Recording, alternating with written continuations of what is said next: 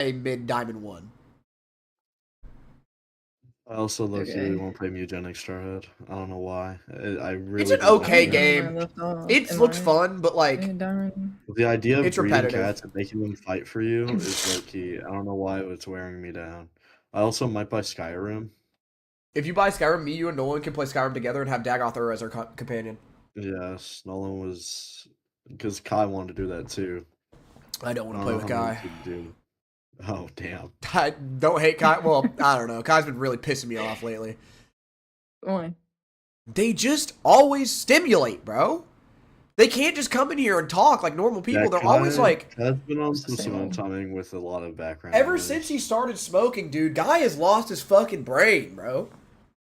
Yeah. And he is smoking way too quick for what he's done. Like, he started smoking this month, and he's like, I gotta take like 4 blinkers. I can't even take 1 blinker. You're doing way too much, buddy. You're doing way too much. He's the type to like get this idea, like, okay, I'm just gonna do it, but then he does it super hard, and then he'll hit a point where like he's like, okay, that's enough, and just stops cold turkey, and he'll just stop.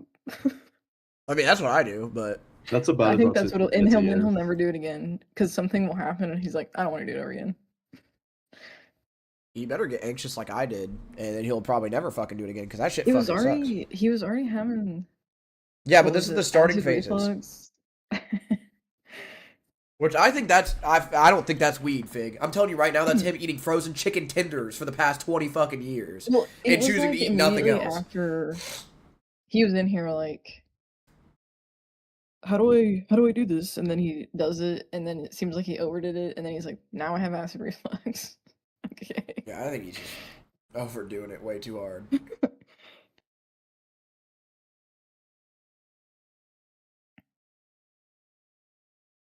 But he just, so many of them, like the other day when you asked me to join the server in the morning, Koger, I was so excited, and then 20 people joined, and they all started talking over each other, and I was very miserable the entire time. Like, I was just like... Yeah. Wow. Sometimes I'm surprised when people join. It's like everyone will pop in, and then... Are you grinding the game? I was playing Marvel Rivals with just Koger, and... No, that's not why, Fig. It's because it's Saturday in the morning, and everyone and their fucking mom is on because it's Saturday. That's why they're on. They don't give a fuck if me and him join in the morning. Me when I'm trying to like. Fig, they overstimulate me all the time. All the time. If they're talking a bunch, I'm overstimulated. Like if they start fucking yammering and yapping. Dude, I have to. Yammering. You gotta teach him something, I guess, because that's why I have to tell Preston and Emery all the time. Like, hey, y'all have to. Well, being considerate, the stimming. I think we've already brought it up, and they don't give a fuck. No, yeah, they never do, or they forget. I think it depends. They'll be like, you didn't tell me that before. You've never told me that. Yeah, I think a lot of like with Kai, what he does that gets me is reading out loud, which I know he can't help. Dude, Preston does that. But I'm like we're both like trying to read something, and he's reading out loud, and I'm like, can you shut up so I can read it too? Yeah. And then like what Simone and Down do is they'll just have a conversation with the 2 of them. And they'll be talking over everyone. Like only 5 people will be talking and 2 of them will be Down and Simone, and somehow they're having a full conversation. And that will really get me. But I think that's everything because I tune out a lot of it. Like I tune out the Gordon Ramsay. I tune out the Big Mom daughters. Who's that Gordon Ramsay? Fucking King Kai!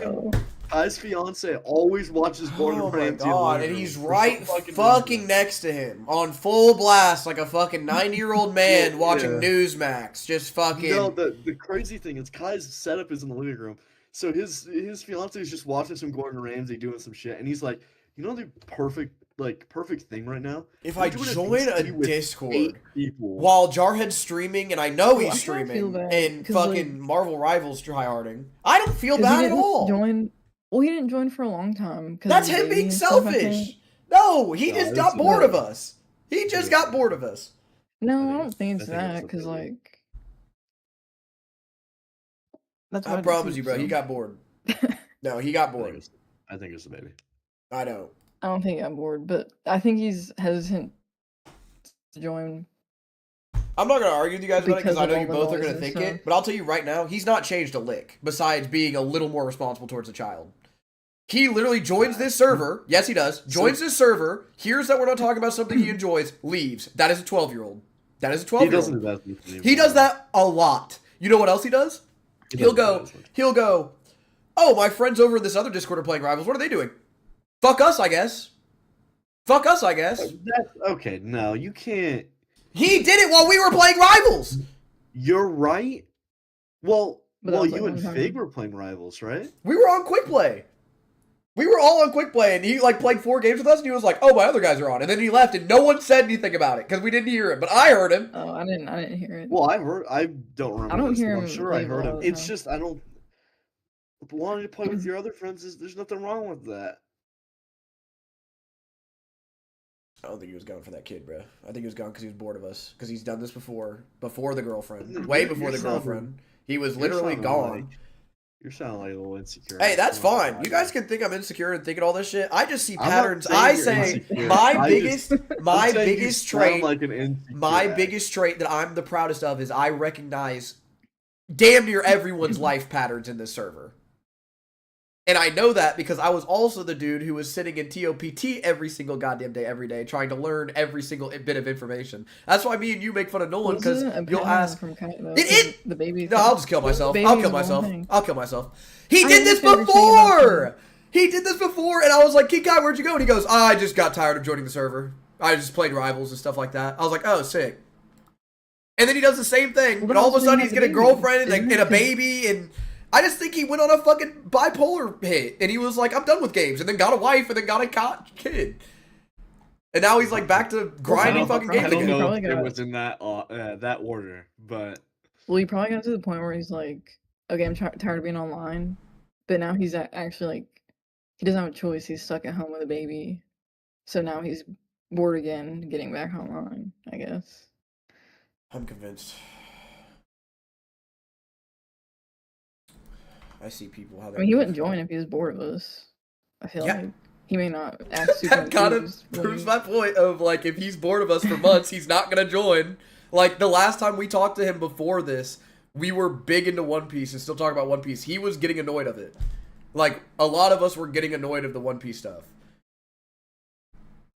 Yeah. That's why we stopped watching it and all that, or like not stopped watching it, but stopped like consistently every single day watching it. I'm also pissed off because I can't fucking change this color. Him and Bomb are in the same category of like if they don't entertain me, I don't fuck with them. This is where Kai... You interrupted me before I got to finish my sentence, by the way. I said they're on the same wavelength of not being entertained. They're not the same autism at all. But being not entertained is the exact same. Yeah, when they're not entertained, they just leave. You're 100% right. But I think with Kai... Kai will join and then see if we're entertaining when you'll leave. Bomb will join, try to make us do something that entertains him, and then leave. Or he'll be like, so like, I would fuck Kaido, am I right? Or he doesn't do that much anymore, but he did that for a while. I'm pretty sure King Kai used to do that for a while. No. You're telling me he didn't come in and rage bait and say some crazy take that we'd all scream at him for? That's where... King Kai would rage bait in a way that's believable. That's what I'm saying. I remember you specifically saying, why the fuck is King Kai in the server anymore? I have 2 instances that I remember. Yeah. He's dumb as shit. I'm not going to lie to you. After those big incidents, it's just ironic. But that's why I'm like, I think he has changed because he's not like that anymore. I don't think he can be like that because his girlfriend will beat the fuck out of him. No way. His girlfriend doesn't know how to cook. I can feel it. I can feel that he... Cook. I can feel it, bro. You're gonna tell me that he's gonna sit here and rage bait all day, and all of a sudden, like, he finds a girl and just turns it off? He's got a fridge full of frozen... Now, is that her fault or his fault? Because he had that before her. That both. I think it's him, bro. Because she asked him... She doesn't know how to cook. Koger, she asked him if he wanted something and says, no, I don't like anything other than, like, chicken tenders and shit like that. You know this, babe. He was having a conversation with her about making dinner, and he's like, "Okay, well, since you don't know how to make any food, you can just." No, I remember that. I'm talking about they were trying to order food out, like from like a fast food place or something. He was like, autism. He's got autism. yeah, autism. That's what I'm saying. So like maybe she Like, wants she to cook doesn't know something how to that she cook. knows how to. Maybe she cooks doesn't 3 give a things. fuck. Maybe she knows how to cook 3 things. I'm saying that maybe she knows how. Okay, what does that have to do with? I'm still so confused on what her not knowing how to cook has to do with her not beating the fuck out of him if she pisses him off. She should have priorities. Him raising people online is not her number one priority. So a woman needing to learn how to cook is a priority? Yes! If you have a kid, yes! A small infant daughter? This is getting really crazy for a woke person. Last time I checked, my grandpa was the cook of the house. My grandma never cooked. Okay, it's not her being a woman. I think Kai should... I said that! I was baiting you and you fell for it. I said, oh, so she's a woman, so she has to learn. And you said yes, because there's a baby in the house. Wait, I'm recording! I'm going back. I baited you. I baited you. I baited you because I thought it'd be funny and you'd catch me on it, but you didn't catch me on it. Let's go back in the recording. I'm so confused on what her not knowing how to I'm right here. Hold up. Her not beating the fuck out of him and she pisses him off. She should have priorities. Him raising people online is not her number one priority. So a woman needing to learn how to cook is a priority? Okay. Fair. What'd you say? Yes! If you have... Yes! I swear to God. Keep listening! Keep listening! Keep listening! Yes! If you have a kid, then yes. So a woman has to learn how to cook if you have a kid. Yes! You're saying the dad couldn't be the cook. A man does. You didn't say that. You didn't say that. You did not say that. You did not say that. When you pressed me on it, I said Kai should too. Kai should be if Kai's gonna be this autistic. No, I'm gonna say if Kai's gonna be this autistic about like not wanting specific foods, he better be cooking. That's how I think of it. Like because think of it this way. I had to beg Kendra. I had to beg Kendra to cook for me because her cooking's good, but I'm picky. So I'm like, listen, you're gonna have to help me because I don't want to be picky, but my grandparents didn't cook me anything after my grandpa didn't want to cook anymore. He was like, I'm fucking over it. I'm tired of standing up for 40 minutes cooking some fire-ass shit. You're getting the frozen shit. And I was like, that's why my opinion is shit on food. But when she starts cooking, I'll eat some shit I don't like normally. He won't even try it. And that pisses me off. Because I feel like, just like what you're saying, sometimes I feel like girlies just want to cook. Even if they don't know how to cook, they just want to cook. You know? That's it's not what I'm just, no, I'm saying I think that sometimes, but this is mostly through Kendra, because it blows my mind, because she's like, I don't like any of that shit, and then out of nowhere, I'll catch her, like, baking and cooking a bunch of shit. They just, like, I feel like some people just want to cook, and there's no way King Kai's family, neither of them want to cook. There's got to be one person. That's where I kind of agree with it, where I was like, there's got to be somebody in that family who wants to cook. I think she wants to cook, but she needs to learn how. They're just and I also think I kind of agree that women like to do that because it's like acts of service. But men like to do stupid shit like not chopping wood because like I mean some dudes do, but like making handcrafted shit. Yeah, like just some weird stupid shit that like a woman's like, what the fuck are you doing? Just a board and a drill bit. Yeah, like I got bored and I fixed myself. That's what I mean, bro. Like, I think it's like in our genetics to do certain things. Like, I swear to God, men do the stupidest shit of like, yeah, I gotta pick up this heavy weight. Why? Cause I'm a man. It's like, all right. Societal nurturing. No, I think in his head, he's like, I gotta do this for myself. I think he needs. For me, it's societal because I get insecure and I hate myself, and I'm like, I'm not a true man to society, and then I'm like, oh, it doesn't matter because it's whatever. This dude's like, I am a man.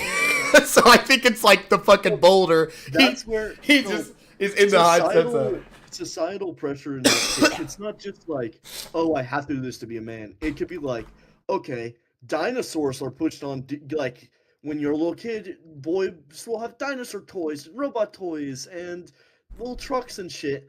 So then you'll see, like when they get older, like toddler to like elementary, they'll like dinosaurs and they'll like robots and they'll like trucks. That's societal nurturing. I was just not the right kid, bro. I was fucked up, bro. You were severely neglected, so you're a little.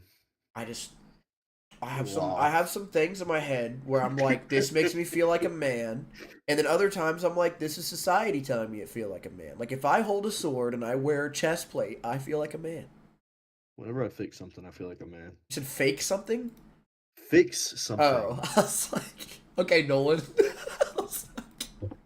That is some Nolan. That is sort of like straight out of the book of Nolan. Like, Whenever I deceive my friends, I just feel so really, good. Like, I just start flexing in the mirror. Oh my god. He's been so giddy about that new Skyrim shit, bro. It makes me so happy. He's never been this happy, like, around me, I feel like. There's something new about it or what? No, I made him He's add this finally playing with mod. mods. Yeah, I made him add Yeah. this mod that was really funny and up his alley. It's a character that can, like, manipulate the game to an extent, but not the entire game. Just, like, think of it like Deadpool in a way, where now there's a new item in the game, and he'll ask you for a quest, and you can accept it, and he goes, hey, I'm making this new potion. I need you to collect every animal's foreskin in the entire fucking Skyrim. Okay. And you can actually collect the foreskin, and it actually creates a potion. And he also does a thing where he's like, do you want to have a computer test for a game that was made in 2012? And then if you press yes, it summons like 1,000 or 500 of a person. So it's pretty funny. It's a pretty funny mod, but it's right up his alley, and it just makes me happy because he sounds like a kid when he's talking about it. He's always like, bro, look at this, look at this. I was like, okay. Used to labels. All right, we're In starting this this episode of The monstrosity. Bridge, feminist and anti-feminist women sit face to face to explore where their beliefs about womanhood, equality, and freedom align, And this is really where on, they like, don't. not I'm on your topic. host, Dr. Michelle The Dowd. only Welcome to The Bridge. Black lady on the inside has a really small face. Yeah. Okay. I don't know why. Every time I've zoomed in on her, I just can't stop thinking about it. Welcome, ladies. Thank you for being Oh here my today. god, is that not so erudite fig on the far left? Yeah, it is. Oh Who? my god. The woman who defended Destiny when the shit came out. That Turkey Tom interviewed? That sounds about right. She's fucking everywhere now, Why bro. don't you just go ahead and introduce yourself? Hi, my name's Karen. She got a ton of good and, press from this. I'm really feminist. She didn't say her online name. It's on. Go in the. Yeah. All of them are listed in the. Oh, look who comes up immediately! Look at that! Destiny.gg. Wow, not even a Wikipedia page. Just straight up not so erudite on the fucking Destiny Wikipedia page. That's crazy. Hi, my name is Anne. All these I'm girls. a Yeah, feminist. they're all in there. I'm Bella. I'm a feminist. I'm Ceci. I'm a feminist. I'm Chelsea Gods. I'm a feminist. I'm Matrix, and I'm anti-feminist. Your name is Matrix? Dude, Yes. if that's her real name, that's kind of cool. Yes. No, But if it's it's your not. fake name, it's not cool. It's It's a not real cool name. because It is. you're pro the system being named the Matrix. So the whole movie was about like the Yeah. system fucking you in the ass. I Potato, couldn't I'm remember anti- not so erudite Listen. was, so I low-key was watching a little bit of her reaction to this own thing, and she had a conversation with her, and she was like, "Oh, it must suck, or is it like, do you like having a Matrix with all like the systems jokes, like right pill or right, you know what I mean, Red pill, blue pill, shit yeah. like that." And Matrix is fucking stupid. Like, unironically, She doesn't know what she's they're a talking about or dumb what. bitch. Okay. You can't say bitch anymore. She is a dumb woman. They get mad at that now. She ain't watching this. Feminist. I'm Savannah, and I'm anti-feminist. Well, if they're anti-feminist, you can Hello call them everyone, whatever I'm you want because Maggie. they I don't do care. not identify as a feminist. Hi, I'm Carmen JC, and I am an anti-feminist. She also pisses me Thank off you, really ladies. bad. And the first prompt is, Ew. women The older have black lady, more I can feel it. privileges The old one. today than The older men. black lady She had to be too, but different. Okay, anyone can. She may not be anyone feels feminist, but strongly she's can a. speak. I She's think women different. in many ways have more privileges, but they also have more oppressions. And I think both of Not these like things other have to be weighed. girls. This is why erudite pisses me off. She's like, let me put yes up so I can speak. You don't agree. It says women have more privileges today than men. She goes, yes, but they also have more oppressions. That doesn't make any fucking sense. That doesn't make any fucking sense. If they're more oppressed than another, like, what? I low-key disagree with you, Rowan. Okay, so if you have more oppressions, if you're a woman, Koger, and you have more oppressions than a man, how does that make you more privileged than men? Having the oppressions does not make them privileged. What she's saying is they simultaneously have more privileges and oppressions. I don't necessarily agree that women have more privileges. That's what I'm saying. But They have that's her privileges. No, she says they have more. That's what she repeated That's the what whole I'm saying. question. I don't necessarily agree with that first point, but Yeah. her They have point is, privileges. I mean, you pretty can have people more have privileges and have more oppressions. I mean, simultaneously. Pretty people have privilege, but that's not even involved with a gender. I get that, but Yes. not you can't have more and That's what also. I don't necessarily agree that women have more, but her point is, you can have privileges and oppression Oh, of course, simultaneously. yeah. She's just saying, in her opinion, women have more privileges and more oppression on top of that. Yeah, but that opinion could be proven wrong because it's a fact that they're not more privileged. It can't. It's really important to understand that. I mean, we talked about the pink tax yesterday, bro. I don't get that shit. Well, so that can be proven because there's like statistical, but well, that's what I wanted to say. Is there's more proven statistical oppressions against women than there are statistical privileges towards women. These are all opinions when it comes to privileges. Oppressions can also be subjective. Yeah, they can, but there's more statistical oppression on the woman's side than there is on the men's side. If it's a subjective, if it's an opinion, it really can't be statistical. Because you like, I'm not saying it. I'm saying like the Pink's tax is factual. Women not being able to vote for a long time, which isn't now, is a fact. That's what I'm saying. But them saying that women get it off easier because they're a cute little girl, that's an opinion. Yes. But that is kind of it happens. Some girls get off because I'm just a little girl. That's what I'm saying. I agree. But if you have more statistical oppressions over opinions, you're probably a more oppressed group.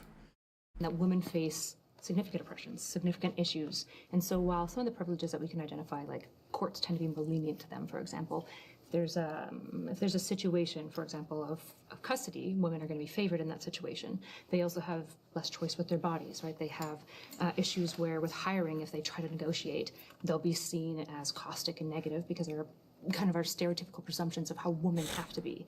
And I'm going to be honest, I'm going to stay muted so I can gargle and gaggle in here and snort. You're disgusting. I'm sorry, I'm disgusting.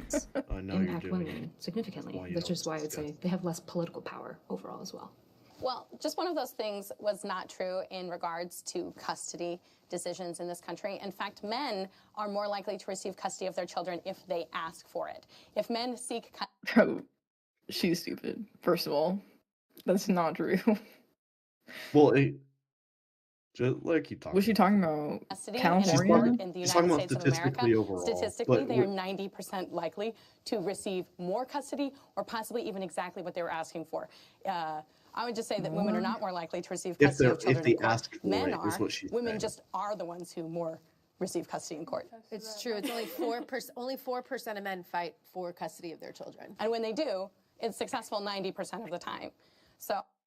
You know why it's only 4%? Because there's a lot of money involved. I guess.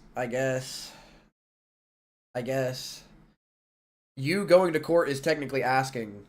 Unless you're blatantly telling the judge, like, hey, I don't want anything to do with this fucking kid. Well, fight for it, it's true because money, too. Like, when parents separate, they should always go to family court.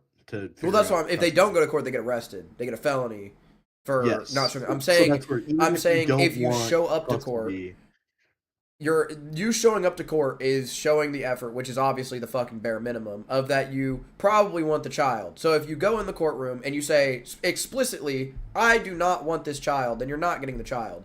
But them saying like, all you gotta do is ask for it, I'm pretty sure the judge is looking at both of the people and deciding which one's the better one, not which one asked for it. It's not as simple as that, I feel like, because they can be like, I want it to be 50-50, but then the mom is like saying stuff against him, maybe, or like, and then it becomes a fight, and then it's like, well, how long are you gonna fight, and how much money do you have to fight for it? That's how my dad lost, is that he like he didn't have enough money to fight for me. But I mean, I also don't think I should have. But I mean, let's be for real though. That helps her case though. But that's what. Okay, but would you want me to live with my dad though? That's what I'm saying. Like, you got to think of how many men out there that are like my dad who act like they fought for their kid, but in reality they're selling meth. All the time as well, and not all the time, but a dad, like in a nasty divorce, the parents will just fight to fight. They don't give a fuck. Like, that's what I'm saying in that. Well, the mom might say something about the dad, but the dad will be fighting for custody for a kid he doesn't even really fucking want. But that's the scenario when they're both acting ugly. The judge is still going to be like, okay, put him with the mom because that's the nurturing figure. Yeah. You know what I mean? Like, that's where the mom gets favored. Like, if they're both acting ugly, it's still default to the mom. Yeah, That's where the that was favor comes Erudite's in. was it Take her original? take, yeah. Fuck me. I need fact checkers because then I'll just be like, all right, I believe That's this. where I do need just a need fact this. checker. Oh, that would tell me that court actually favors men. Well, I don't know why you have to. We're watching their I don't know shit. if Why it's- can't they put the fucking I don't effort know into how it? there's a Because they don't give a statistic fuck. about, like, Just that wait. family. You guys are thinking like, oh, these feminists are already saying some crazy stuff, blah blah blah. Just No, I already fucking know wait. that the other people are gonna say worse. I already know that. You want to talk about? You know what's crazy? The anti-feminists don't even need to be fact checked because they never say anything of substance. Yeah, it's gonna be, yeah. That's why I want to hear this stuff, because, like, I am on these women's side. Like, I agree with them. I just want to know what's real and what's, like, how you feel. Because a lot of the time, on left or right, a majority of people tell me how they feel, and a rare amount of people actually show me what's going on. And that's what I appreciate, is seeing what's going on. Court does, in fact, favor women, but it just so That's just happens humans, bro. They just tell you how they women feel. are I more don't likely care. to want custody of their children, and that's where that mythology comes from. I would disagree. You mentioned that men get custody when they ask for it, and that presumes that women don't have to ask for it. Why doesn't it begin equal and men not having to ask for custody if they are actually full parents, just Sure. like the mom? Sure, that's a great question. I think it's really important that we have a conversation that our laws are written by men. Our courts are ruled by men. So if you have some concern about what a court presumes, well, that's a conversation to have with men too. They're the ones who wrote the laws. I saw you shaking your head. I just know that my dad got custody of me because he asked for it. And it's a personal experience. It's not everything. Yeah, like, what the fuck are you talking? Like, my personal experience is my dad asked for it 3 times and he didn't fucking get me. But my personal experience has nothing to fucking do with this. That's why I don't, like, I'm not gonna put my personal experience into it. She says like hardly anything this whole time. Yeah, because she's a fucking idiot. The whole time that she was on TikTok, she was sitting there fucking gallivanting or whatever the fuck towards men, saying like, oh, it's okay to be depressed, men. Like, you guys go through so much hard and so much. And then she gets slammed on TikTok and now she's a hardcore feminist.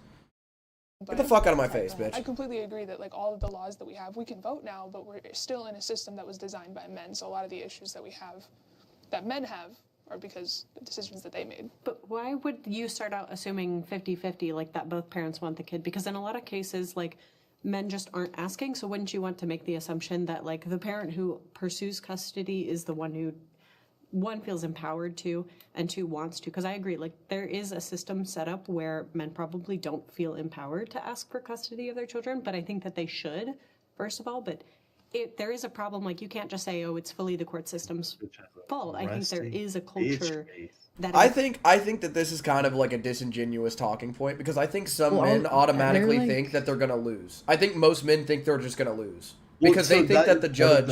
That's part of not feeling empowered. Yeah, but I think men So are you gonna be agree. like, the judge is gonna pick the wife because, like, exactly what Fig said, who is a woman. The stereotype is that women are more nurturing. So a judge looking at your example or your life at like fucking 20 minutes of whatever, and you're nervous as shit to even say anything because you're just going to assume that you're going to lose because the judge is going to look at the woman and say it. I get it, but I also think, like, I agree they should be asking more.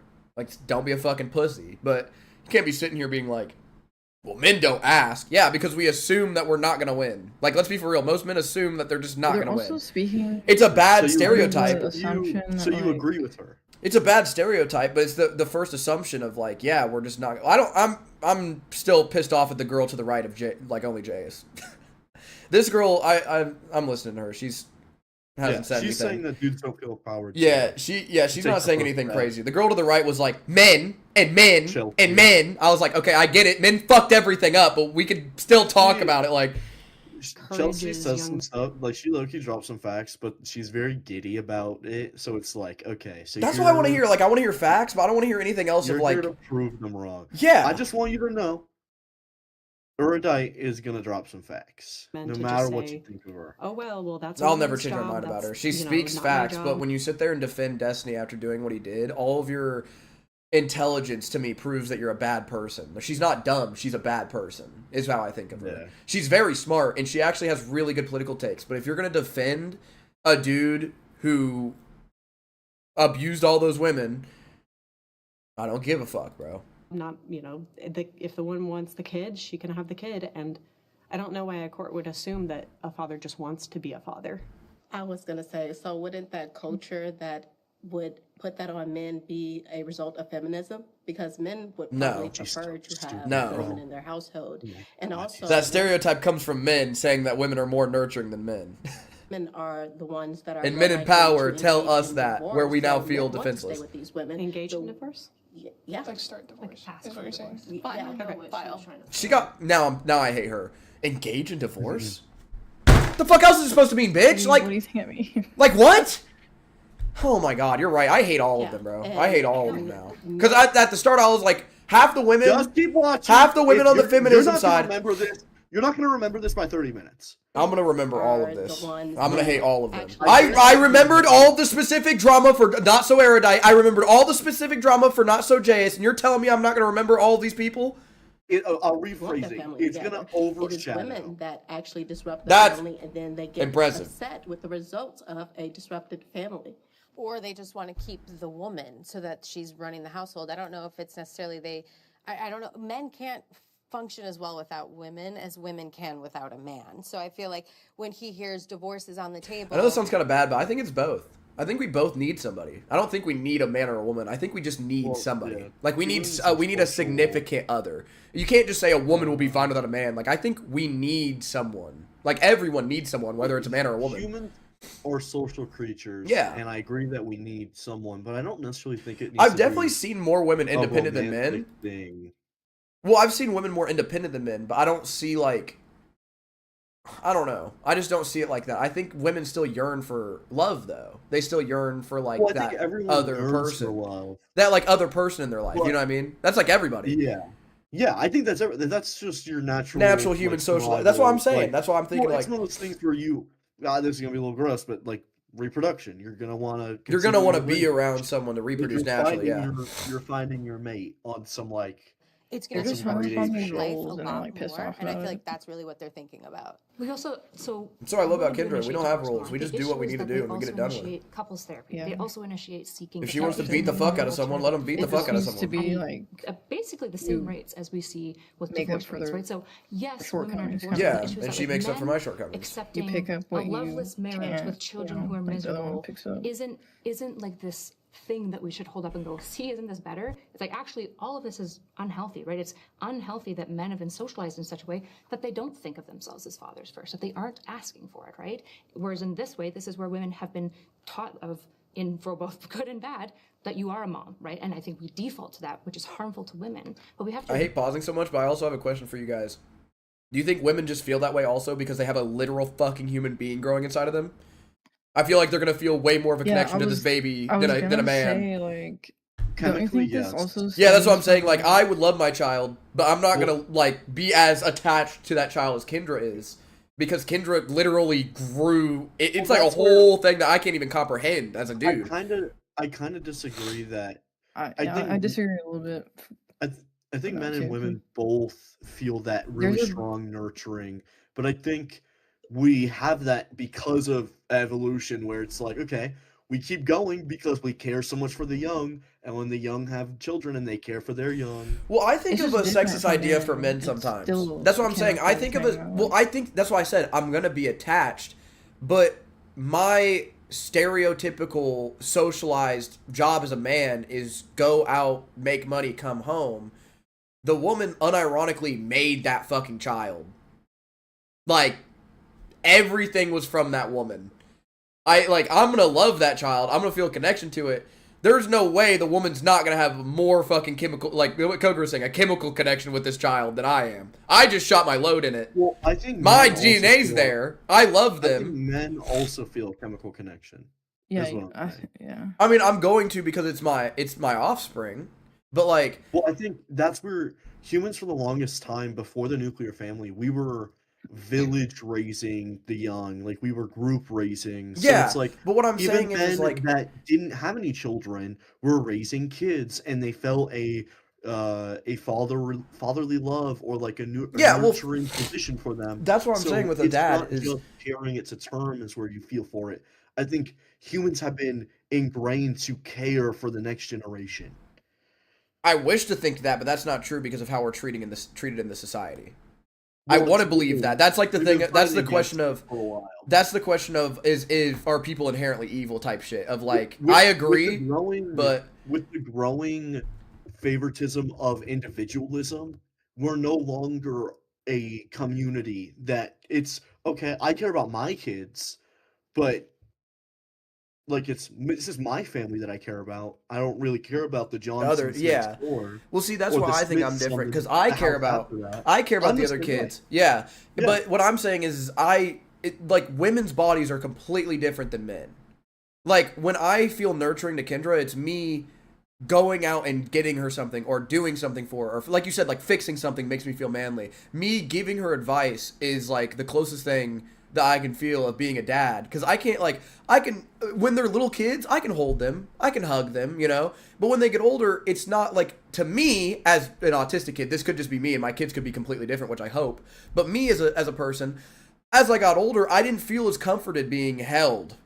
Like I like when I'm crying I like being hugged, but like when I was upset, bro, I just crawl up in my grandpa's lap and hold him, or like, you know, sitting there. But then when I got older, as like men, he's still an amazing nurturing grandpa, and I still think, even though I'm not related to him, I think he has that son connection with me. I'm not necessarily saying men don't have that connection. I'm saying they are.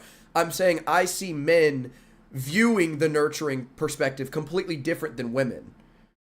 Like, I think men's idea is like, I teach them everything I know, and I teach them like, they just talk a lot. But I always see women always going up and like tending wounds immediately. Like fucking knowing why the kid is crying. Like they know why the kid is crying. The man's just like, why is the kid crying? And the wife's like, cause he's hungry. Why do you not know? Shit like that. Like there's a fucking. There's more of a physical. There's something with women. Yeah, there's something with women that they just are like locked in. I think historically, yes, especially like if we look at the 50s onward, but that's the nuclear family. When a dude's working, well, I hate to say it, I'm looking at Fig.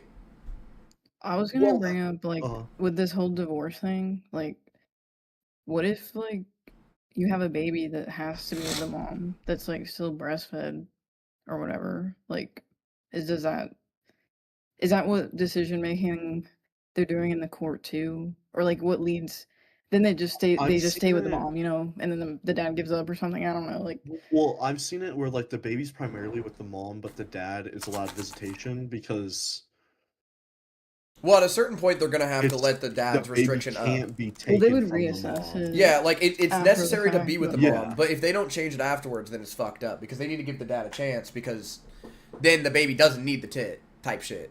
If it needs the tit, then it shouldn't leave the mom. Like, I think anybody who actually, like, let's say they have a good divorce and they actually care for the kid, I think the dad would be like, yeah, like, just let her have the kid and I can just try to come by and see him once in a while. Which, I'm going to be honest, like, this just might sound fucked up, but, like, I want to be around my kid when they can remember me. Like, when they're babies, I'm still going to be around them and blah, blah, blah, and, like, I'm going to give them stuff and be a good dad. But in my head, like, my weird autistic head, I'm like, you're not going to remember any of this, and I feel like I'm wasting my time teaching you this, but I'm still going to do it anyways because it's proven fact that it works. But to me, in my head, when they're like fucking a little bit younger than... I'm horrible with ages. I don't even know why I thought that age was a good idea. Damn. Yeah, I thought of the age and I was like, that's a horrible idea. Like right after being like a toddler. You know what I mean? Like they're kind of walking around and stuff. So toddlers? I feel like, I know I'm explaining this bad, but this is what I want to say, and I think you'll agree with me on this. I think that moment where they can remember me, I think as a man, I will have the most impact. Like, I can finally step in and do a lot more. That's where children are able to remember faces from, like, the age of 3. They just don't remember them for long. Yeah. Like, well, that's what I'm saying. Like, I can hold a baby, and I can, like, hang out with him and play with him. But, like, what you said, sometimes the baby just needs to be with the mom, bro. What are you saying, Vic? I was gonna say I still think it matters, because, like, even disciplining, like, they understand that. Even like I'm talking like baby. 2, I feel like. Well, there's another. Bro, I'm talking like baby. Like they're shitting them, throwing up on themselves. They still understand. They're still learning, and they learn from both parents. Like, well, that's why I said it's statistically proven that it works. But and there's a comfort thing too. Like the more comfortable the baby is, it's just better. Like the raising process and the behavior is better, I feel like. I've just seen moms and dads sparkle in different areas, and I think early on, this is just, again, an opinion, because I know the truth, but my opinion is I think women are way better or more, like, they just know, bro. Like, I feel like, yeah, like, they're more attentive. Exactly, thank you. Like, they just know. Nurturing, like, women from young ages, most of them, at least, like, grow up with baby dolls, and, is that your baby? And you, like, like, my uncle's daughter, she had fucking, like, 7 babies that she was their mom when she was, like, 3 to fucking 6 or 7.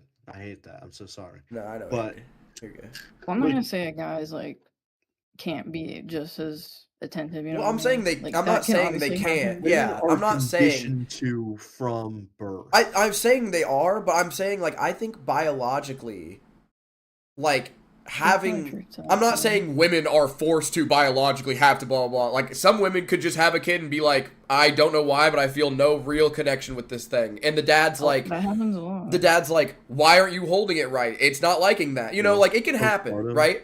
But like, well, no, postpartum sometimes is like, I'm gonna kill the fucking baby. Like, well, postpartum depression could be like, I'll do that, but it also is like, I feel no connection to my baby. Well, it can be so bad as like where it reaches psychosis, where it's like, yeah, like that's why not like my baby. women kill their babies. That's what I said, yeah. Because then it's like, this is also where it's like, you should be together with your partner kind of thing, in my opinion, because like you need that support in that time. Because you don't ever want to get, like, imagine if you're a single mom, you don't have any help, and you're going through that, like, that's... Well, psychosis is scary. Like, I agree that somebody should be there, but if you got into psychosis... That have nobody, you know... The only thing that would fix the psychosis is, like, holding the person down. Like, you being their comfort person isn't going to snap you out of psychosis.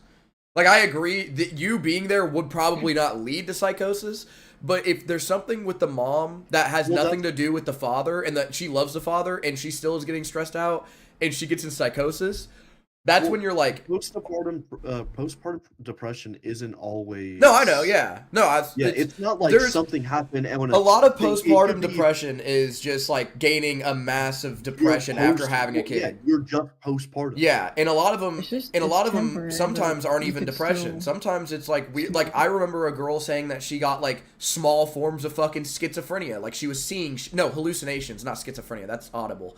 She was seeing shit. She was like, when I had my kid, like, it could be. Well, I'm saying, like, only hallucinations type shit. Like, she would see little faces fly by. But she was like, after 6 months, I went away and I talked to my doctor about it, and she was like, it's considered postpartum depression, but it's not depression. It's just your body after postpartum. Like, you're releasing something. That's why I said, like, that's why I'm saying the women's chemicals are just crazy. That's why I'm saying, like, in my head, I know it's not always correct, because I think my grandpa was more attentive than my grandma all the time, but I think my mom was more attentive than my dad. You see what I'm saying? So I've had both in mine, but like I was just more comfortable with my mom being more attentive. My grandpa was like such a man about shit where he's like, oh, he'll be fine, and I'm like, I wish he'd worry a little bit, because I could, like, I might die, but it's like a normal, like, he's just trying to teach me how to ride a bike, and I'm too fucking anxious in my head. But he was always that. Like, he was always my comforting figure. You know what I mean? So, like, I never got, like... I got babied by stupid things that didn't actually matter. But when shit hit the fan and I needed comforting, my grandpa was like, I get it, bub. I love you. I'm like, man, I was like, I need a little more... I get that you love me and you're a homie and, like, you're putting all your effort in, but you're being too manly right now. Like... I don't know. I just always related to women nurturing children more than men at a younger age. But when I got like 16, my grandma didn't fucking help me with shit, bro. She didn't understand anything about me. My grandpa was like, why are you, like, he understood like what was wrong with me, but he didn't know how to comfort me is how I'm explaining it, I guess. Again, I'm horrible with vocabulary, but he just didn't know how to comfort me, but he knew what was wrong with me. He would always tell my grandma, like, this is what's wrong with him. And she's like, why? And he's like, I don't know. That's just what's wrong with him. Knowledge that like women are... It's not a factual statement, it's just how I feel from my experience. I know factually it's both parents and they both matter a lot. Over and over and over. That's why I said I'm going to put all my effort in my kid, even though like in my head it's not just women want to get out of their marriage. Babies are weird. Women won't tolerate a loveless, empty marriage, which is not even good for children. So a loveless, empty marriage, how does the system contribute to what happens in your marriage? Well, the way that we raise our boys, right, for example, is we teach them that your emotions are bad. So think about the way that we raise young boys. The most common way that young boys express their feelings is called externalizing. We see this in clinical data. The way that boys express their feelings, we teach them the only emotion you're allowed to have as a boy is anger. That's the only one allowed. But if you have anger, go to your room. Nobody wants to look at you or deal with you. And so what we've done is we've taught men that their feelings aren't okay, that if they have them, they're isolated and weak for having them. And so the only alternative for them is anger or anhedonia, a complete like emptiness and vacuousness. And so in this way, this is how society is contributing to this, because the presumptions we place onto our children that set a course and script for them that destroys their relationships. And men are reporting this. They're lonely, they have less friends, and their marriages don't work out. Men are saying this, not just women. Well, women do say it, you know, so I mean, I don't understand why it's always like the men, because the men aren't emotional, because the men aren't this. Like, the women are the ones that want to leave. So but women want to leave, and maybe we should ask them why, because men are responsible for 90% of the violent crime in the U.S. Like, we always talk about women and what we should be doing. This isn't some bad back and forth. I talk about feminism a lot, and I get so sick of it because I don't know why we're not talking about men. I told you we're we always get focusing on 30 women and minutes what in, it's we gonna should get be bad. doing, what we shouldn't be doing. We gap because for a with men, while. Yeah, so this is pretty good. For We're 8 95% minutes domestic in. violence, 93% sexual assaults and pedophilia, 88% homicides, 85% serial killings, 98%. Just like another super quick thing. If we're all not in the Discord, but like if we're at this group right now and we're all in agreement that men run everything, and we're like, hey, we raised men wrong, and they're like, why the fuck does that affect us? If men run everything and they're raised wrong, then like, it's gonna affect everybody. Like, doesn't the mom, like, wouldn't you find fault in the mother? That's what she was saying. Most of the time, mothers. That's what Erudite was saying. Erudite was saying that the only emotion you can feel as a man is anger, and when you do feel anger, the mom sends you in your room and says, I don't want to see you. I know, but like... That is blaming the mom, because that's saying that we're raising the children wrong, and when they're saying you're raising the children wrong, that's blaming the mother. But they're blaming the I don't know men if she still. specified that it was mom. These ones are... No, they're blaming the men on who run the system, but the person who raised the man was the mom. So this is in reference to custody still. And then they were like, okay, if you have an issue with custody, we're in a system run by men, so you should be talking about men. Or talking to... I mean, I think men run the country. I don't know if that's too woke or not, but I think men run the country. Yes, and when they went to, well, women want to divorce men, and when they were like, okay, why do women want to divorce men? And now we're here to... Yeah. Of mass shootings. Because men are raised this way and we do this and that. 77% of assaults. They are responsible for so much, and then we sit here and want to make women feel bad for wanting to leave that man. I don't know why we always are focusing on women all the time. Well, because their solution is always to leave. It's never to Not stay always. and figure Sometimes out. they want to have therapy, and the man doesn't want to do that. Yeah, and therapy is such BS because you go to a couples therapist and they say, "Oh yeah, you should leave your husband." That's not the always solution. true. Yes, that is. Have that you been is to couples always therapy? the solution. No, and I will not go to okay, so couples you're just therapy. making I've heard so many stories. I've seen it online. Yeah, if you have a marriage and couples counselor and they are just You recommending know, online, divorce, man, which it is must not be true. I've gone to Must counseling be. and they didn't recommend divorce. If they're doing that off the hop, that would be unethical. You can actually report them for that. They're trained for more than this. A marriage counselor got trained to see marriages be happy. Right? The thing that they want is a fixed, rectified marriage. Sometimes that can happen for a number of reasons. However, the idea that marriage counselors are just telling women to divorce their husbands is so far from any of the literature that reports on this, so far from the ethics these people are trained on, is basically taking an entire field of care workers and saying, you actually just want to destroy the thing that you care for, which is just, it's just not true. Okay, I need to ask a question to both sides. So, ladies on this side, do you believe that the gender gap pay is still real? No, it's not. That's been debunked so many times. Okay.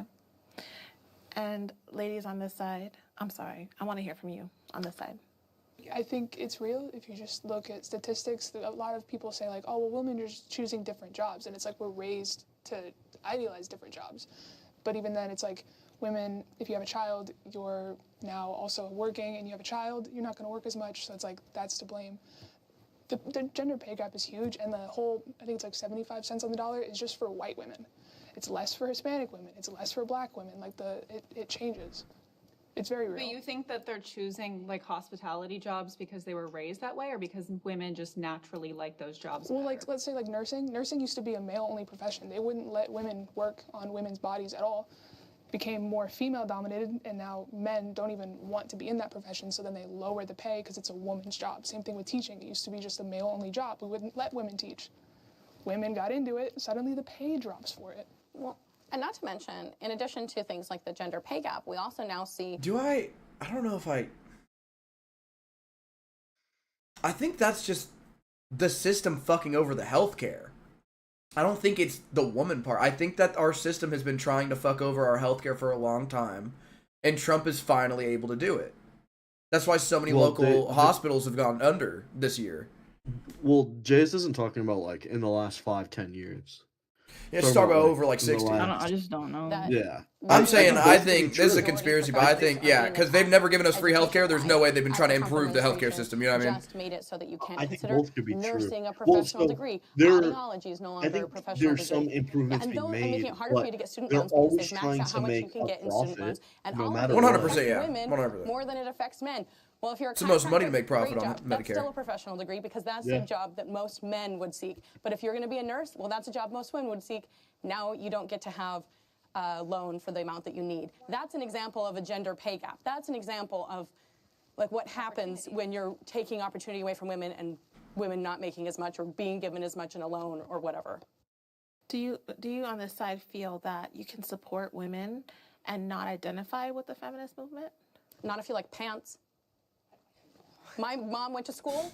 And until middle school, she had to wear a skirt every single day. That is one generation. That is my mother. If you're wearing pants, you get to wear those in public because people like my mother were part of the feminist movement. I would respectfully disagree here, right? So, like, I worked in an addiction center. I was an addiction counselor formerly. It was for women. It was a Christian center, right? What you'll often see is that some of the most, like, dominant nonprofits for women are often religious in nature, and that tends to lean towards, like, the right side.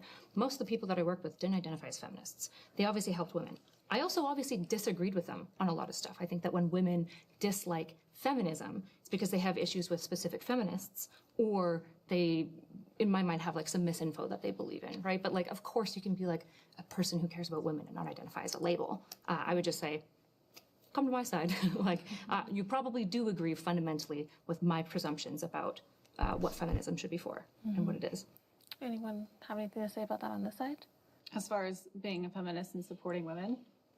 I don't think the feminist movement supports women at all. I think it actually harms them. It's told us that sexual exploitation is empowering and that we should kill our offspring if it's an inconvenience to our life, and that marriage and family are not important anymore. I mean, it's completely destroyed everything that's been unique about womanhood. So the alternative is like, let me get my ass beat, take my Xanax, and raise these kids when I don't want to. Like, what's the alternative for women who aren't happy at home? Like, that's what I don't understand. Women are pill popping more now than they were in the 50s. They're more depressed than they were. Yes.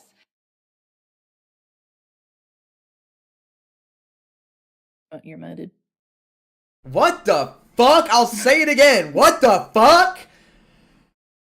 Bitch, they prescribed it to them. That's why you can't see the stats of pill popping. Pill popping's illegal. That's where you go buy pills on the street. Yeah, that statistic's higher because of stress and everyone's doing more drugs. Bitch, you could go to the doctor and go, my wife is pissing me off. And you know what the doctor would go? Meth. Like, here's a big bunch of meth to get her to shut the fuck up and clean the house. That's dude, I'm mad because there was such a funny TikTok that all of us in here have talked about and like, we send the guy in here who's like, man, I can't wait to go see my wife today. And then he goes home. Yeah, he goes home and then she's like, oh my God, I missed you so much. And he's like, where's my martini? And beats the shit out of her. That's what happened. Like, if you think that shit didn't happen, that happened. That happened every day. Like, every fucking day.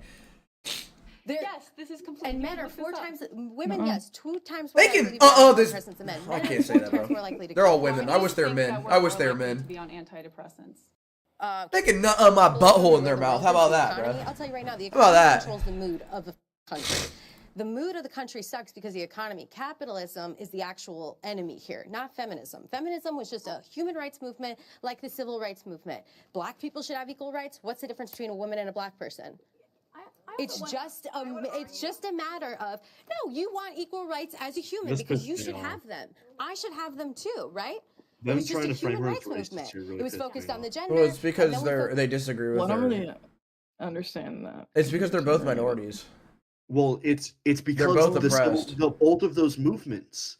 It's the civil rights movement and the feminist movement. They're originally like to get the right to vote and to be seen as equal. It's all in the same area. I guess. Focused on the race, and we all came up. I don't know why everyone can't come up together. Yeah, I feel like there's a huge misnomer on what feminism is. Feminism is not me telling you to go abort your firstborn son. I don't care what you do with your body. Feminism is you have the opportunity to do what you want because of, you have a bank card because of feminism, you get to wear pants because of feminism, you get to have a job because of feminism, you get to get out of the house if you want to because of feminism. By the way. This is not about like trying to control your life. Ever think that, there like, is more feminism room for people who are anti-feminists in the world of feminists than there is for people like me in your world. I don't care if a person wants to go have children their whole life and that's what they want to do. Most of my friends are stay-at-home moms. Many of my extremely liberal friends are stay-at-home mothers. And do you think I denigrate their decision to sacrifice their life for their children? Absolutely not. I'm a mother myself. But I also want to have the opportunity to work if I want to, because for me, that's where I find happiness. There is space for you in our movement, but there is no space for us in yours. We're inclusive. Feminism is not telling you what to do with your life. Yeah, you Feminism can have a baby, you can get married, do whatever what you want with your life. Sorry. I agree, though. I agree. Do whatever you want with your life. Feminism is letting you do what you want with your life. And I don't want to tell you not to get married when you're 19 and pop out 7 kids if that's the thing that's going to be happy for you. But I want to offer people the opportunity that they can also do something else if that's what makes them happy. So I did get a sense that someone on this side felt like this side was feeling. I got a vibe. Racist. Can you speak to that? So when you said something about the difference between women and black people, as far as human rights, can I speak, or are you gonna keep cutting me off? Yeah, go for it. Right, thank you.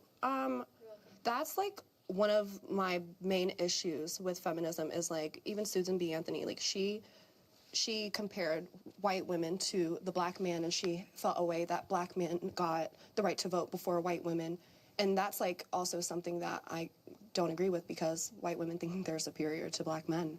You know, why do you need the right to vote before? This shit pissed me off so bad. I don't like any of these women, but I don't like any of these women, but it was just hold up. Black men, you know. Watch the girl in the pink try to connect the dots right here. It's so funny. It kills me. Watch this.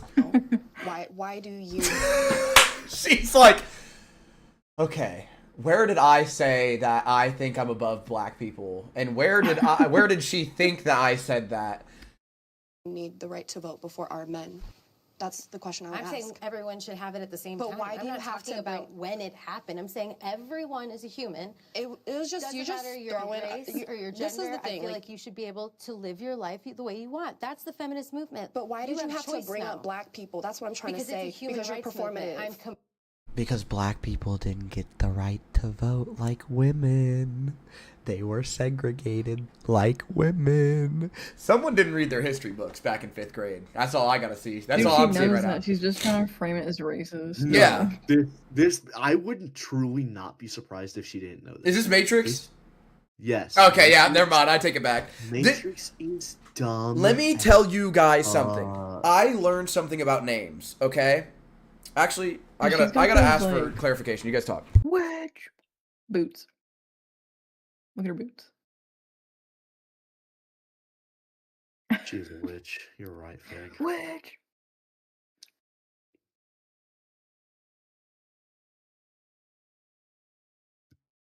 They're all witches. You know what that means. Okay, I gotta make sure this is alright. So Kendra's sister had a boyfriend named Aries. I thought that shit was hard as fuck. I thought that shit was hard as fuck. And then I met him, and this kid's a twink. Like, he's looking me up and down. I'm like, bro, you're gay. For one.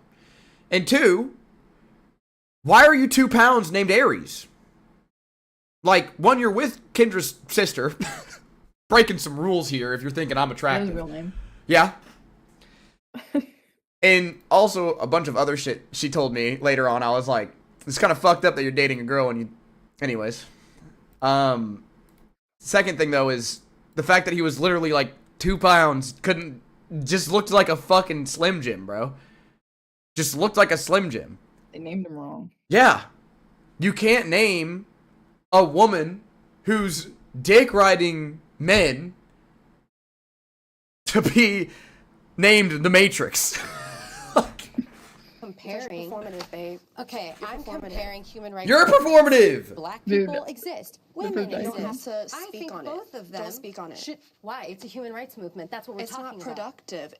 I'm telling you, I don't like It's not productive to talk about human rights movement and compare the two when they're just about equalizing things for people so we can all come up I'm letting together. you know that it's offensive. I'm telling you that it's offensive. It's offensive for me to say that women should have the same rights as black people. Yep, it is. It's offensive for me to say that all humans should have Get the what same I'm rights as saying? everyone. Yeah, she's actually We should all right. have the same rights. Dumb as hell. I wonder if they agree with her. I'm saying everyone. There's a reason no one else is what your speaking skin up. color is, what's between your legs. I don't care about any of that.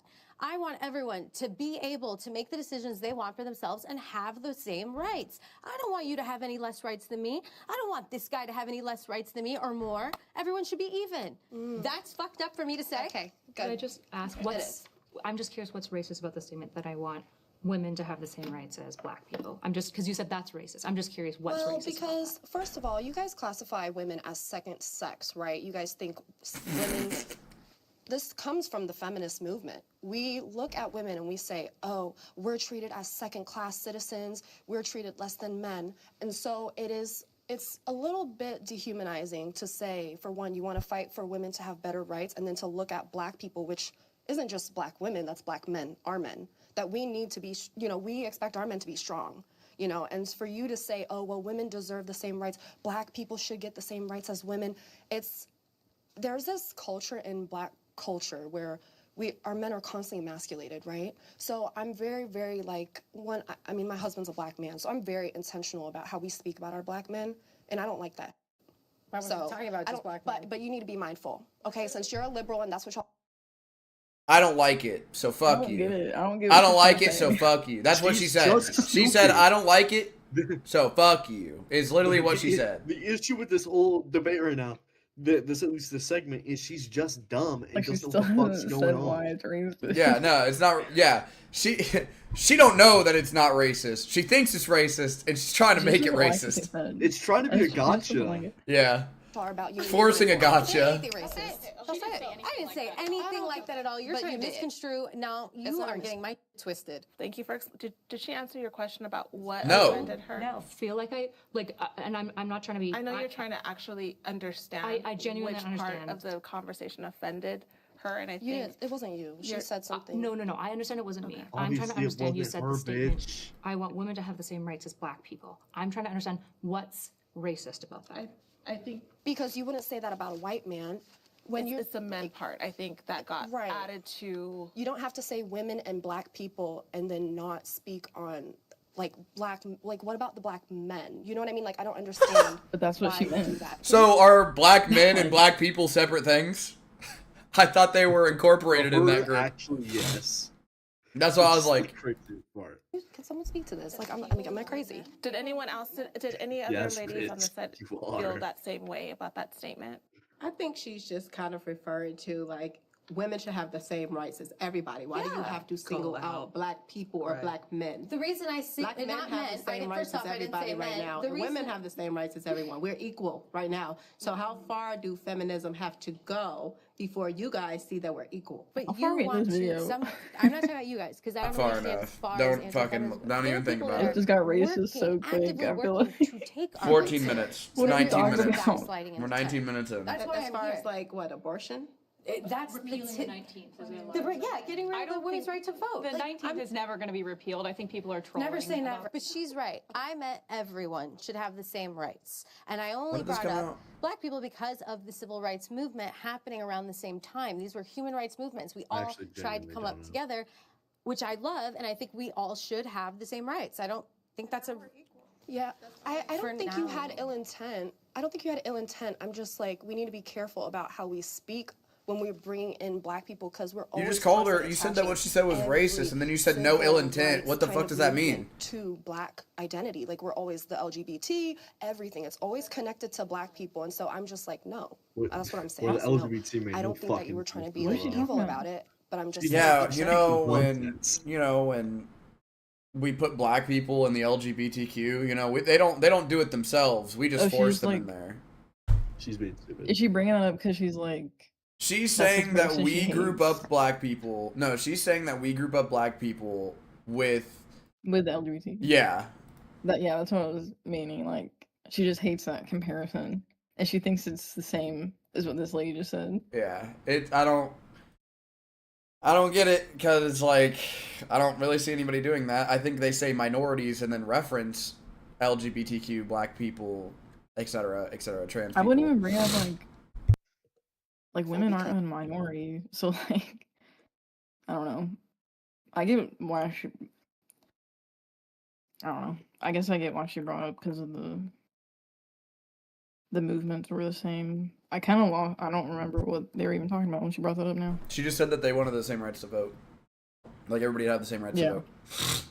Because y'all have a tendency to always group black people into every single thing, and it's just not always the time to speak on it. Probably just shouldn't have brought it up. I don't know. Feminists and myself included in this tend to get uncomfortable with conversations about race. We don't know how to talk about race very well. And even just this whole debacle that just happened was just kind of like affirming of that, of like, we need to get better at it, because... Thank you. That's what I'm saying. Like, just don't bring it up. Hi, love. It's me again, Dr. Michelle. We've really been enjoying producing these meaningful conversations for the Dr. Dash Show. However, they are very costly to produce. With our large team, equipment, studio, and cast, and everything. Fuck you. As much as they have. This whole video's pissing The next prompt She's a doctor. We no can't say career will give women as much joy and fulfillment as raising children.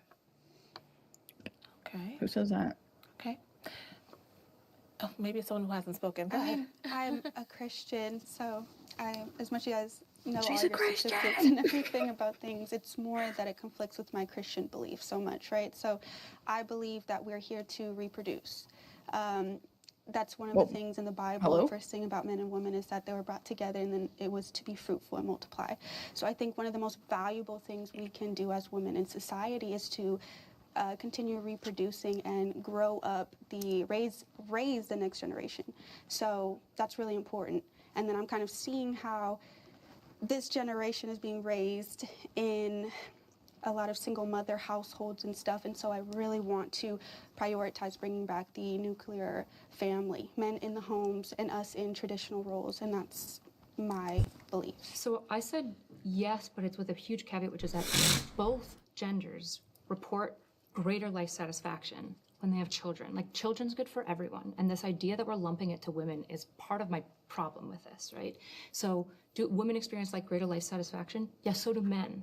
Except who do we expect to be home? Women. We're like penalizing men and women. For example, if a woman wants to have a career, it feels like your side is saying, well, that wouldn't be good. Okay, well, she's also going to get life satisfaction from her career. In fact, there's a lot of acute happiness that often comes attached to a career. And the issue is that like men and women should have the agency to choose both of these things because they should both have access to it, right? There isn't a reason why we should tell men, women have to stay home, you must stay at work, you won't get a relationship with your children. You get a relationship with your kids for 6 hours a day. I don't think that that's better, right? Speaking of the capitalism, I think if you look at models that have like 32-hour work weeks, you have greater happiness amongst men, women, and children because both parents are home with their children.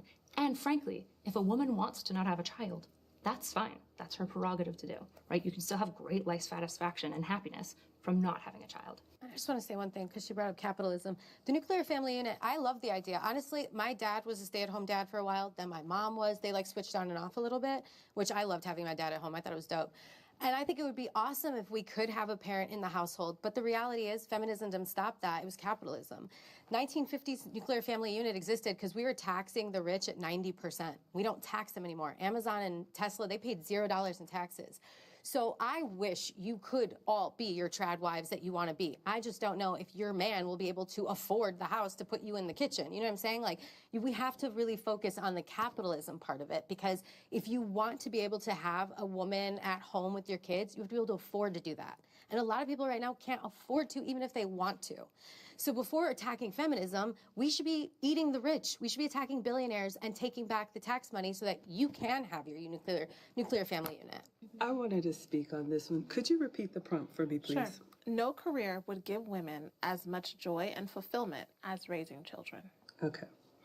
So I'm probably the oldest one here. Just turned 50 last month. So as a golden girl who has raised boys, I'm a boy mom who was a professional woman, and that cost me my marriage, thinking that the career was more important than the family. And so my position is from learning from the mistakes that I made to help younger women make decisions that they will be happy with when they're my age. And you brought up the word acute.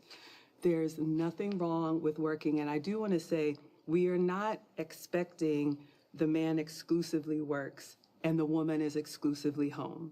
Both of my parents worked and took time. You know, you work it out for your family with your husband. That's all that matters. She It doesn't. the nuclear family unit. Nuclear family means mom, dad, sister, brother, or whatever it is. It doesn't mean only dad works and only mom is in the kitchen. Generations ago, mom may have side businesses, do other things, sew, bake, whatever it is. You do what's best for the family. All I'm saying, as a woman with lived experience, who has been an executive, who has had the big bonuses and all of that, I promise you, having a son that is a Marine, working with my ex-husband to raise 2 boys that we are very proud of, one that's going to the Air Force, nothing will give you that fulfillment than being a mother. I'm telling you now, the acute accomplishments are great, but legacy trumps everything. Well, this is the important thing of like. That's not your, I knew this bitch was gonna piss me off with it. That's not your legacy, bitch. You can still be a goat and be a goat parent. You can have a legacy with also having a child that has a legacy. It's called being a fucking legend. That's what it is. You don't need to sacrifice your life to not, to make sure your kid is the the fucking coolest legend of all time. You can make sure you're cool first, have your shit locked in, and then have a kid. And then have their shit locked in. It's not that crazy to think about. Like, she's putting her whole life into her children's life, saying, that's their legacy. If your kid's a legend, no one gives a fuck who you are, bro. They only care about your kid. Am I tweaking? I don't really get what she's griping about, because she's like, this is the one I was talking about. Like, it seems like they're successful, so why is she regret? Yeah, no. This is the one I was talking about whose point of view is she's upset that she worked. Yeah, I don't know. She's upset she didn't stay at home. Yeah. And we want women to have agency to choose. Absolutely. And if you want to choose raising your kids, that's awesome. Yes. And if you want to choose a career, that's fine. Yes. I want even women to choose choices that might be worse in the long run, because agency and choice is so. You want to talk about biblical? Okay, God gave us the ability to choose. Right. If you think that this is feminism is maximizing the capacity for women to choose, including what you might view as wrong, right? Because the problem is that if you limit women's ability to choose, all you do is you just make good behavior the necessity of survival. That's not noble. That's not anything that we strive for. Choice is fundamental to feminism because it means you get to choose good or bad. But if you're good because you just have to be, that isn't meaningful. So we want you guys to have kids. We want us to have kids. We just want women to be able to choose. And there's increasingly pressure to pressure women. We want to talk about the waging and earnings gap. The earning gap exists for 2 reasons. One of the biggest reasons is because women will choose professions and have plateau careers during motherhood. That's the main reason that women earn less. The second reason is because they tend to work less hours. Again, because typically they choose to stay home with children. And I'm not saying career is all of this stuff, but if you want to get comprehensive here and you want to talk about happiness and meaning and choice, what we're also doing to women, which is saying, you get to choose a career, but you're kind of a bad woman if you choose career over your children. We're not doing that to men. Men are choosing their careers over their children every day, because we've told men that their value is tied to the GDP output that they provide for their family. I think that's just as anti-biblical. When I talk about biblical, it's not the nuclear family that's biblical, it's intergenerational families and villages. And what we're telling men is, leave your kids, have nothing else, work every day of your life so that when you're 50 and retire, your kids don't know you and they resent you. That's what we're telling people to do right now. As a feminist, I'm saying, no, both should choose. Everyone should choose, including men and including women. I would argue that men get satisfaction from providing. I think that is their ultimate instinct. And I'm not saying working themselves to death. I mean, unfortunately, like I think the 40-hour work week is stupid. I think entrepreneurship is great for men because they can decide kind of what to do with their time. But I think innately, and my husband can attest to this, men want to provide for their family. And women tend to like to nurture their family. They tend to like to be with the kids more. So that's why they're choosing more part-time jobs. They're choosing maybe running a business. They're choosing paying hobbies. That is why that they do that. And I would also argue that women are not being pressured to stay home. I think women are being pressured right now in society to choose career over family and over marriage. Well, this is completely unrelated since we're not going to be ping-ponging back and forth now. For an example, so just so you guys know, I was raised in a very traditional Christian religion. I was raised Mormon, and from the age of birth until 18 years old, I was told that the thing that was going to make me the very happiest was having a family. That is something that is told to you in these kind of patriarchal religions, is that the thing that is going to fulfill you is having a family, the thing that is going to fulfill you is taking care of a man's needs, the thing that is going to fulfill you is having a husband. And the reality is, every person on the planet has some general idea about what's going to make them happy. And I refuse to believe that having children is going to be the ultimate goal for every woman on this planet or every man on this planet. And I think that the idea of putting people into small boxes and saying, women are women, therefore the thing that's going to make you happiest is popping a baby out of your baby hole, I think is dangerous. Because I was raised in a culture that told me that what was going to make me happiest was having a baby and popping it out of my baby hole. This last summer, I went to a Mormon event, which is kind of unusual for me because I've been out of the church for a really long time now. And I was having a conversation with a woman who she'd gotten married when she was 20, had done everything traditional. She was a trad wife, you know, had her kids, her husband worked, she stayed at home. We're having a conversation, and our kids are jumping on the tram together, and she looks over at me, and she's like, don't you just hate our children? And I was like, excuse me, what? She's like, oh yeah, my sister and I talk about all the time how awful being a mom is. Don't you just hate it? I don't hate being a mom. You know why I don't hate being a mom? Because I chose to be a mother. Because the first time I had children, I was 30 years old. The first time I had a child, and I'm proud to be a mom. I'm proud of everyone who chooses to be a mom. I don't want everyone to choose that, but this woman who I was talking to had a hatred of motherhood. And her hatred of motherhood came from a place where she wasn't given another choice. The reason why she resented what her life had become was because she had been told from birth that the only thing she was to become was to be a mother. Not me. I was whatever I wanted to be, and I chose to be a mom because that was a joy that I chose for myself. But I want you to know that I find children to be joyful, but not everyone does. And teaching every woman or every man that what's going to fulfill them in their life is children, I actually think is harmful. Because what happens when it turns out you have a kid and that doesn't fulfill you? Well, then you're a mom hanging out with me, watching our kids jump on a trampoline, thinking to yourself, I really hate being a mother. And I would like to avoid that because I think that there is joy in children. I think there is joy in that. But it's not for everyone, and I don't want to teach every woman or every man that that's how we should be. The same could be said about feminism, right? So like kind of what she was saying, I almost lost my marriage from prioritizing a career. And I had gained very masculine traits. Like I wasn't serving my family. I wasn't paying attention to my family's needs. I wasn't prioritizing having a child. I'm going now into my 30s and finally at a position where I'm like, I'm all in to serve my home the past year.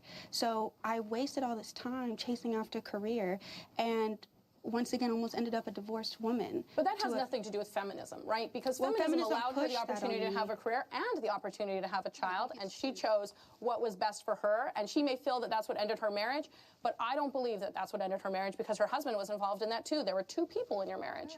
You know, he could have probably been involved. If he felt that that was a problem, then maybe that's a conversation that could have been worked out. But I don't believe feminism is why your marriage ended. I don't believe that for one second. You're allowed to have kids in feminism. You're allowed to raise a family in feminism. You're allowed to. Of course you are. But I have kids. It's like it's about children, it's about serving others. It's about serving your home. Feminism is it's me. It's about prioritizing my needs, my happiness, right? It's about going and getting things done that will fulfill me, like a job and a career. I was just wondering, like you're saying feminism pushed me to get a job, right? Like, or do you think it might be more the system that we have? Yes. We need money to survive. Right. I think that pushed you more to getting a job than having equal rights. Did you need to get the job? No, I don't need to go. I don't want to interrogate your guys' lives. Like, you guys get to make the choices that you guys want to make. The problem is when you take your story and you tell other people that that has to be their story, right? So when you say, I regret it because that's fine. That's fine that that's your story. What do you guys think is the one regret of men who are dying in hospice? Not spending enough time with their children. Why don't they? Because they sacrifice. Because they're expected to provide.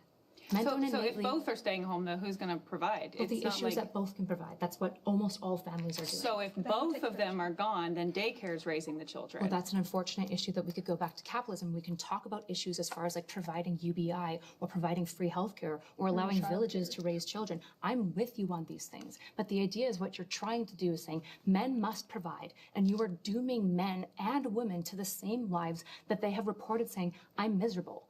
So many women, for example, do you guys know about the gray divorce rates? So divorce rates amongst boomer parents is exploding because all those women and men stayed in a marriage because they had to raise their kids. And what you see is high levels of regret, particularly from the women. What I want is a world where people get to understand that they can just sort the relationship any way they want. If the man thinks it's better for him to be out 60% of the time and she's home for the rest of the time, that's fine if they want to make that choice. The problem is you're prescribing it to men, and I'm not going to do that. You're prescribing it to women. I'm not going to do that. What did I prescribe? You're telling them that a man should be a provider and that a woman should be a nurturer. I know, I said that they get innate fulfillment from that. It's a prescription. It's saying it's fundamental to who you are. But so what is your solution? Because if the man's not providing and the woman's not providing, who's going to Do you want to? We can talk about economics if you want to. We're not going to talk about it right now.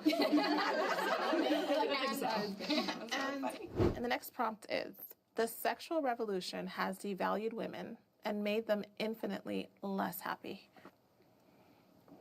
Yes, yes, yes. No, maybe. Okay. Whoever feels strongly about it can speak. I think that this term, calling it a sexual revolution, is quite strange and it distorts history. If you look at the history of like the way that people engaged in sex, it really has not quite changed much. The only thing that we've seen change for the most part is the rise in social media and the rise of seeking out sexual relationships through that. Because you can go back through history and look at like the Greeks and the Romans that were very openly sexual. People were having sex in public. Like, it was not a private thing. It never was. And it really only became like this private thing when you look at like the rise of like industrialism in the United States, and you see sex become like commodified, and it became like a dirty thing, with also the rise of, you know, like religion and Protestantism in the US also kind of demonized it, and it became a weapon used against women. And I think that we've seen the pendulum go from like being hypersexual in the past, where sex wasn't like a commodified thing or it wasn't a demonized thing, to kind of going through this period of like demonizing people for exploring their sexuality or things like that.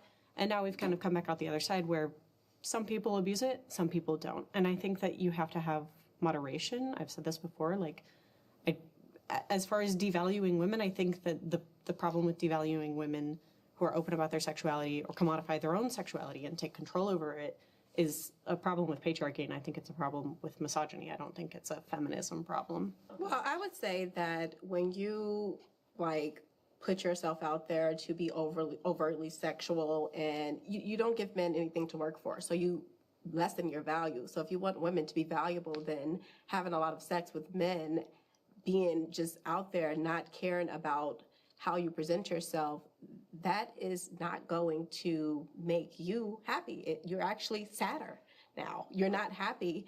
And I think that, you know, women tend, like all species, one thing we know is that we're here to be with each other. You can try to look at it like we're not equal. We provide equal value. And men can do things that women simply can't. You have, like, you... Can I ask what? What can men do that we can't? I mean, men build everything. We don't. Men protect us. They fight wars. We don't. What do they protect us from? Other men? Women have always fought in wars. Women have built so many things. Yeah. So many things. But in the world, like the roads, also weren't allowed the buildings, the architecture, men do all of that. Men are the geniuses. It's way more male geniuses that are female geniuses. That doesn't answer the question, though. The question was, what can they do, not what have they done? Well, she's answering the question a little bit, but you're saying like they're more men geniuses. They stopped us from reading. They stopped us from going to school. Okay, the first black woman lawyer wasn't so... allowed to practice law. She got her law degree, but she wasn't allowed to even practice and be a lawyer. They stopped us. But that's not what modern feminism is about. That we have surpassed that already. You guys can read, you guys can vote, you can do everything you want to do, and you keep making issues. This is why you always talking about the patriarchy and capitalism. You feed it. Okay? Why do you think that you are a feminist in the first place? They wanted you to work.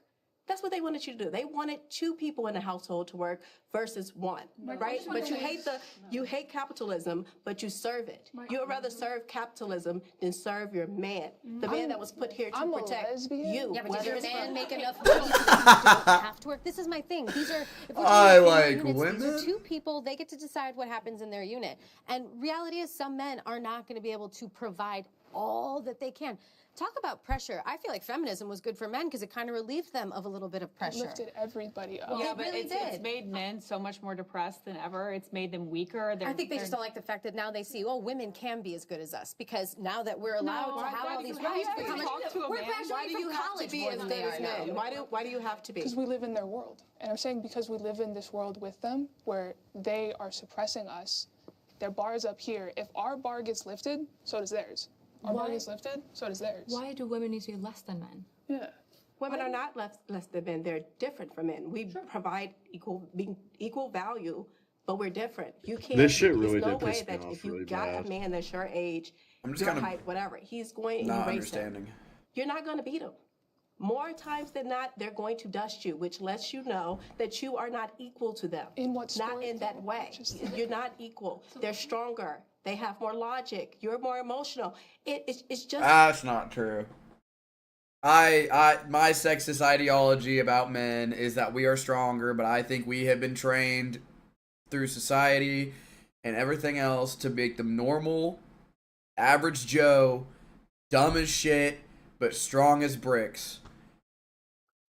That's how I feel. Because if you're smart as fuck, you ain't gonna fight these wars for these politicians. I'll tell you that. You know what I mean? So I don't think that men are smarter, like have more logical or emotional. Especially like men get mad at people and then they start beating the fuck out of each other. Like immediately. Just immediately. I don't know, bro. Women have periods that they had to deal with every month, and then they have to deal with dumbass men being like, oh, are you on your period this month? After you're fucking like bleeding out, it feels like. It's just to speak to the emotions, if I could maybe chime in here, right? The idea that like men are less emotional than women. It's like, well, what's the #1 cause of crime? Do you guys know like the actual preceding factors? Poverty. It's actually impulsivity, right? ADHD is one of the largest things that is in prison, right? ADHD, impulsivity, right? And drinking, right? Men are highly addictive. They're suiciding at a higher rate than women are. The idea that men aren't emotional is, again, the type of prescriptive perpetuation that is bad for men. Anger's an emotion. That's bad for men and it's bad for women. Men are emotional, right? Women are emotional in different ways. You're right. If you talk to, for example, a trans woman who's gone on estrogen, for example, a lot of negative emotions begin to emerge, more specifically like sadness. The issue is that we all act like logic devoid of emotion is wisdom, but that there's not even a historical precedent for this. If you look back to like some of the original writers of wisdom, you talk about the Spartans or the Athenians, they loved their feelings. These Spartan men were so passionate about one another and the things that they fought for that they openly sobbed. That's what original Stoicism is. It's an acknowledgement of the feelings and a drive for action and through it. You take away a rat's ability to feel emotion, it starves to death in like a week because emotion drives all of us. Men aren't more or less emotional. We're all emotional. The issue is that, yeah, they have testosterone. They're always going to lift things heavier than I am. That's why they're disproportionately represented in labor fields. But the issue is that A, technology has balanced those things, and B, the idea that men are just better. Men just, by and large, because of X and Y, have a little bit more dimorphism at the ends. They might like perform really high here. They're also disproportionately represented in some of the most disabled individuals, some of the most addicted individuals, some of the most homeless individuals, right? And so this idea that we're like putting like women below men because like we tend to be kind of, I would argue, more balanced creatures, I think is disserving both of us. I don't think that's But what we're not she said. putting it. That's We're not not what putting she said. women under men. We always, like, I was talking about this earlier, where we're always constantly, like, obsessing over this hierarchy on, I hear it from feminists a lot, where it's like, oh, well, men aren't better, like, you know, women are under, like, the book, The Second Sex. Like, this hasn't come from women who were happy being mothers and anti-feminist, anti-suffragettes. They're not saying that. It's always the feminists that are saying this. So I'm just like, why are y'all so obsessed with trying to be men? Like, why can't you just be good women and enjoy the roles that we're supposed to play, which is mother, a mother, because a man can't fill the mother role. That's why. So I just don't understand what the problem is and why you guys are trying to be men. Wait, is that the only role? We're not trying to be men. Wait, no, is that the only role we play though? Is mom? That's it? No, I just threw a role, like, you know what I mean? I just threw a role out there that Why is I hate this woman. She literally said that is the only role. She's dumb as shit. men cannot fill. I think I'm the most masculine one here. I'm not trying to be a man. I'm just more questioning, like, what is being a woman? Like, what is that gonna look like for me? And it's not that I think that I'm better than men. It's just, like, even just saying, like, men are more logical. It's like, I think men have been taught that their emotions are logic. Then it's not that they're more logical. They're not better decision makers. They're not the ones running our households. It's women that are running the households, you know? I feel like you fucked that. She said it's women running the household? No, men are taught that their emotions are logic. I was taught differently. Well, so me too, but think about all the arguments we've gotten in here. Think about, like, the people from Topped. Yeah, they get mad and they argue. I think me getting mad is weakness. Which sounds crazy, but it's a philosophy term, meaning, like, if you are angry, if you feel angry, then you feel some sort of weakness no matter what. Like, it is forming from weakness. Like, if someone killed your friend or something, you're gonna be mad because they're gone, but you feel weak because you couldn't do anything to save them, type shit.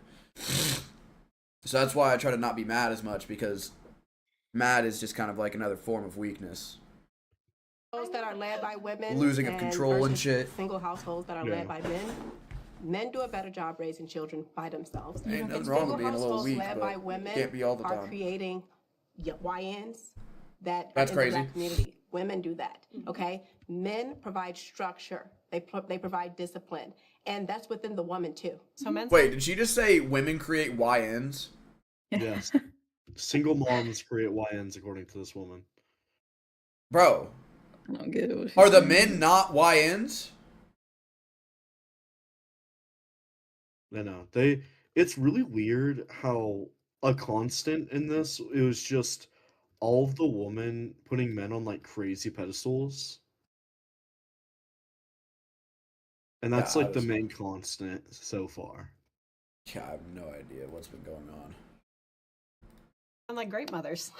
Is anyone on this side passionate about this particular prompt and would like to speak on it? I did. I wanted to say something with respect to the lesbian because I can't identify. But I think the flaw with feminism is the expectation that we are supposed to be the same at all.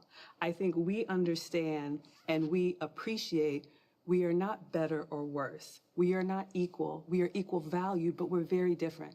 And I think there's a natural biology that often gets overlooked, especially if you've raised boys, you will see from the womb, they are just different. And I think when we try to put them together and say, anything you can do, I can do better, we're setting ourselves You can say they're different, but up for failure. then they lead And it you up made a with, comment but they're earlier better too. about Yeah. women are better in every way than men. And the question that I would have is, I didn't say that. I'm sorry, you said something I didn't about say anything close to that. I agree with you that I think the sexist, I honestly, the men versus women sex thing, I think it's silly. I think these traits, human traits are human traits. Some were nurtured more in this person, some were nurtured. Like my dad being a stay-at-home dad, he was much better mother than my mother was. I am so sorry, Mom, if you see this. But he just was. He was a better mom than she was. And sometimes That's kind of how I feel. Like, my grandpa wasn't great at comforting, but he was always there. Like, he was retired before my grandma. My grandma knew how to work, bro. My grandma would be up at 3 in the morning at fucking, like, 57 or something, being like, home health care, and then like have to go to a fucking old person's house to go wipe their ass at 3 in the morning. Yeah, I mean, my grandpa ain't fucking doing that shit. Nothing against him. He just ain't gonna do that shit. I ain't gonna do that shit either. So it's just like, I think the women in my family have a lot more work ethic, but the men in my family have a lot more dreams. Like, they like dream really big, and that's why a lot of us kind of become losers, because if some of my family members don't achieve their dreams, they just go down a path of drugs, which is what they're kind of talking about, of like addiction and alcohol. Yeah. That's how I just think either men are like really good at working and they keep themselves, or they're super adventurous and they either become super depressed, or they just try to follow their dreams until they die. And I think some women are like that, but I think a lot of women are like, either I want to stay at home and take care of a kid, or I'm going to go out there and get some shit done. And most of the time, getting that shit done is like a dream. It's not like how men do it. Men, I don't think like men get to it like women do. I've never seen like, I've seen men get shit done, but I never see like a dream or aspiration from a man go like, all right, I'm going to get this, I'm going to get this, I'm going to get this. Every time I talk to a dude with a dream, including myself, he's like, I have ideas for steps, but I'm not like, it's fucking complications. It's just a bunch of like, oh, I feel like this, and I think I should do this. And women are like, I go to this, I get this done, I go to work. Which is funny because that's what men are supposed to be. But I think women understand, like, work roles better than men sometimes. Just depends on where we're at. Like, I think men are better in labor because we're good at turning our brain off. You go, oonga boonga, pick up 7 blocks of fucking stone. Men's like, ooga booga, I pick up 7 blocks of stone. Women are going to look at it and be like, why can't I do this easier? How can I do this easier? Like, they're more process. They can think of process a little better. Sometimes, yeah. Like, look at how a man cooks compared to a woman. That's what I'm saying. Like, it's... Women can bake, and men just throw meat on fire. Like, that is true, but I'm talking like... Not if all men the time, can obviously. cook, have you seen how men do You know what I cook, mean? though? They throw their fucking, like, silverware everywhere. Yes. Like, if they can cook, it's still everywhere. Like, they're making a mess. Like, we get shit done, but it ain't clean. Like, it ain't orderly. Case. Forget the gender role stuff, and like these are all human traits. You either are a gentle, nurturing, organized person who wants to take care of a kid, or you're not. And that doesn't go man, woman, that goes person. And I will say, not See, I don't agree with that either. I think me and Kendra are both. I think that's what Fig was talking about. Like, I think sometimes Kendra's more nurturing than me, and sometimes I think I'm more nurturing than Kendra. You know what I mean? Like, sometimes she's... So, who are you disagreeing with? She said... Go man, let me woman, rewind that just in goes case. person. And person who wants the role stuff, and like these are all human traits. You either are a gentle, nurturing, organized person who wants to take care of a kid, or you're not. See, I don't agree with... No, I don't agree with that. She said you're either a gentle, nurturing person or you're not. I think that there's sometimes... Yeah, I think sometimes, like, me and Kendra have been through some shit, so sometimes me and her just dissociate. Kendra could pick that up and be like, all right, let me be a little bit more nurturing. You know, let me be around him a little more. Let me take care of him a little more. And when I see her dissociating, I'm like, it's the same. This is more so in reference to a child. I can't reference a child because I haven't had a child. Okay, so you're not disagreeing with her then. You just can't see her point of view. What do you think, Because Kendra? this is in reference to a child. Okay. How do I explain this to Kendra super quick while she's looking for something? That's my favorite journal. Don't use that. Any other time I'd let you yeah, you can use that. Okay, so speedrunning it, feminism versus anti-feminism, and one of the girls who was a feminist said, you're either super nurturing and caring or you're not. And I said, I think me and you, we're pretty special cases though, but I think me and you are opposite. I think some moments we're super, like I'm super, nurturing for you, and you could give less of a fuck. But that's not like a you thing, that's just like you dissociate, I take care of you, I dissociate, you take care of me, and it's vice versa. That's what I was saying. I was like, with a kid, we both just know that we... That's what I was saying, yeah. But if we have like a kid, then we'll know like, all right, he's going through it, I gotta pick it up for the kid a little bit. And when I know you're going through it, I'm gonna be like, all right, I gotta hold the baby a little bit more. That's what I was saying. I was like, with this girl, she was like, you're either nurturing or not. I was like, I think me and Kendra are what? I was like, I think me and Kendra are like the perfect combination of man and woman. Like, you also follow your dreams really hard and do what you want, but you're also nurturing. That's what I was... Well, yeah, that's what I was saying. I was like, I don't think... some of these girls on both sides are like, you're either this or this. And I'm like, there's rare chances where in like a perfect... I think Fig's kind of like that too, but she's different than us. Where they like juggle things. And it's like, maybe he's not good at that, but he has to at the time. Mm-hmm. I don't know. I don't like the idea of like, you either are this or you're not.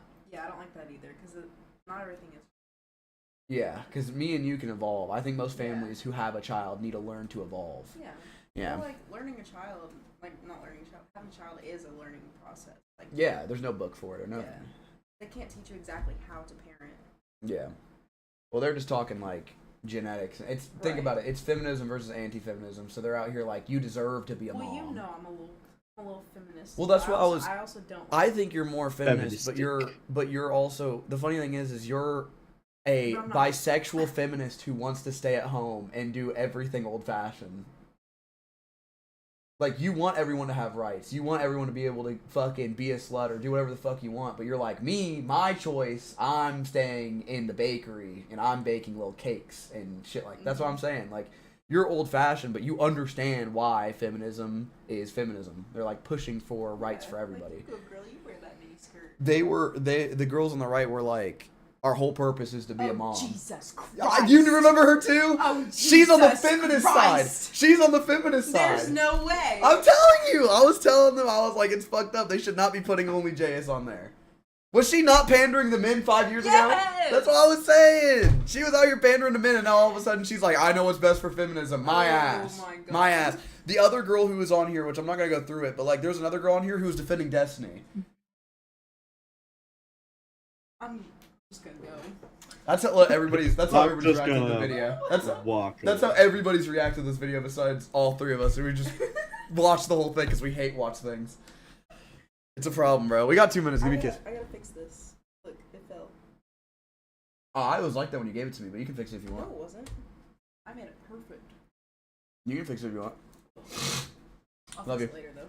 That's fine. And that doesn't go man, woman. That goes person. And I will say, not every woman is a mother. Not every woman should be a mother. And not everyone, right. But I would just say this. Find me the society of women that are doing it by themselves. I would love to see it. Exactly. It doesn't exist. Why, though? Because we are not able to sustain it. We live in a safe, civil society because the men have made an agreement amongst themselves to not blow it all up. I hate that they did a part 2 You'd for rather this. serve capitalism than serve your man. The man that was put here to protect you.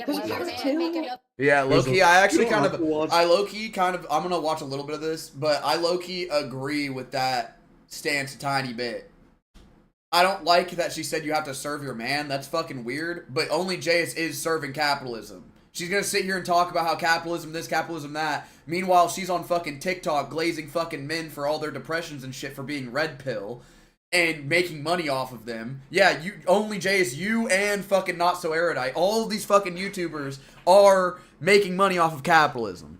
I understand capitalism oppresses people, but I don't want to hear them being like, I wouldn't assist nothing with capitalism. Bitch, you are a part of capitalism because you fucking put so much money into it. That's not what they're doing, though. No, I'm not saying making money is capitalism. I know how much money they spend. They buy Ferraris. They buy supercars. They buy these houses. I agree with... Okay, yes. They're on the Hassan Piker shit where I'm like, you say this, but you do otherwise.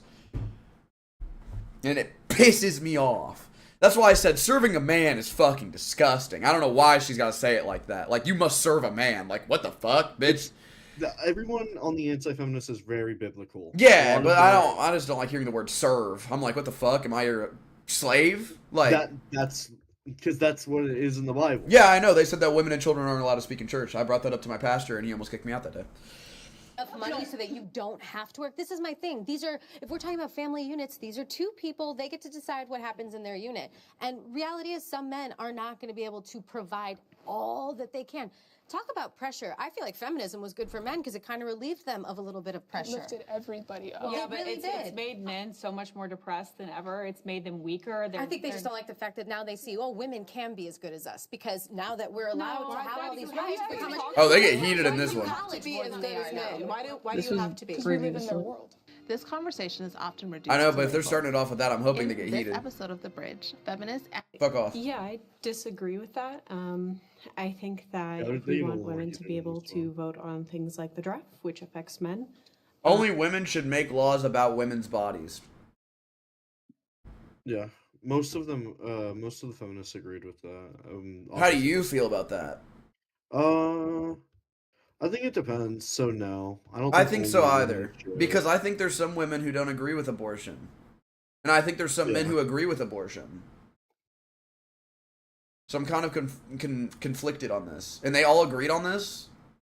So what are they gonna do? They didn't agree with this. I gotta go back. So, I fucked this up. Yeah. Laws about freedom align. If you go to the very beginning of when it where starts, they it'll don't. show you, like, I'm everyone your with a thumbs host, up is about agreeing. women's Everyone. bodies. Yeah, here it is. Here it is. So 3 of them said yes, 2 of them said no. Like I said, Not So Erudite is very smart. She is intelligent. I do not care anymore because I know she's a bad person. I know she's a bad person. No, yes. Not sure. Okay. You haven't spoken much. Go ahead. Yeah, I disagree with that. I think This moderator does know when to pick out who hasn't spoke a lot. I will say that. She's done that well. I feel like she's been like, being like, you haven't really talked, get you a chance, you know? But she has not intervened once. I think that if we want women to be able to vote on things like the draft, which affects men, which I don't think should exist, then I think that, you know, it's not a per se men's or women's issue. It's a human rights issue. It's an equality issue. I agree. We talking about war. I can take a step forward. I understand. Abortion, autism, or something like that, is like. I think a lot of people on my side fail to see that there is a genuine concern with people who are pro-life because they do believe that the fetus is valuable, that it's similar to a baby. And I think if you have a serious issue like that, then I think all people should be able to vote on that. I don't know why it would be exclusive to like women particularly. I'm going to say something controversial, but I think that men should step in a little bit more when it comes to laws, even more now, because like they were saying, like women are bitch, like 90% of Congress is men. What the fuck are you handful talking of about, bro? women Like, what the bitch? What the fuck are you talking about? Keep going. We need all the men and women out of the fucking Congress that are bitches. Like, I need take the rest of them. I need only hard asses. I don't give a fuck if you're 70, if you're fucking man, woman, child. If you know what the fuck you're talking about and you're a hard ass and you're not gonna sit there and let people roll you over on some stupid shit you don't agree with, then I want you in office. And I know that sounds crazy, but that's how our country works. We sit and we talk and we fight shit out until we come to an agreement. That's how it's supposed to work. It doesn't work like that, but that's how it's supposed to work. And I want it to be like that. I want people to be bumping fucking heads all the time and us figuring out, if this person's fucked up, why should we listen to him? He's a fucking idiot. But this person's talking about free healthcare, and we have an actual plan for it. I might want to listen to him. But instead, this bitch is like, put a bunch of men in there. Put a bunch of fucking men in there. Jesus fuck. I believe, like right there. I can laugh. Well, it's just like so many reactions. It's constantly. Yeah, it's. We're gonna talk about emotional. The fucking women on the right are too fucking emotional. The First Lady Matrix, fuck your name, and I hate your parents for fucking naming you that. If they didn't name you that, I'm sorry that they gave birth to you, because you changed your name to the fucking Matrix. She had a thing with racism. That's what her parents decided. Then fuck her parents. But how? I'm throwing bullets. Fuck it. I'm throwing bullets. She said women are fucking more emotional, and then she threw racism out on the field. This bitch is getting offended by fucking laughing, and they're all gonna talk about, oh, women are more emotional. All you guys are doing on the right side is bitching. That's all you're doing is bitching. All these other girls on the left have solutions, whether you agree with it or not. They're telling you what the fuck is going on and like how they can fix it. It's their constant like circle jerk of, well, women are more emotional because I'm more emotional. Yeah, because you're more yeah. Holy fuck. Emotions, like men feel their emotions, but they can also conduct themselves, at least when I'm in rooms with them. Yeah, but I will. At least when I'm in rooms with them, motherfucker, have you been to a prison? Have you been to a prison? Like, I know there's women there, but I'll tell you this right now. Yeah, you've not been outside. Bitch, you've stayed inside too hard. You don't know what's going on. You still think it's 1960s.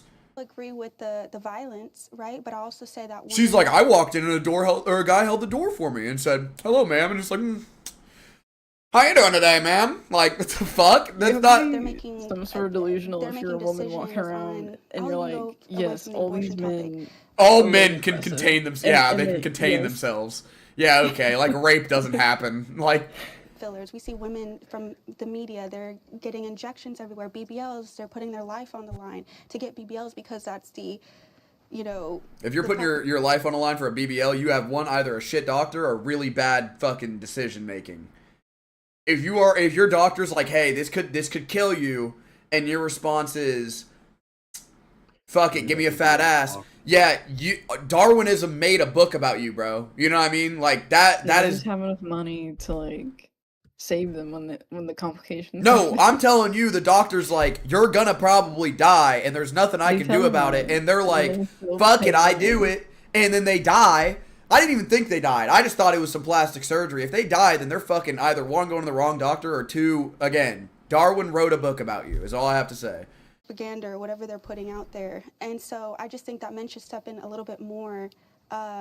To protect us. Like, yeah, you can make the decision. Bitch, as a man, I think we've stepped in enough. I'm tired of them. I'm tired of these men pissing me off.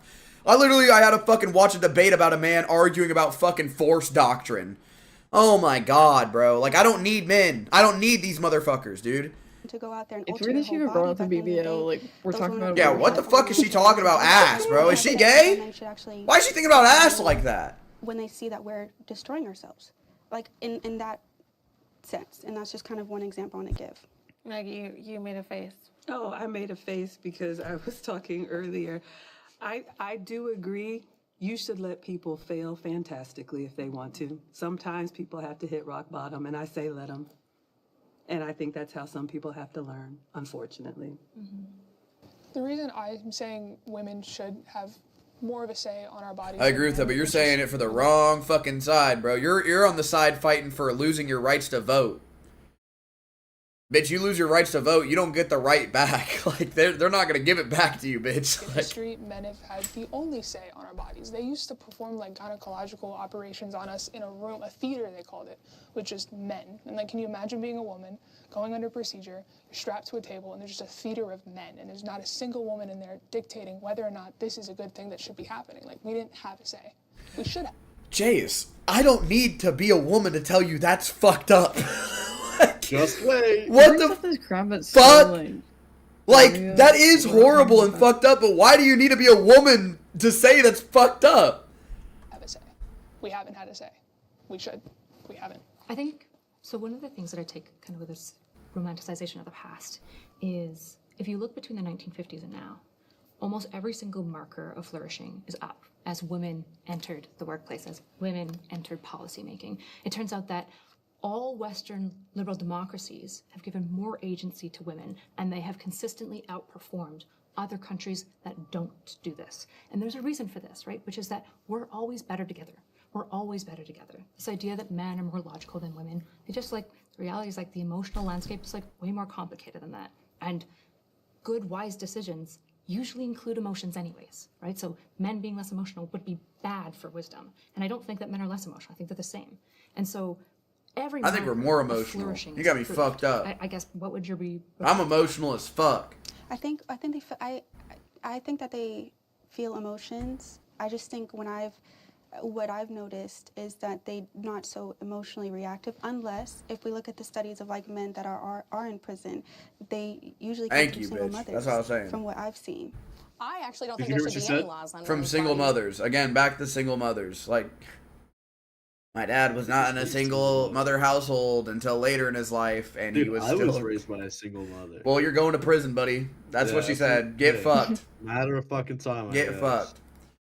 I think the only people who should be making decisions about what medical procedures a woman is receiving is herself, because she is an adult and can make choices for herself, and with her doctor, because those are the only people who should be making decisions when it comes to women's bodies. I don't trust men to take a list and go to the grocery store and execute that successfully. I certainly don't trust them to put laws on my body and execute that successfully. Women are dying in Texas because of laws on their body. A woman was strapped to a life support machine where a baby was forced to be made when she was only 6 weeks pregnant, and the baby is now severely disabled. And that was a law by man. I don't think that men should be making decisions. If they can't find the clitoris on image, I don't care. That's what I'm saying. I can. So why are you saying men? I can. These politicians that have been in there for 70 years. She's saying men, and when she's saying if they can't, so you're not included. Well, I'm saying all these men in office right now can. I want to get these motherfuckers out of office to show what real men can do. That's what pisses me off. I hate it because I can't do nothing because I gotta sit here and just get shit on, just get fucked in the ass by all these other old men. You gotta sit here and lose them over rivals. But that's separate. That's Guang Guang and that's the CCP. That's a whole separate complication that I have to deal with. What they think about my uterus, okay? Like, that's my opinion. No more laws on women's bodies, period. Women are adults. They can make the right healthcare decisions for themselves, along with their doctor, who is also in the right place to make healthcare decisions. Should lawmakers be making healthcare decisions at all? Hope not. Hope not. Oh, whoa. Wait a minute. What if there's a bad malpractice and you need to make a law to where the fucking doctors don't fuck you over? Extremely. Wait, sorry, what'd you say? She said that, I'll just let her say it because I feel like I always fuck up what I'm saying. On women's bodies, period. Women are adults. They can make the right healthcare decisions for themselves, along with their doctor, who is also in the right place to make healthcare decisions. Should lawmakers be making healthcare decisions at all? Hope not. Said should lawmakers? It's not. Yeah, but okay, I could be wrong. I'm just saying, like, there are laws that are passed that helps people medically. That is included in medical care or whatever. Yeah, I mean, Roe v. Wade was, but then it got... but that's what I'm talking about. Like, you can't... Good lawmakers should have that, because they can change their lives with, like, free like, doing certain things as a doctor is against the law and could get you arrested, but I think most of the ways that like, as a victim of shit like that, suing the doctor is what you're going to benefit from the most.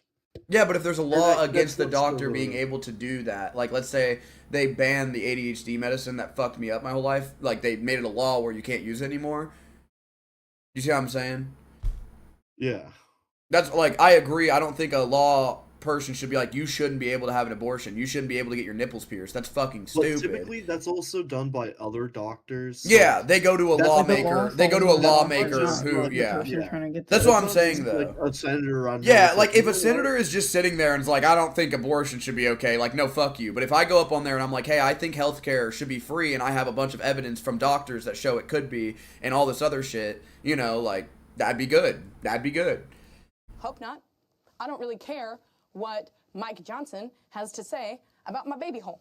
So that's how I feel about that. She says baby hole. If you don't have is Mike Johnson my dickhead ass? Bodies, then that means that you wouldn't have a doctor that could lawfully give you an abortion, right? I hope so. That means governor, the baby just doesn't naturally die. If we put no laws on the book, then they wouldn't be able to give you an abortion. If we didn't put laws on abortion, he's the fucking Speaker of the United States House of Representatives. No, I'm stupid because I was looking up who Mike Johnson is because I keep forgetting all these old fucks are the same.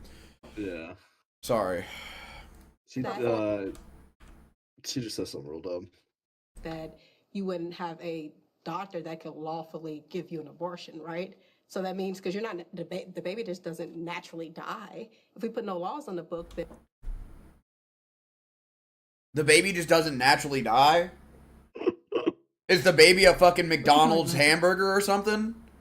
Motherfucker's just fine until you pick it up, and if you don't feed it after you pick it up, then it'll start dying. Like, is it on a fucking cooldown or something? Like, what do you mean it doesn't naturally die? Trying to say by it, like. Should she think it could sit in the womb forever? Like, what the fuck happens? Well, I think that she thinks, like, oh, I don't even know how to word it, but I just know that she's on some dumb shit. She's trying to make it murder, I guess. Like, is that what she means? It's like she's responding to, like, decriminalizing abortion. She's like, well, if there's no law, you can't do it. How is a doctor gonna do it if there's not a law? I think that's what she's saying. Then they wouldn't be able to give you an abortion. If we didn't put laws on abortion, they could just perform an abortion. Like, that's the reality. But what if the doctor doesn't want to perform the abortion? What if he doesn't believe? What does that have to do with law? That has to. Then why the fuck are why the fuck is why is there a doctor there that can't perform? Like, what the fuck? Well, doctors don't have to do something they're... but they don't have to. But if the fucking moms die, I don't know. I go against that. Fuck that. If you are a doctor and you don't want to do something you're uncomfortable by, don't be a doctor, because people are gonna fucking die on free causes. You're gonna have to do some shit that you don't want to fucking do. Like, I kind of agree with that, but still, there's different levels of abortion. Of like abortion without medical necessity. And when there's a medical necessity abortion. Yeah, no, what I'm saying is a medical necessity abortion. If you can't do that, you should not be a doctor. You shouldn't be in the fucking receiving room. Like, at all. I agree. And if you don't want to do it, you shouldn't even be in the receiving room. Because, again, you have no idea if shit could hit the fan and that mother's about to die. You have no idea. It could just be one fuck up. Just one fuck up. And now the mom could die. Do with their choice.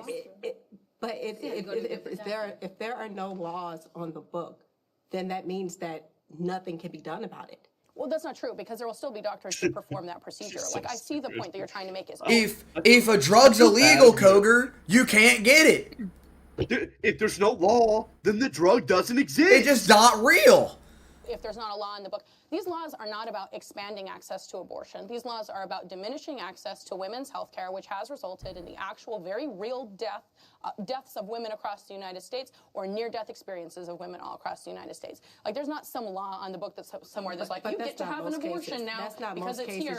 You guys always talk about, like, the smaller cases. It's not those smaller cases matter, because anybody dying is too many. The smaller case doesn't matter until it's them. That's why I hate that, bro. I always talk about or think about the smaller cases because I don't want that shit to be me, bro. You know what I mean? If it never ends up being me, sick. If it ends up being me, I would like somebody to care for me as if it was. You know what I mean? Seed you are carrying. Do he have a say? Do he have to pay for your child now that you have a baby? So he has no say. Well, he does have a say with his body. It's at ejaculation. I'm glad we had that conversation. So my body, my choice, so uterus. What do you disagree with? Her saying that he has a say at ejaculation. I mean, he shouldn't come in her. Yeah, I agree with that, but to me, it comes similarly off as the stigma is like, oh, if he's hard, he's consenting. Yeah. Yeah, I don't like that either, but I'm just thinking that she was trying to say of like making a decision. Like, him nutting in her is, like, your last chance to have that choice of, like, if I want to have or not want to have the baby. Because, like, think of it this way, right? A woman doesn't have a choice on, like, if they can make a baby on their own. Like, they can't. Same with a man. So, that's where it's the two-road street of consent. If you nut in a bitch, and then you later don't want a kid, you should have thought about that. Yeah. Because the woman cannot have the kid without you nutting in her. And now that she has the kid, it is now not your like, you lost your responsibility after you nutted in her. It's gone. It's in her now. She has the full not responsibility, what's the word?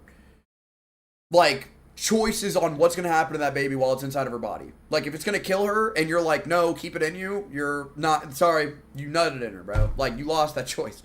His body, his choice, ejaculation. So you have a choice to decide that, okay, I don't want to keep this baby. Right, because that's my body choice. But he has no choice in that. No, his body choice was ejaculation. Okay, but yeah, our bodies work differently, so I'm glad we're having this conversation. Once he ejaculates, can he not pay for that child? If he has a choice, right? Well, he didn't make a body choice that was appropriate for him, is what I'm hearing here. But you're telling me his body choice, he doesn't agree with it now. Half of a human being that belongs to him in your body.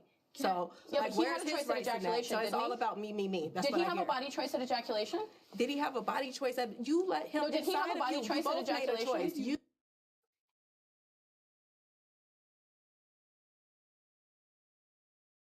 Was it paused for? She's saying you let him decide. Is that not a weird thing to say? Who? Which one? The one on the right is like, well, you're letting him come in you. Decision. She did say that, but then she was like, "Well, y'all both decide." Yeah, like that's what I'm confused about. You're blaming a woman for ejaculation. Yes, She doesn't even have a dick. You opened your legs. Who grants access to sex? Women do. Oh, Not I'm men. sorry, you're blaming But you'll be women like, entirely.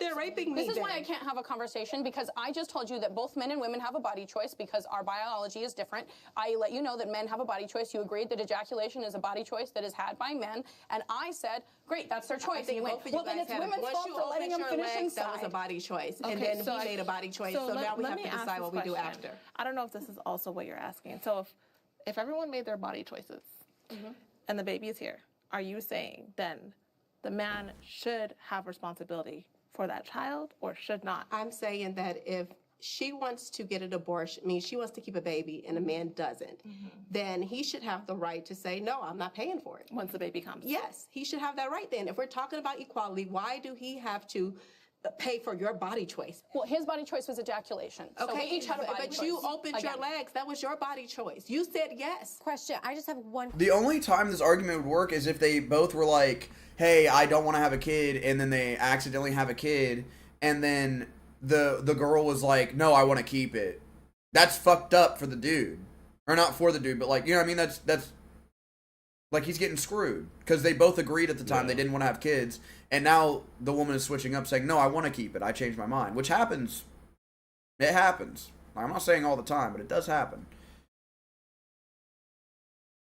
So, like, I feel like that's the only argument you can have towards that. Question for you, though. Like, so are you, because I don't know where you stand on Roe v. Wade, like, do you think we should ban it?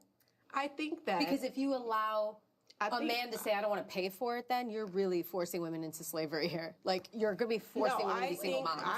I believe in the 3 exceptions. I think that life of the mother, obviously, rape, incest. But obviously, I don't believe that you should kill a baby. You shouldn't kill a baby, no. Okay. But you said, like, oh, but if a man doesn't want to be a part of it, he shouldn't have I'm using your logic. I'm using your logic. That's not our logic. My logic was using your body choice.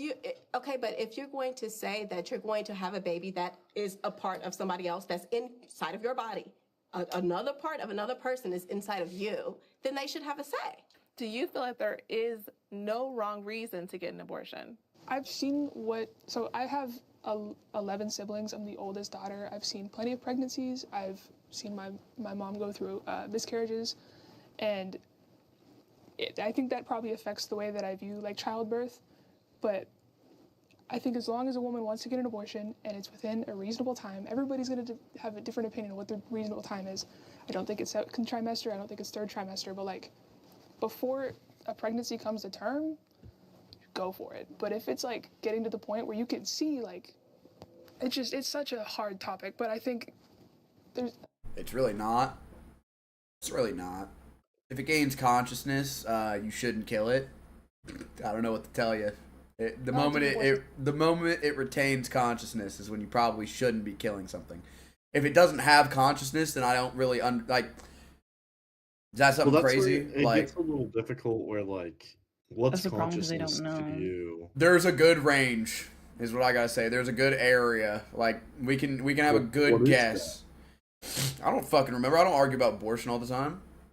I just know that there's a good you can look it up. There's a good range of like this is okay to have an abortion because it's literally a clump of cells. But if you wait too long, it's no longer a clump of cells. It has like full consciousness and everything. Well, I think the consciousness argument is more so like when it leaves the womb, it can be not self-sufficient, but it can be saved. It can become like a the human. NICU, shit like that. Yeah, that's where I think consciousness, me personally, is the wrong word for it. If we're like purely scientific, like in a religious way, I think that's valid, but because like low key, people don't get consciousness until they're like fucking 5 or something. Well, it's the idea of that like. True consciousness, yes, but like the idea of understanding you're alive is like what you're talking about. Even at a very young age of leaving the womb early, super early, can still be conscious, like saving a baby type shit. Like if the mom dies, and that's where I kind of disagree with you. Where like, well, so I hear you, but how? if you cannot, it has to be judged by something else, like, oh, was the brain developed, or like. Well, that's what I'm saying. I'm not a scientist. I don't fucking know how consciousness works. I just know that that's the main argument. That's the whole issue, is that they don't know when that starts. I'm telling you, there is no definite answer on when it starts because every human's different. But if the clump of cells is starting to form a brain, it's safe to say you are killing something after that. Once it's not a clump of cells anymore, you're killing something.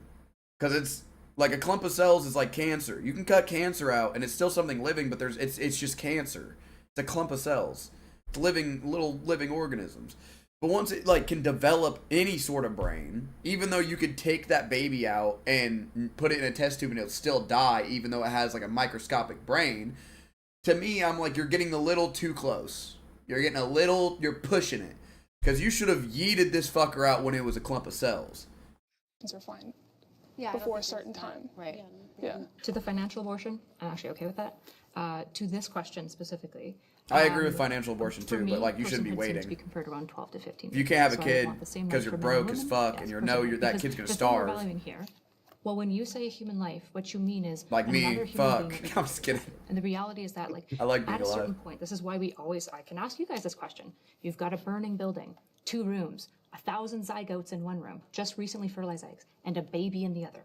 Who are you picking? Who are you saving? But that's like not relevant. Who are you saving? They do this every fucking time. I hate this question because they never fucking answer it, bro. It would be a good it's a good hypothetical, but no one's gonna answer it. Yeah. You know they're not gonna answer it because that makes them wrong. Some hypotheticals just make you wrong.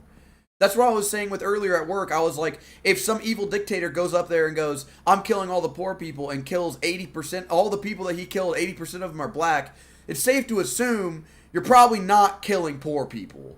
Like, I just don't understand any of this. When you want to say that they are both inside of a woman's body? No, there are zygotes that once you put them inside a woman's body, they will be fertilized. Yep. It's human life if you believe in life. Who's interacting with this example? Because who are you picking? They all are. The baby? No, if you say this is ridiculous, like this is like outrageous, then you're not interacting with it. I want to see one of them. The one in the very middle is asking questions. I think the one to the left of her was also asking. Yeah, I think she's interested. I don't think the two on the right are listening at all. No, they don't give a fuck about this. Fertilized zygotes are always fertilized. But what I'm saying is your question has nothing to do with... It does. No, it really does. Then why would you answer it? And are you a Christian? It would be so easy. Yeah. So why don't you believe that that's a human life? Because life at conception isn't even biblically established. Even the Pope would tell you this. There's no idea of when ensoulment begins. So if you want to have a theological conversation... She's jumping to the conclusion that even if she doesn't... what's her name? Something I can't even remember anymore. The one that defended Destiny. Even if she... No, sorry, yeah. Doesn't believe that, jumping to the conclusion that she didn't shows that you already know there's a correct answer. Yeah. That's what I'm saying. They'll never interact with this question because they know they'll be wrong. 100%. We can go there, baby. But the issue is that when you talk about personhood, we are talking about when we confer moral value to another being. And I believe it's around 12 to 15 weeks because I think secular people value consciousness. And I think consciousness is the best representation of ensoulment. That's why I value it there. But legally, I'm for the complete decriminalization. Because what we see in abortion is that, first of all, no woman is just like being like, I've carried this for 6 months. Right. Man, I just want to kill it. Almost every single time, it is a absolute tragedy, and I'm not barring her from care.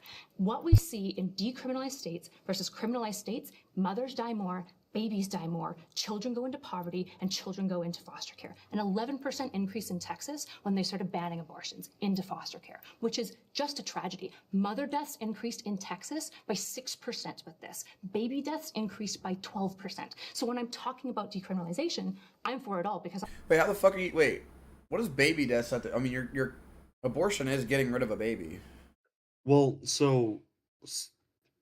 I think she's talking about like neglect. She means something. Well, no, she means post birth. Yeah, post. So like babies dying in the hospital room of like a birth defect or a complication. Babies dying soon after being taken home because of a birth defect or complication. Those would be baby deaths. See, that or form of like not letting that abortion happen is like the most absolute brain dead out of all of it because it's like, oh hey, can you waste 9 months of your life to give birth to something that's gonna die the moment it touches air? babies dying due to like neglect or due to an accident, I believe would also be accounted here of baby deaths. I just think she means like the amount of probably like 0 to 1.5 deaths, I assume. I'm fact check it. I want mothers and babies to live. But when we're talking about a moral question, which is what you're interested in, when does ensoulment begin? I would like to disagree with what you said. She don't know what ensoulment is. Every time a woman has an abortion, it's some type of tragic. This old bitch isn't even fucking listening to what she's saying. Yeah. Just to clarify. Okay, because what I have seen is that women are using abortion as birth control. No, they're not. No, they're not. What I have seen. That's not even what the word birth control means. Okay, if I may finish. The protests, abortion on demand, my body, my choice, do whatever you want to. My concern, again, as an older woman, when we are all gone, what is going to be left behind if we look at families and children as disposable? I say, why do we have to take the nuclear option as the first option? There's over 30-something forms of birth control for women.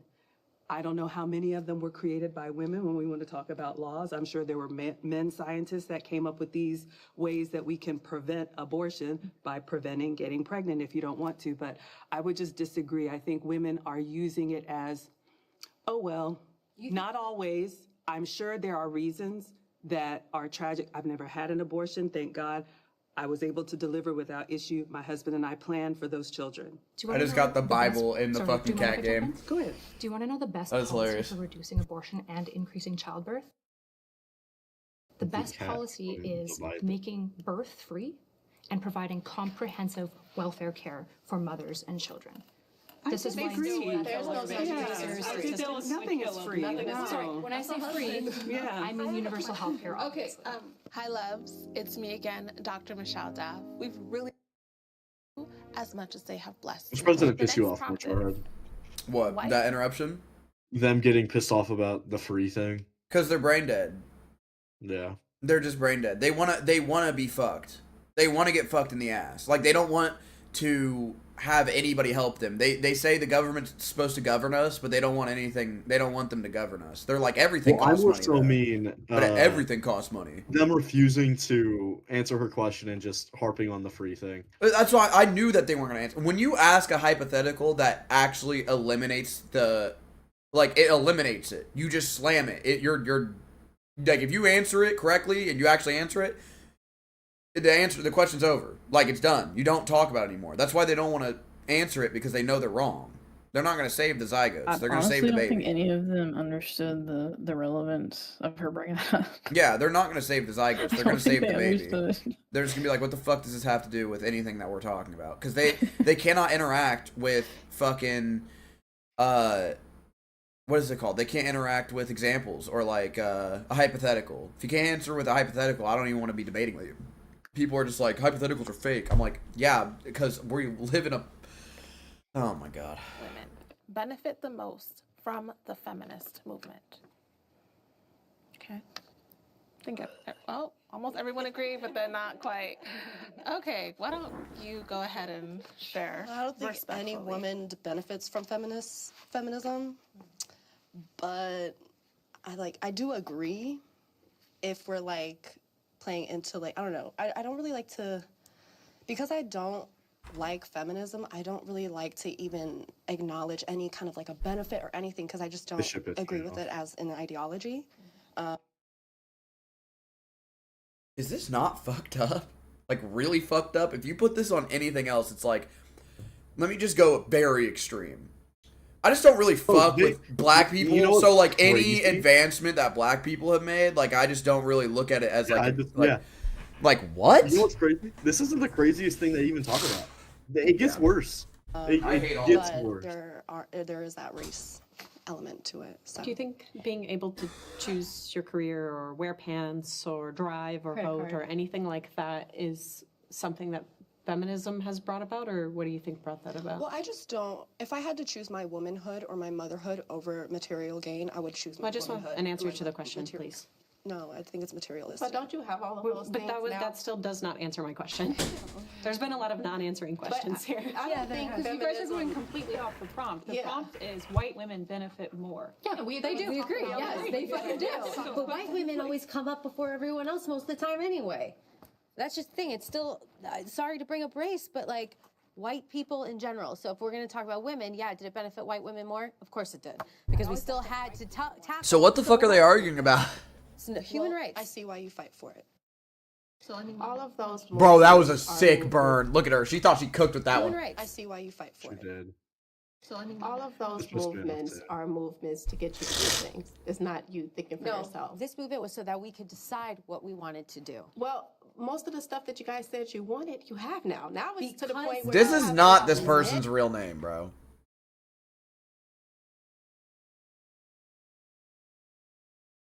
Hey, man. You know what? I hope it's not. Why is it that when a woman is traditional, you guys automatically assume that, like, she's trying to attract a white man? Like, do you guys not think black men deserve submissive wives? You guys don't think black men are equipped and allowed to have a wife that is submissive and respects him? You guys think Does she that strike is you as submissive? like exclusive? She strikes me as a fucking annoying bitch, is what she strikes me a as. lot of these, like, Holy fuck. super right-wing girls, they're like, Okay, so I'm when it just comes to, like, food men and need snacks and, submissive like, new women, drops and they need this, and this, and then they'll start screaming at someone that disagrees with them. Bro, scrolling through her page, I feel like I'm seeing like 12 different people while scrolling through this. Like, her hair theory is going crazy right now. Are you guys seeing what I'm talking about? Yeah. Like, I'm not even being fucked up. She looks like a dude here. And then up here, she's got a sick afro. I like the afro. I like the afro. And then we get to Interesting how you'll see braids. I couldn't see it. Then we get the braids, which I'm okay with braids. I'm not against them. I just don't care for them. And then we go back to, like, when it comes to I think when you have the hair on top of the head, it's where it goes to man. But there was another hairstyle I liked in here. Like, this one's fucked. What the fuck is this hairstyle? Like in elementary school, nothing. Is somebody in her backseat? Nothing. But not in. When I was like in elementary school. I guess a chair or something. Like, I like this look. One thing about me. What happened to this look, bro? You gave up on this look so fucking quick. Like, it was like 3 videos. Oh, there's one. There we go. Hold up. We back to it? Oh, it's muted. All right. She said something racist. Okay. Because you have literally allowed you physically allowed men into your movement. It just contradicts the whole movement. When you allow No, it doesn't. We're not against men. transgender women are men. Oh God, we're not going there. Yeah, they're men. You guys allow them in the movement. I think in general, movements that are about any group of people is always going to best serve the majority population within that group, and also those who already have other privileges conferred intersexually in other areas, which is why white women are going to benefit the most from feminism, right? This is going to, if you look at class-oriented stuff, generally poor white people will benefit significantly more on certain measures than other groups of people, right? This is just generally the case, in part because of just numbers. There's just more of them in that group of people, right? And because of that, you're just going to get more outshiners and stuff like that. You're going to get people who benefit maximally from it. So this is mostly a population issue. Yeah, there's more white women. So white women will disproportionately benefit from feminism. But I guess maybe I could answer Matrix What are they about referring to feminism when doesn't they're asking confer any this? benefits because you don't like feminism. They're talking about the prompt. Women benefiting the most. I know, but like, what are they talking about? The right side argued some stupid ass shit that they don't understand what the fuck is going on. Low key, they were No, like, I'm saying like what benefits do white women to get that like other women don't? I mean, fucking Like, white what are they women got all referring their to? rights and shit. I'm pretty sure before black people. I think it's in terms of I think this is obviously all based in the United States, and in the United States, white people have been reigning supreme for a while now, and being a woman was a less than for a while. So if you just make women equal now, you are just to the equal of white. It's not white men versus. It's not white men versus black people and white women. It's now white people versus black people. Yes, that's where like, if women are now all equal to men, now you're just stripping the title of woman, and it's who's benefiting more from the system: white people, black people, any like person of color. Because now it's based off race, and all of them that's why I said earlier that all of them on the left agree. And I'm assuming most of them on the right agree. All of them do agree. Yeah, so I don't know why the fuck they're arguing. Except for Matrix's dumb ass. Matrix is like, I don't think feminism is good at all. So like, to say that anyone benefits is like against my beliefs. Well, that's why we're confused because Matrix here is starting the goddamn like. Look at her; she's not even paying attention to the goddamn conversation. We don't acknowledge any of the good things from the established institution, which they call patriarchy, that has benefited everyone, right? And I don't want to throw the baby out with the bathwater. Feminism just has given you a credit card. I don't know what else it could even. Nothing else is attributable here, right? It just did give you the right to vote, right? It did give you these choices. And I get you don't like feminism, but unfortunately, that's what is to blame for these things. You can dislike feminism and still appreciate what historical feminists have done. No, I can do what I want. I can not like it, not contribute to it, not be a part of it, not have a credit card, not vote. Bro, you can do that, and you can also be a piece of shit all in the same boat. It's crazy, right? Like, you could do all of that and still be a horrible fucking person. Like, I can do that. I just meant to be, I guess I meant to be intellectually coherent. You have to, but it's fine if you don't want to. That's fine. Exactly. Thank you. I think. Wait. She's so stupid. Yes. Yes. She's so petty. She's just stupid. She said, yeah, if you want to be, intelligently coherent. And she's like, yeah, I don't want to be. But I think what Thank maybe you for these keeping women that in feel mind is that maybe those things are important to you, but they're not important to them. Right, but the difference I think here between maybe it's confusing for you guys, but feminists, I don't want to tell you what to do with your life. I genuinely don't care what you do. If you want to have a baby, I want you to have. Actually, if you want to have a baby, I want you to have a baby because those are the people who we want to have be parents, right? Like feminism is all about choice. If you want to be a trad wife, I want you to be that trad wife. I hope you find the man who can provide for you in this economy. That's all it is. It's just about having choice. I'm not telling anyone how to live their life. I would never tell you guys what to do. But I feel from your point, you are telling us how to live lives. Like a lot of the time it comes off as you're wrong if you do this, you're bad if you do that. And I'm not going to tell you if you're right or wrong about your decisions for yourself. I'm not your mother. I don't know what's better for you, just like you guys aren't mine. So that's my only problem here. Feminism is just a way of, it's an equalizer so we can all come up together. I feel you. I guess, like, for me, like, the reason why I really opt out and I'm strongly against it is because I don't really hear you guys acknowledge any positive things, like, about motherhood, like, at the forefront of the movement. Like, I feel like a lot of the stories that are told in feminism or feminist theory and stuff, it's always, like, these terrible, tragic, sad stories. And, like, even the women that you reference, as our feminist leaders, like, they didn't live very beautiful, amazing, extravagant lives that... So, like, are we not going to talk about the women who lived a normal trad life and, like, some tragic, fucked up shit happened and now they lost everything? This, like, Erudite ended up agreeing with her here, and I really did disagree hella, because it's, like, a normal, good, like, if you personally disagree with how the current system's running, why are you, like, just... If you're trying to change people's minds, you're, like, I guess this might be, like, a manipulation type of thing, but, like, you're not going to talk about how good the current status quo is if you disagree with it. If you want to spur people to action, you do want to talk about, like, the minority of people that are getting fucked over. Yeah, I think she's just fat attention seeking on this channel. Just fat. Yeah, like she's not retained any information, and when she does, she said, I don't want anything to do with feminism because I don't like it. Folds arms. It's like, okay, well, cool. Why are you here again? Like, why the fuck are you here? All right, cool. Like, why the fuck are you here again? Like, little girl would. If you don't want to have the right to vote, hey, buddy, let me take your First Amendment away with you too. Get the fuck out of this building. That's right. That's what I'm saying. Like, get the fuck out of this building. I don't want to hear you talk to me then. I feel like women, like, I feel like the women on the left don't speak enough like that. Like, if they want to give that energy of, like, you need to be a wife, you need to be this, and you shouldn't have your rights, okay, bitch, get the fuck out of here then. If you think you shouldn't have rights, then go literally stay in your house and never leave ever again. Is how I feel about it. If you want to live that trad life with having no rights, that everyone has fought for, even, like, a majority of women, but there were some men in there, and, like, a lot of black people in there to get the right to vote, and you're going to sit here and take advantage of it and be like, I don't want it, when people died for that shit? Fine, don't get it.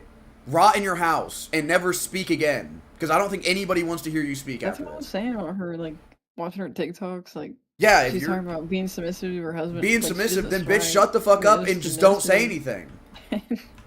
Like, what? And she's not really walking the walk. And you know what? Do you know her response is to that? I don't want to. Yeah.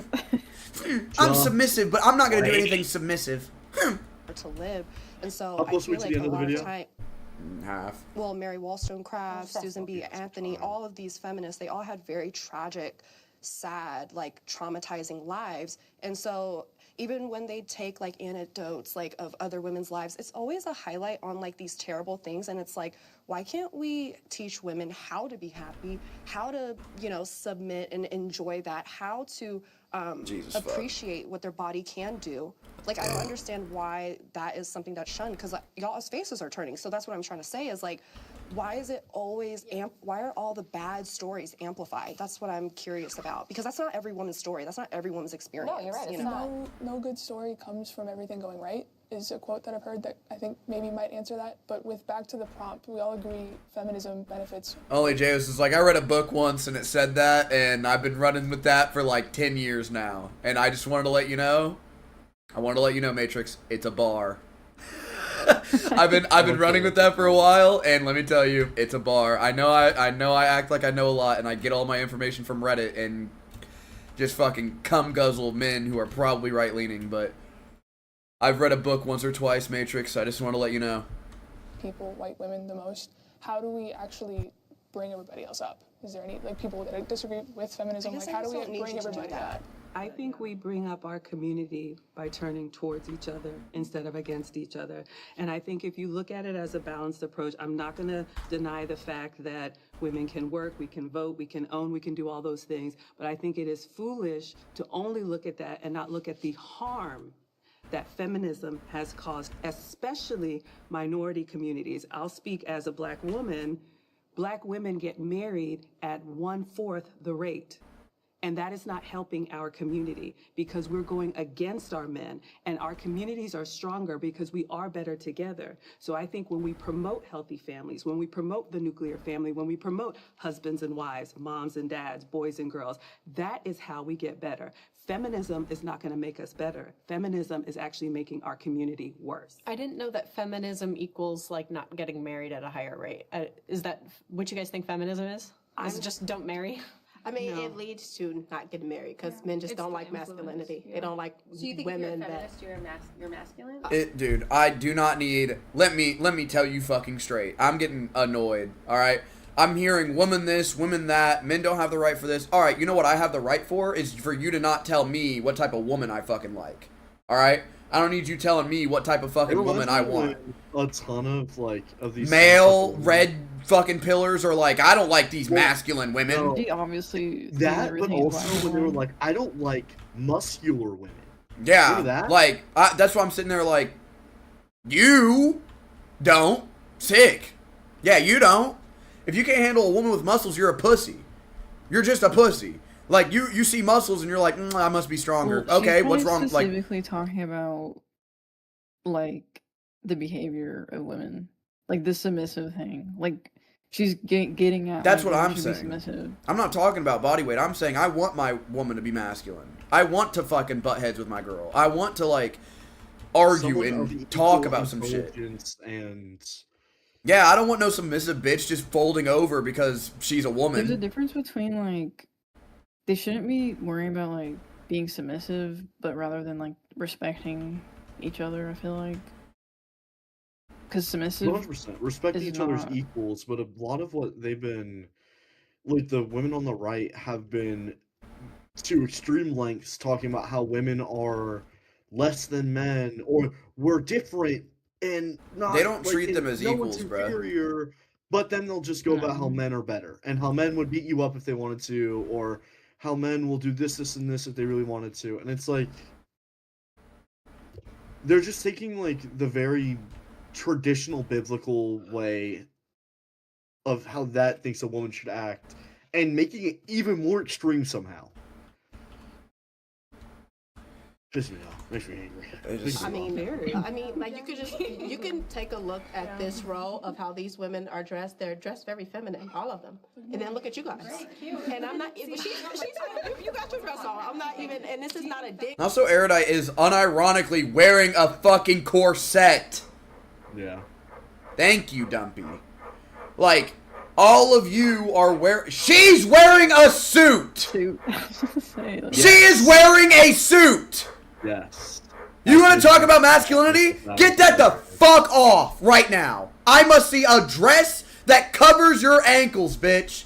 That's what I must see. I'm speaking like this because they want to be treated like this. It doesn't make any sense. No, I want them to be able to be fucking booty naked if they wanted to. But if they want to sit here and be oppressed, fuck it. Let them start being oppressed. Tell them to start wearing shit down their ankles. Start shunning them like the fucking Christians did back in the day for being a slut. Like, they don't understand that shit, bro. They've never experienced that shit. They're just saying it because they're like, oh, I read an Amish book twice and that was kind of hot. Shut the fuck up, bitch. Like, what do you mean? At you guys. It's not a dig, but it is. But it's just to say that men are more attracted to that. You know, kidding? That is insulting. Yeah, men will put their in what they can put it in, and they won't stay with them, but they will marry. She just sat here and looked at all of us and said, "Oh, this is what men want." I mean, ask them. The reason that I said it benefits white women more, I don't think it benefits women at all. But if we go back to like Margaret Sanger starting Planned Parenthood and abortion, she was part of the eugenics movement, so she wanted to kill black babies. So that is part of the feminist movement, was to get rid of black women's babies. Can I get a fact check on that? You can't just bring up eugenics and let that shit slide, bruh. It is true. It is true? Alright, well, that's what I'm saying. Like, I just need to know this shit. Like, you can't just be dropping eugenics and just expect me to fucking believe it. Like, you know what I mean? Like, like that's a fucking bomb. It sounds so outlandish. I also had, like, there's no way this is true. I mean, I'm not too surprised because I always hear some crazy shit from people. That's why I said when somebody asked me, like, oh, are you surprised about the Epstein shit? No. Nothing surprises me anymore. Really, nothing really does surprise me anymore. I'm just more shocked on how people react to stuff. But this is just like, I don't understand. This has got to be raking in the views. Really yeah. Well. I forget your name. I'm so sorry. Maggie. Yeah. Maggie was saying this as well, and it's something I said. Maggie's so close. I feel like Maggie's so close, bro. I feel like we could. Maggie's far, but I have faith for her for some reason. I want to help her. I think when you see an old woman, you're like, she's so close. Because they're so sweet. They're so sweet. I can fix her. Well, she's trying. And she's like, and she's actually, like, she's paying attention. She's being respectful. Her answers are dog shit dumb, but you know, like she's low key being like a little bit the most respectful girl on the other side. You know, and I'm like. Her and the second girl closest to the mediator are the most respectful. Yeah. But they both give some fuck ass answers, yeah. I just think that if you're respectful... Just wait. I hate the farthest one. I think if you're respectful, I think there's always a chance to a certain point of explanation. Problem that happens in our tribes where we don't want to look at the bad things that's associated with them. And I would totally agree with that, right? I look at that and I'm like, I don't think that's great. I like Simone de Beauvoir for lots of reasons, but I don't love everything. I don't love everything that feminists do, right? When I say that I'm a feminist, it's because every time she brings up like I would label as our tribes and our communities and stuff, I just think of her next to Destiny and like the advocacy and empowerment of women. I think that sorry, I didn't like her community. So look at the Destiny. Yeah, wait, what community? Hold on, wait a minute. I was just laughing at like her bringing up tribes and stuff and community. Yeah, what community? Oh, wait a minute. Destiny.gg? Whoa, wait, in the lore iceberg like, about how he recorded women without their consent? Whoa. Destiny Wiki. Yeah, this is his Destiny Wiki, bruh. This is him. And what's funny is that's what I was saying. I said the Destiny lore iceberg. This is literally talking about like him getting in trouble recently. You're gonna have all of this shit, but I promise you, the bottom of it is literally just him getting in trouble. How the fuck are you gonna be a tech bro and not be able to let me see this? Like, what the fuck is this? I can't even fucking see it. I'm zoomed in 500 fucking % and it's blurry. I hate him. I hate him so much. I hate him so much. I hate him. Destiny, box me. I fucking hate you. iDubbbz, box me. I fucking hate you. iDubbbz might actually beat my ass, but give me some time. He has more training than me right now, but if I get training on him, he's scared. Every time he gets punched, I watched a video recently about him, and I didn't realize this. Every time he gets punched, he actually folds trying to, like, anticipate the punch. You're cooked, buddy. You could just slam you on the ground after that. Feminism was a very white woman. I don't know. His CTE might be a buff on him. Mostly fixated on getting women into work and wasn't celebrating things that are associated more typically for women with femininity. I think that's bad. But you look at the fourth wave movement of feminism, and that's corrected. That's why I like the fourth wave of feminism. So we can have bad actors, we can have bad ideas in feminism, and still identify with the idea if you choose to, right? And this is why I choose to. I don't stand by every feminist. I mean, we've disagreed on this side, right? We're heterogeneous necessarily, and they don't know what heterogeneous means. I don't know what heterogeneous means. If I hear a word, if I hear a word I don't get, I just assume that the side on the right doesn't understand it. Because there's no way, like I hate to say it, that is a safe assumption. I'm dumb as shit, and they're saying some shit that's pretty dumb. So we're in the same field, I feel like. I feel like half of these women probably don't know how to read like I don't. You know, like I can't read, some of them can't read. I feel like this old lady can read. I feel like she's a politician or something, which is what's scaring me. That's why I'm kind of scared about her. I feel like she's something important. Because all these women are wearing dresses. She talks about being an executive. By white men who raped That's their why slaves, but it doesn't mean that I'm not proud to be anti-feminism, so she can stay home and be with her family. Yeah, I remember. Well, because she regrets it. And the final prompt is, there is no shame in having a high body count. I look-y forget how we get here to the very end, and it's so stupid. Well, I feel like there's a shame in it, but it's not with women. It's with everybody. Like, you're a whore. Like, don't be fucking around all the time. If you want to fuck around, cool, but, like, you fucking around a lot can hurt you. Like, you can get an STD or even a bunch of emotional complications of, like, understanding relationships and shit. You might not comprehend fully on how to build a relationship. You just know how to appease what you want in a relationship, and not in like a rape way, but just in like a sexual desire type of way. The reason why I'm speaking of this is because I used to do this shit. So takes one to know one to be a whore, you know. Just don't fucking do it. It's not worth it. Try to lock in. My thing of being a whore is I always blame myself, but like I like being nice, like being open-minded to myself.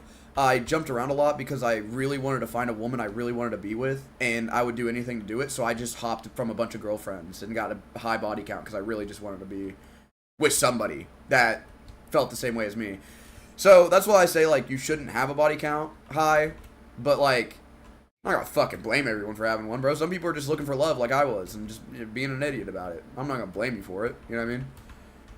Behavior. And so having a high body count, like, they're going to say, by the way, they're not going to say a single thing I just said.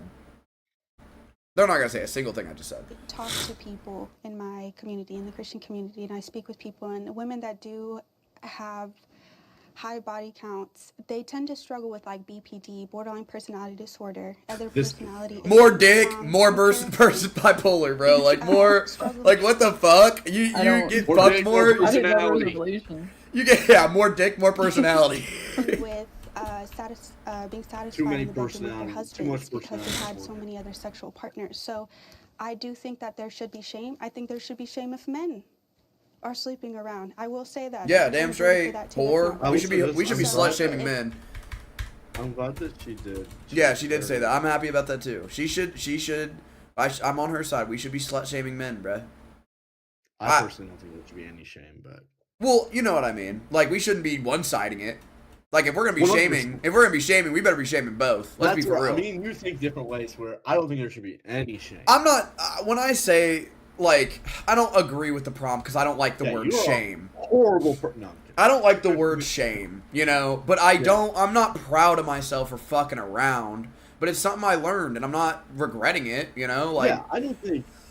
I don't think it should be a prideful act. That you're better than someone for fucking more. I actually think something kind of funny, and I think you might agree with this. I think it should be more normal to slut shame men than it is women, because men joke around like that. I see, like, we in our Discord make jokes about it all the time. About how Down will go hang out with somebody else and now he's a whore. Women are actually just, like, mean about it. You know what I mean? Yeah. Damn it, I'm dead. I think we should be slut-shaming men more. I think we need to bring it out. But this is like our Christian beliefs. So in my Christian beliefs are both of us should be waiting until marriage. So, yeah. Well, I want to address the statistics there, because people with higher body counts do show higher satisfaction in relationships, specifically also like couples who have more sex over time experience happier sexual relationships like that. The other thing, I want to make sure that we're getting the causation right here. Women or people with BPD struggle with higher impulsive sexual behavior. It's not people who are more sexual struggle with BPD. I want to make sure we're not like saying this thing is causing like high sexual behavior is causing BPD. It just happens to be that this group of people, that's like saying that people who have like hallucinations struggle with schizophrenia or whatever. We're like, okay, well, yeah, you're going to look at a population that has a high level of that and say... I low-key fuck with her, too. She's spitting. She hasn't pissed me off yet. I fuck with her. She does. See, that's what I'm talking about. You didn't forget it. In the very beginning, she didn't piss you off. A little bit. What'd I tell you? But overall, if you can overall impress me afterwards, I can forgive it. I don't forget. I'm just like, you know what? Because J.S. is like for... Be honest, it slipped your mind. J.S. No, because I'm more or less thinking of fucking all the... I still cannot believe that you made me watch a video with only J.S. being up here on the feminist side. That is still mind-blowing to me. Even Kendra came in here and was like, what the fuck is she doing up on this stage? I can't remember what only J.S. said. I didn't really feel... She was like the other girl who... being racist. Yeah, so she got outed for saying the N-word. She got outed for going on Reddit and being like, fun fact, this and this. But all the time, she would secretly pander to men being, like, depressed and shit. But if you look into it, why men are depressed is a majority of them are right-leaning. Like, red pillars. Yeah. You know what I mean? And she's just accommodating for that instead of actually helping them. She's just like, look at me, I'm a pretty girl that, like, sees your pain. That's how it felt. And I was insecure to even say that until when the drama came out and me and Kendra started talking about it. Because she felt that way, too. She was like, it's just... pandering to men who are the weird combination of like, you're a disgusting bitch if you don't wear makeup, blah blah blah, but like 3 a.m. hits and they're like, please mommy hold me and cradle me, like, you know what I mean? Like, it's like, what the fuck's going on? So us. Yeah, that's like the population you're looking at. That's like saying also that men old member. Oh yeah, yeah, 100%. Be more suicidal. 3 a.m. JT's different from JT. Like, it is just a fact about being a male that makes you more suicidal, which is not true. You're getting the causation kind of mixed up. I want to make sure 3 a.m. JT's not homophobic. I mean, I feel like I'm going to speak from a whole different type of language where I think that 3 a.m. JT might need a $20. I think that yeah, you get it. You get it. $20 might be in his pocket for doing $20 things. Will lead to some type of just spiritual bonding. You have like an argument that there's like a spiritual, or is this just like religious? Yeah, it's just my religious beliefs. Yeah. Okay, there's no evidence. I mean, I can't argue with that. Anyone else? I feel like we're looking at different statistics on the relational satisfaction, because women with higher body counts get divorced at a far higher rate, and they also, it's harder for them to pair bond. I need a fact check for that, bro. We can't just be stating. I feel like this is gonna be like every number thing they bring up is just gonna be inaccurate. Yeah, like I can't believe any of it. Figure, how do you feel about this as a person who's religious and really only fucked around with one dude? I just think that, I mean, all I can say is like, I'm really glad I waited. Yeah. Like, me and Preston both waited, and I would feel a lot of shame if I messed around before, I think. But I'm in a unique situation because I was so young. Like, we were both young. Yeah. When we found each other, you know, so. But we still did a lot of waiting while together to make sure that you guys were gonna be married, you know, like act married. So like, I mean, we didn't wait, right? Like, we weren't technically married when we. You guys just knew it. Like, you felt like you loved each other, and you guys were basically married. Committed then. Yeah, you know what I mean? it was literally like they just basically had a baby, and we're like, well, now we have to get married. It's just like no. It's I mean, not in a mean way, but it was like you guys already felt married. Yeah, it's like you guys already felt. We weren't living together. Yeah. Yeah, so. But you know what I mean, though. You guys just felt like this will be my partner forever, and that's how I feel. I don't really think about like body counts or anything like that. I'm just happy that like people can find who. That's all I care about. I don't really care what you have to do to get there. As long as you get there, I'm happy. You know. Everybody deserves that shit. At least I think. Like the way that me and you come to the same tree or whatever, like finding love the same way we do. Like me and you were talking about, like I was always insecure about me and Kendra, and you were always like, bro, like that's how I felt. You know, you're fine. Like don't worry about it. Like it's just young love learning how blah blah blah.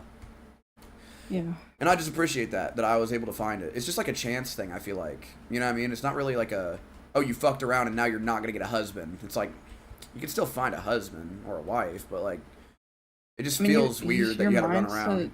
You can still change, you know, because I don't think you don't think the same way you used to.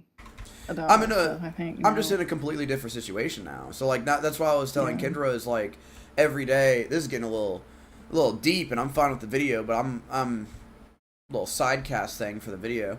Kendra always gets really emotional because she's like, and you guys might think this is corny or whatever, but like she's the first person who actually got it from me. You know, like not finally, but she was the only person or woman in my life who actually saw it in me, and she was like, I feel like I'm a waste of your time because I feel like you wanted to be in war or like do something crazy like that. And I said, Kendra, I did, but now that I've met you, I don't anymore.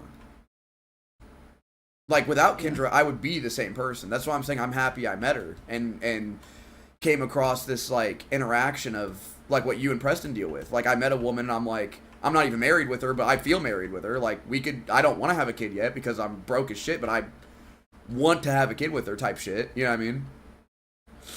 And I think that's like,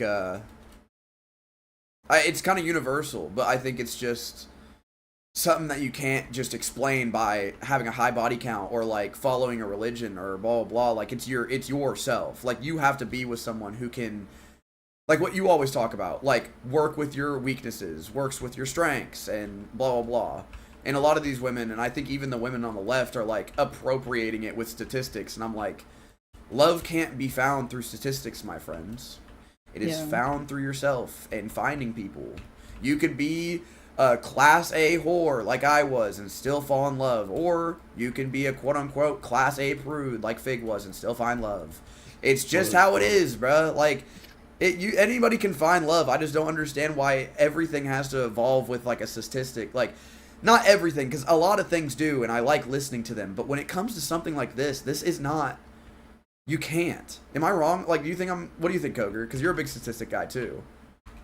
Well, so I think statistics when it comes to relationships, I don't like. That's weird, right? Like, it's like, how can you do that? So many people are so different in relationships. Yes, and it's like, there's one, for me, the sample size is never going to be big enough where it's like, you have to do like the whole world. Like, exactly. If it was like okay, we got 8 billion people to take this, I would give it some thought. I'd give it some thought. Yeah, at that point, yeah. But I don't think that would ever happen. I also think me, you, and Fig are so unique. Yeah. Even from each other, we're very unique. So that's where it's like, putting a unique person into a statistic doesn't work, in my opinion. Oh, it never works. I feel like it never works. Anyone who goes onto a debate YouTube channel is also probably fucking unique. Yeah, that's what I was saying. I think all of these women... They aren't applied into the statistic. I think all of these women are unique. I don't think any of them are like... None of these women, besides this one who looks like she's seen Vietnam 3 times over with the white dress, I feel like is a traditional wife. Like, I was being nice to the old lady, but you can't sit here and talk to me about masculinity while wearing a fucking suit, alright? Like... Also divorced. Yeah, like you've been divorced. Like that's what, bro. I think I feel good shitting on these women this way is because it's like what they're promoting. It's what they want, and it's everything I'm against.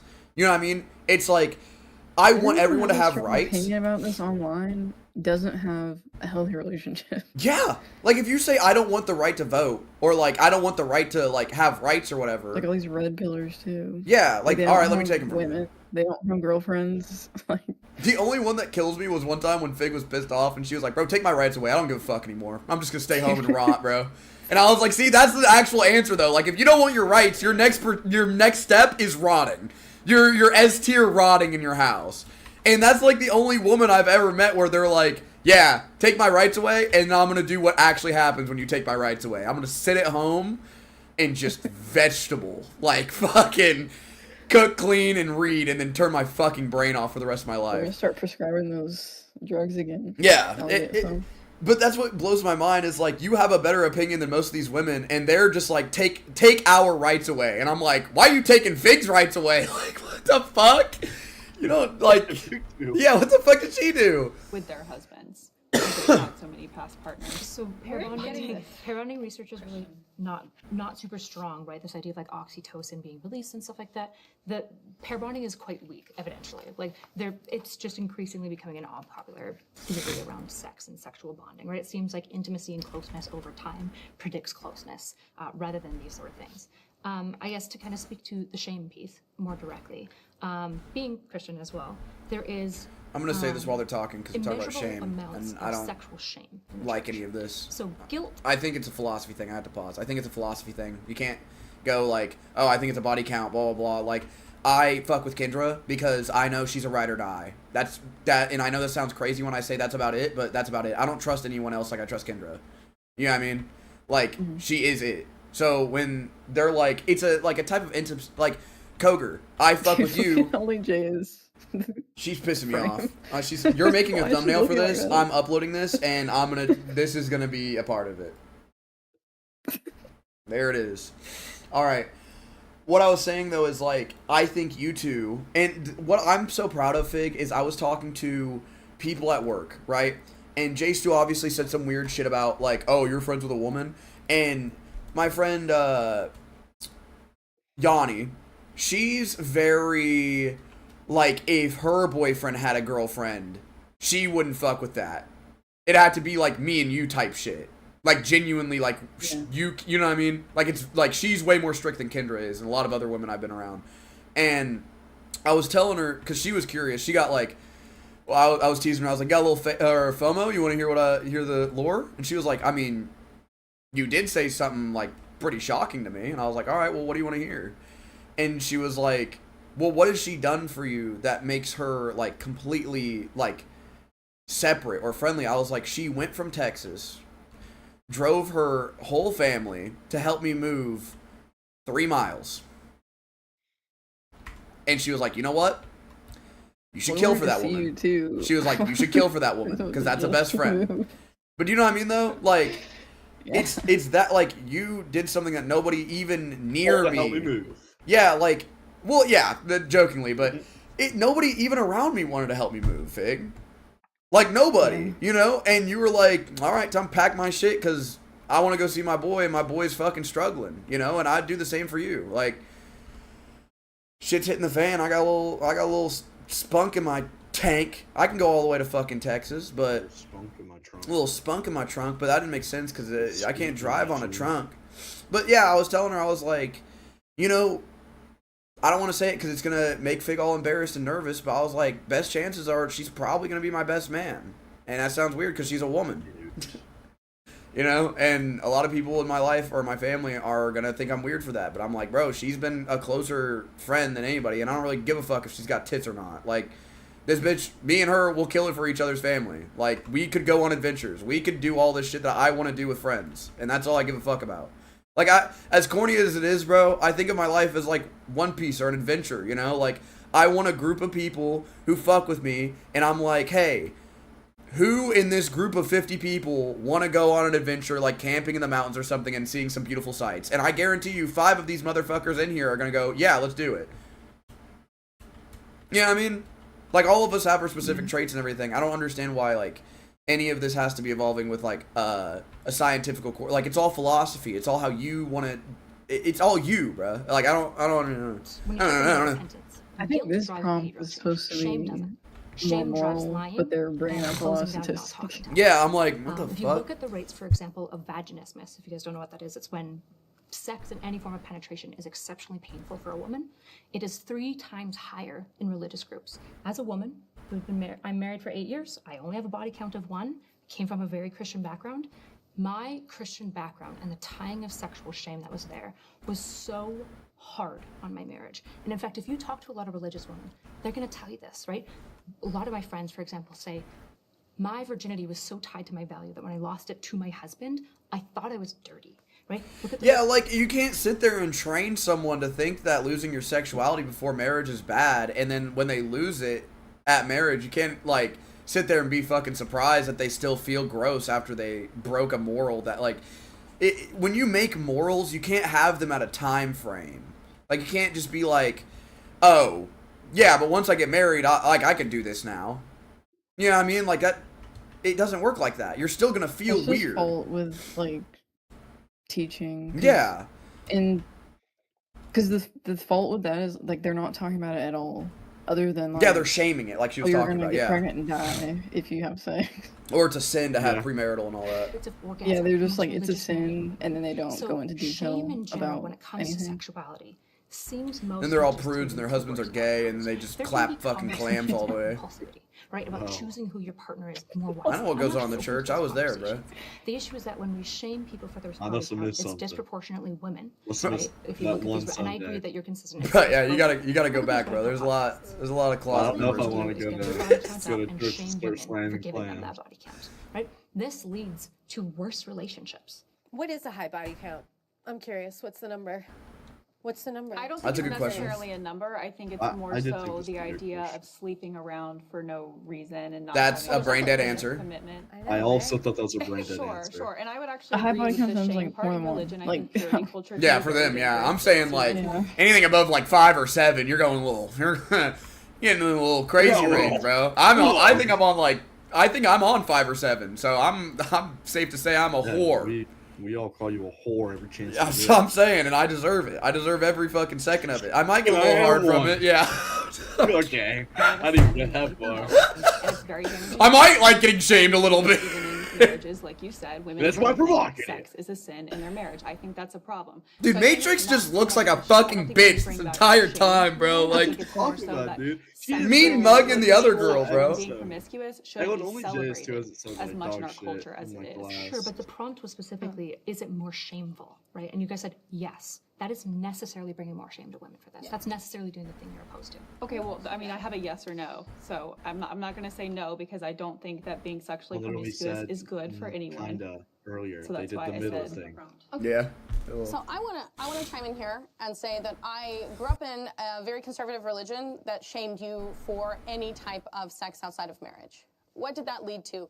What did shaming people about body count lead to in that kind of religious situation? People lied about it. Here's the natural truth about humans. All of us have sex, even when we pretend we don't have sex. We are all still having sex. I don't care if it's the 1950s or it's 2025. Every person is having sex. That's just the reality of it. Some people want to have sex less than others. Some people want to have sex more than others. And none of that is about who they are morally as a person. I am a person who happens to consider myself to be hypersexual. It's just part of who I am. It's always been part of who I am. And when I was 14, growing up in a very religious church that told me that who I was as a person was bad, that was really harmful for me as a person. I was depressed as a child. I was on antidepressants. I thought something was broken in myself. And when I finally left that religion and the shackles of the shame that had been placed on me by the patriarchy in that religion, I realized there's nothing wrong with me. I'm just this type of person. And here's the deal. People who like to have sex with a lot of people, we like to date other people who like to have sex with a lot of people. She talks like Charlie Kirk, and it's pissing me off. Her cadence is just like Charlie Kirk. Her cadence is just like Charlie Kirk. Right when she said, matter of fact, I just had like a fucking brain blast back to Charlie Kirk saying some racist ass shit after he said matter of fact. I was like, Holy shit, she speaks just like Charlie People Kirk. who don't like to have sex with a lot of people should date people who don't have sex with a lot of people. And it doesn't say anything about who they are as a person or their value as a human being or how good they are or how bad they are. It means nothing. It means nothing. It's just a bodily function that most people end up doing. And that's how I feel about sex, sexuality. Do you think that's and if true? you want to get your freak on, get it on. What part of the question? Her saying that like sex is just nothing. It's Sex just a is bodily something, function. but I do believe it is Like, just it's a not bodily just saying, function. it's, like, not she emotional or is something. yeah, she's taking the emotion out of it. It's obviously an emotional interaction, but me nutting in someone is just a bodily function. Like, I don't think all cavemen were having loving, beautiful sex. Like, I think that we I'm almost developed saying that. like every, you know. Well, that's what I'm saying. Every Yeah. time is really emotional. Like sometimes it's not. Like, but That's what I'm it's saying. nothing all the time. That's That's where she has a bad value about sex, because of her trauma that she just explained. For me, I never had that trauma. Like, because I wasn't put in a household like that, but like also, I was just hypersexual because of my trauma, and I knew that. I was like, I'm gonna want to fuck a lot because of the shit I went through, and I don't think anything's wrong with that. But I don't think like okay, so for example, right? This is what people get mixed up because you can't just say 50-50, which is what everybody does. You can either go and, like I was in high school, go to a person's house, smash, and leave within the next hour, and that was fucking nothing but me nutting. Right? Same for her. She did not give a fuck about me besides her nutting. So when I go to Kendra's house after whatever, and we have sex, it's going to be a completely different story because I'm in love with this woman. You know what I mean? Yeah. There's going to be a lot more emotions and feelings behind it rather than just like, hey, bitch, you wanna slam? And they're like, yeah. I think the pretext of the relationship is very important when talking about how impactful sex is, because like one night stands But it's not are just a thing nothing. and That's have crazy. been a thing for a while. But I hate that idea, though. I agree with her, because I hear it all the time, that sex is just nothing. Like, I hate that. I think it's nothing. It's obviously something, but you can go fuck around. You can go fuck around. I think it's something because you're choosing to be vulnerable with people. It's like when a cat or like an animal like shows its stomach to you or something. Like, obviously it's not the same. I don't know. I'm a little autistic. I look at it differently. Well, it's like choosing to be vulnerable. Well, I'm not gonna say either. I think you're right. I genuinely think you're correct. I'm just gonna say how I feel, like my opinion. I just look at sex as like, again, I grew up on history and reading all that shit, bro. Like, sex is just like piping. Like, I thought of myself as a king, and it's not a good thing to think of myself as that. But at the time, I was like, I'm gonna have sex with whoever the fuck I want because I want to, and I'm free. So I did. And it wasn't like that. It wasn't nothing because like I still wanted to fuck these girls, but like wasn't anything close to the sex I had with the girls I loved. You know what I mean? That's why I can't say sex is nothing, because that's just brain dead. That is actually just brain dead. Like, there's a bunch of emotions and chemicals and everything that goes on when you're having sex. But like, I mean, if you're just piping a bitch, pipe the bitch. I mean, you feel good. That's about it. Like, I just don't really like, I don't know. I just never really looked at it that way. I looked at it in like an old school, like, fucking, I don't know. I just didn't really care about it that way. I just never really cared about it too much, I think. I cared about love the most. Like, if I found my lover, I wouldn't interact with anybody ever again. Like, I wouldn't be a whore. But if I don't have anybody I love, I'm, like, talking to 3 different fucking girls type shit. But they know. Like, they know I'm not staying steady. You know? Like, they know I'm fucking around. Because they don't fuck with me like that.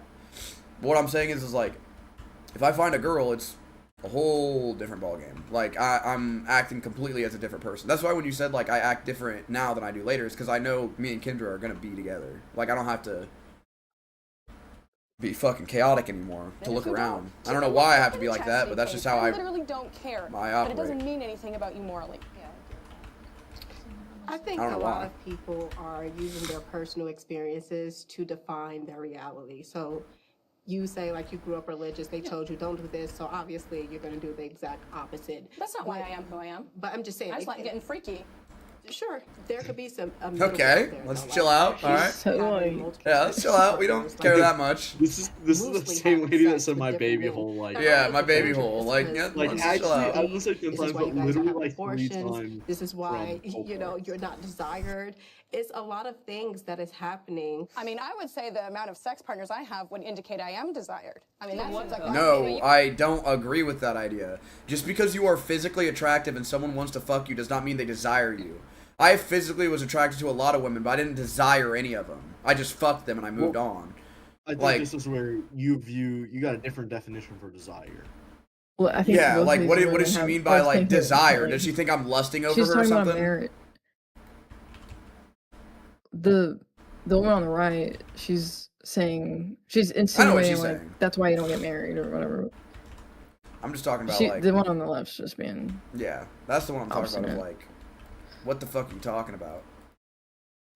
Because to be honest with you, oh shit, I got more storage. Because I'm gonna be honest with you, bro. Like, it's not even a shitty way towards the women I was with when I was younger, but like, bro, I found women sexually attractive or physically attractive or whatever, but I didn't desire them. Like, I could be wrong, like what Koger was saying on the definition, but my idea of desire is like, I yearn for them. Like, I want them so bad. But me, I'm just like, I want to smash, and then like, I just make my moves and I smash. Like, you aren't desired. Like, unless you make dudes chase you, and you know that you're like yearned for, then you're not gonna have any idea. Okay, so you view desire as inherently romantic as well. I think so, yeah. Desire is such a beautiful word. I mean, like, it's, it probably doesn't mean that, but that's how I think of it, I guess. Well, that's what the one on the right. If you, okay, sorry. If you say, I desire to get this sword, I see the different definition there. You know what I mean? But, when we're talking about, like, relationships and stuff. So it's like as a, not extreme, but as like a powerful wanting. Yeah, well, that's my caveman logic. Well, I think it could be very deep. I think that wanting could be very deep, or I think it could be pretty surface level. And then that's where, like, I've desired women that I've wanted to marry, but I've also been like, damn, she's fine as hell. Yeah. Well, that's why I'm like, maybe that is my autism, where I'm just like, desire to me is like, any word that's not like, yeah, you're hot, like, that's it. Like, if you say desire, that's a lot. That's a big word for Jarhead. You know, you're saying a big word. It's not a big word, but desire to me is like an extra level of like, oh, I find this woman attractive. I desire this woman. You see what I'm saying? You also just said. Because you're right. I fully agree. I'm just like, for me, I think it's like the level up of I need. Well, it might be one of those things where there is a strict definition, but the feeling. Yeah, that's what I'm saying. The feeling of it. So they actually just partner together. So like, that's desire, desire is just wanting. Desire for me, you've changed person to person. You could just. True. Desire has a different level to it too, because you can have a different desire for different people. I hate words. Yeah. The men I love that's see me and you got different reactions. I hate words, bro. That's so we are good in bed. Like language is such a cool thing. And those men want to have a woman who. It's beautiful when you write it properly. If I had to think about it, it pisses me off. Why do you guys in all of your arguments today, you represented the exception and not the rule? I'm asking why do men prefer women with lower body counts? Is it just a name, or is there a reason? There is a reason, and the women aren't going to want to talk about it. It's because men who stereotypically want that think that they're tighter if they don't have sex. That's why. That's why. Not for fertility or any of that shit. Men think that you're tighter if you don't have sex.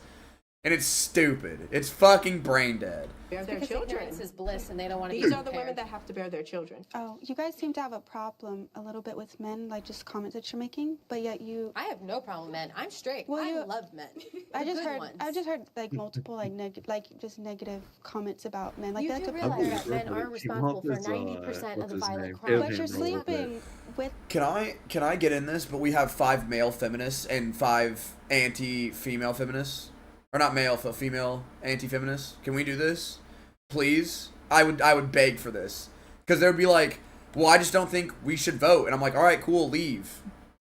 Go back home then.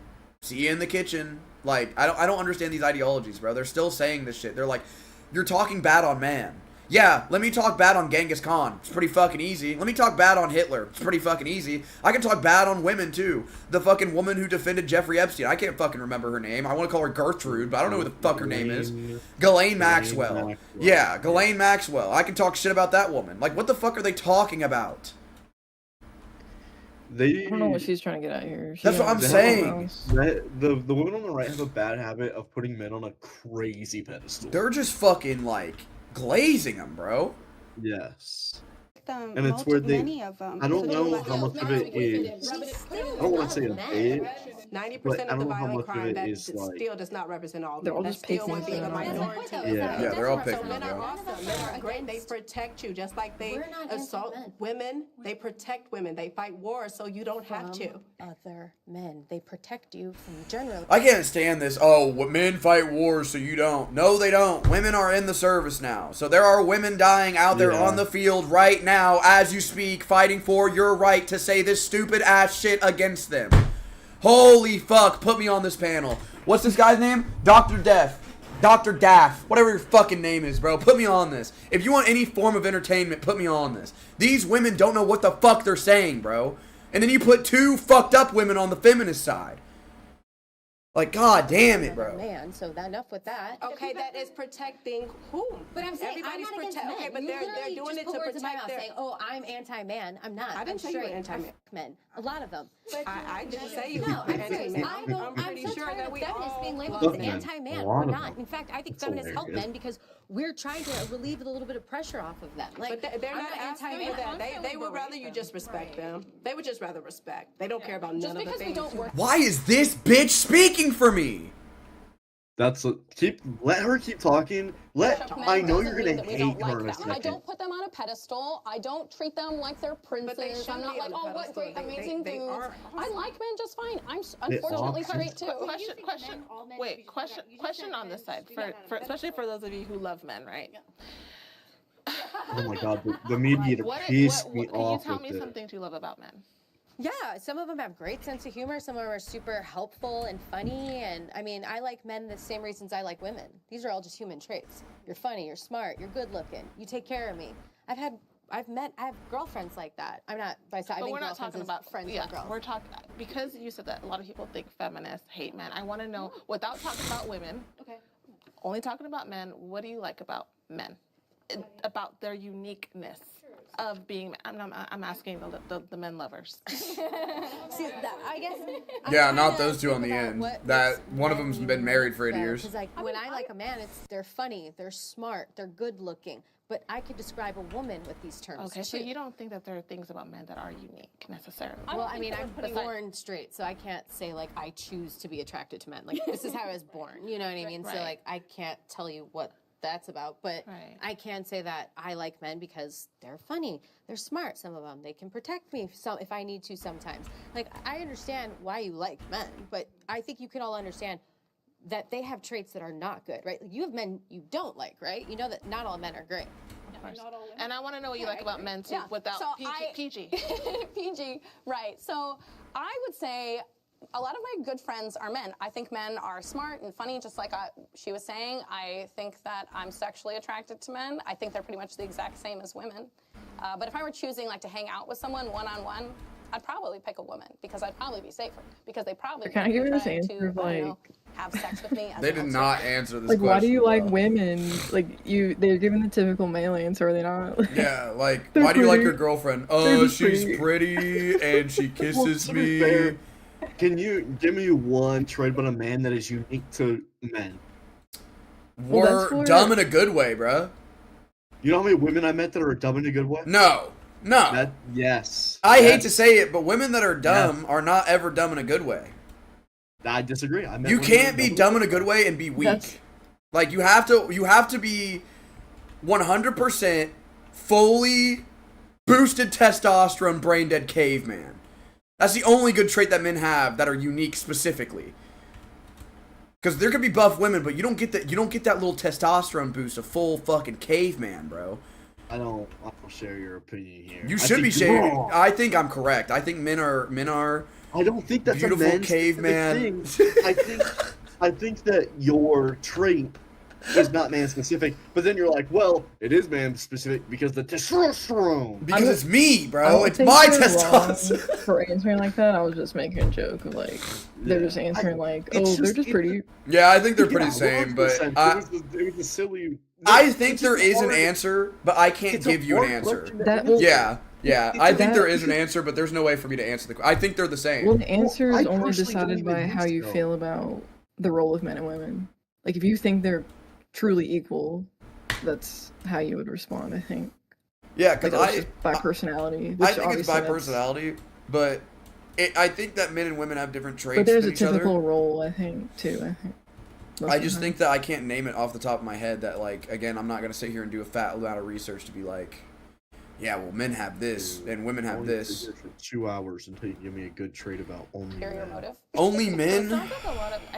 But I mean, I just don't see men as like can't a be about special penises. category. I was gonna that say needs to facial be hair. worshipped in some separate way. Like, oh, men are really the reason why I'm You know here. what? I think the reason why That I'm here would is be women. one I tend about to worship men. women. Because women can grow facial hair, but like it's very rare for them to Typically grow don't. Well, I wouldn't- full yeah. facial hair. Like it's very rare. Actually, I have rights I would be because of women. tempted I to have like rights bust your because balls women about have it, but rights I'm because like, of men. No, I have rights typically because of men women. do. I'm here because of women. Okay, and if That's what I'm saying, but that's so warn stupid, you though. Because of your rights, what happens? You all die. Yeah, that's You're very. having a hypothetical conversation about I'm something having that a real- hasn't a happened. very real I'm having a real conversation about This the is a fact that very the real reason why Wait, I'm I able heard her to say war. worship women more than men. But don't you know that men allow you to have your rights? Because if it really came She's actually about to talk about force doctrine. She's actually about to talk about force doctrine. And the hard part about this, with force doctrine talking from a man to a woman, you really can't say anything about it. Okay, forgive me for this, but what the fuck is force doctrine? Force doctrine means that I'm stronger than you, so I can do whatever the fuck I want. Oh yeah. Because she said men are allowing you to do this because if they didn't want to, they could just not allow you to do it. They could just kill you. And I'm like, yeah, and you're fine with that. Like, that's where what? It's such a like. I don't think anyone with a brain is. It's fine with that. That's not okay as a human. She's like, if this is like from her belief system, she's like idolizing her husband. Yeah, 100%. That's why the first lady said because there's she's like not a a prince. fear of him too. Said that he is a prince. She's like, he is a prince.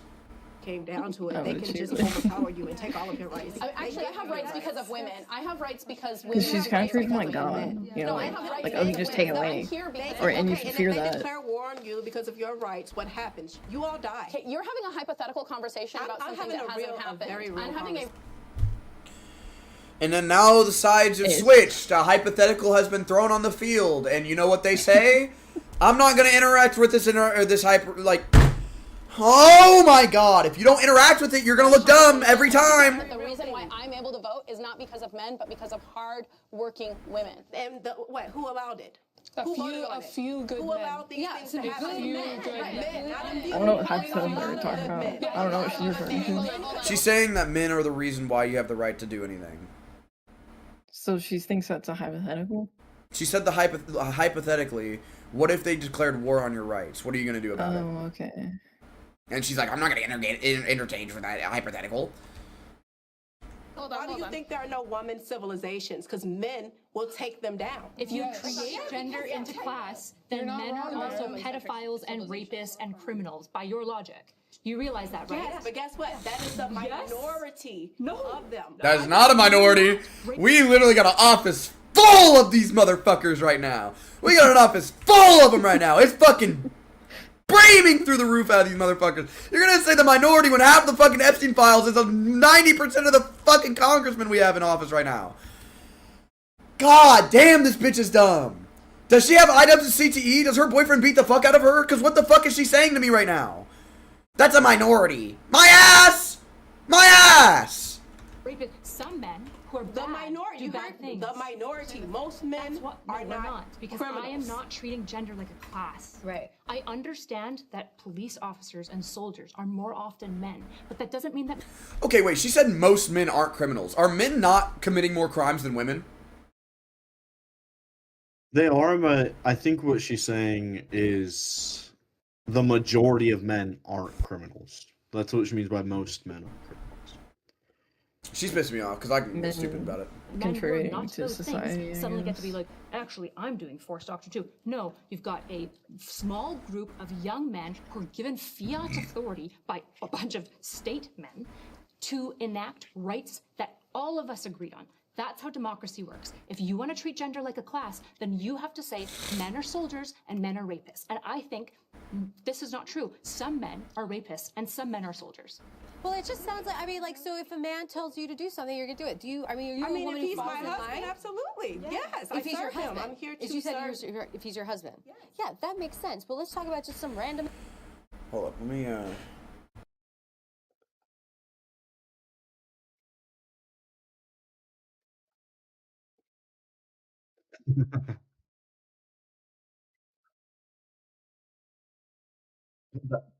Yeah. Like, what the fuck are you saying to me? Ass man. If I was an abusive ass boyfriend and I said that, are you gonna do that? Probably not. They could come in and just do this, like they could take our rights from us. It's like, yeah, that's why we're here. But We're that's here just to make show sure you that doesn't men happen. are not your But you enemy. make it sound That's like all I'm supposed to fall in line. But you guys are, everything you're saying is because of the men, because of the patriarchy. That's not what patriarchy men doesn't refer to men. not your Refers to a system. enemy. Yeah, no, They're not- patriarchy is a system. I know, but Okay. I said because of the patriarchy. Men are not your enemy, is what I'm trying to say. I'm saying that if men didn't want you to have rights, you wouldn't have them. That's what I'm telling you. So they could be pieces of shit, like... That just proves that they're not pieces of shit because you have rights. Like, how long have we had rights? Does this woman read history? Men aren't pieces of shit because they gave you rights. Alright, so Hitler's not a piece of shit. He gave rights to certain people. He gave you your rights. You can't be mad that he's beating you now. Yeah, like, I don't How long have we had them? How long? I really don't get where this like idolization of men comes from by the women on the right side of the room. Out of 190 Because countries, it's so women actually bad have that rights I'm there. like I What didn't those think it was rights are, satire, visible but culture, watching this for as long as we But only have, 14. Like, if you go I'm anywhere else like in the world, maybe your it rights is can be fucking taken away satire. just because Maybe of the they're body all you just have. Like, lying. we're very grateful They to live brought in this up like country where we do have culturally rights. We've only how had them for I guess black 105 women act years. in We have to defend those rights relationships, against or the bad men. I guess they're that talking about a are openly stereotype. talking about repealing So they've the like 13th feared and, like, that, women should stay in and then the they've like, also it's like, come on to like it's not all men. Christianity, I have like great super men in my hard. life. I love them. I just hung out with one of them last night, and it's like they're so caring. I do love men. So I guess they're just I just don't love all men. I hate abusive gone to the men. next And good men extreme. know that when we're talking about them. Can I ask one question? What would it take for you guys to no longer be feminism, to say, feminists, to say, hey, we have all equal rights now, we have everything we need. When does the movement start? when will the feminist movement stop? Like, when you get what you've been pushing for the entire time, or like what is it? Like, she's just explaining how she has no idea what the fuck is going on. She just answered her own question. She said, when you guys have the same equal rights as everybody. Yep. Yeah, that's like the whole purpose of it. That's like the whole thing This of is- it. yeah, this is where It's not the going to stop ladies on because the they right too. now have already they're overturned just Roe so v. brain Wade. dead. We've seen a right that we fought for and won taken back. So now we have to come back to the fight. They overturned it to give They it to the just- they states, which means the people don't care within about those that states more can than vote Wait, on sorry, how two they of want you to are do talking at the things. same Well, time. then it's not a right. If it can be stopped at an invisible line, then it's not a right anymore. It was And that's never why we're supposed here to be fighting there for in those the rights. first place. It's not in the Constitution. It was never supposed to be She there. said in something the first place. so stupid Neither here. was the women's right to vote or Pause anything it else. real Like, quick. I'm gonna edit this out the video. But she said something so dumb here. As a black woman, the Emancipation Proclamation Yep. was not in the Constitution. It was not. I wanted She to say something believes too. that I don't know black why people she's should be doing that. enslaved because it wasn't in the Constitution. As a black woman. That's mean, why I wanted Down and Simone to watch this so bad, but Simone could not stand these women. I'll just tell you this. In the first the first Bible, it said you can beat your slaves as long as they don't die within the next 3 days. The Old Testament. Yeah, the Old Testament. Thank you. So, I don't know how she feels about I that. personally, very controversial, I don't think women should vote. Because we get women like this. Get the fuck out then, bitch! Let her keep Get in the kitchen! That It's gonna get say back to you. all of these crazy things. You don't vote then, right? No, I do vote.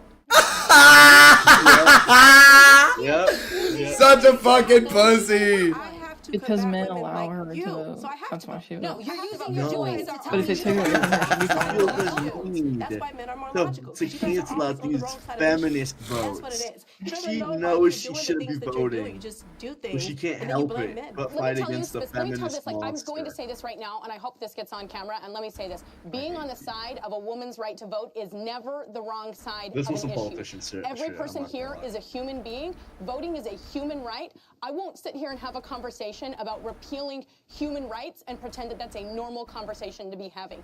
Women deserve the right to vote because we are human beings. We deserve to be treated like humans. And we this is some American ass shit. When a man throws a remote at a television and breaks it after a football game, then have a conversation with me about who's more emotional. The other thing, though, about the voting thing, though, for me, is that this country that's a horrible example because women be crashing out on shit too. But like, I mean, crashing out's valid. Like, I don't know. Yeah, like we all do the same thing. I think we all do. To be fair, she's not saying that women aren't emotional. Yeah. She's saying like, look at men too. The women on the right have been saying men aren't emotional. Men are logical purely. I haven't seen a woman start a war in the last 700 years.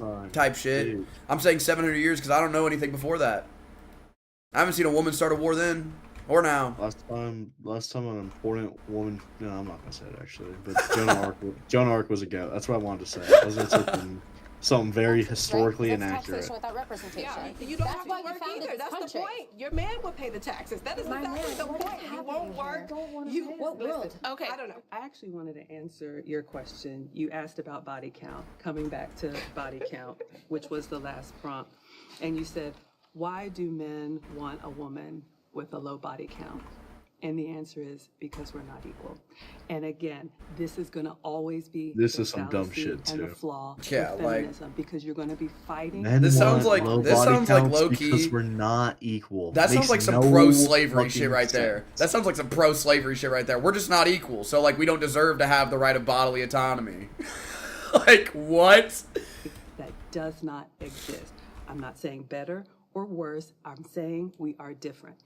Now, it depends on what. But you just said not equal. Equal, yeah. You want to be every time you're saying not equal, it literally means one is up, like better, one's not. We want to see you coming. The men love women like that to have fun with. However, when you talk about love, when you talk about marriage, when you talk about a committed relationship, most of us, when you get to your old age, usually you have one, if you're lucky, like me, two great loves. You don't think about the string of casual sex that has been promoted and think of that like, man, I really got it all in. Most of us don't.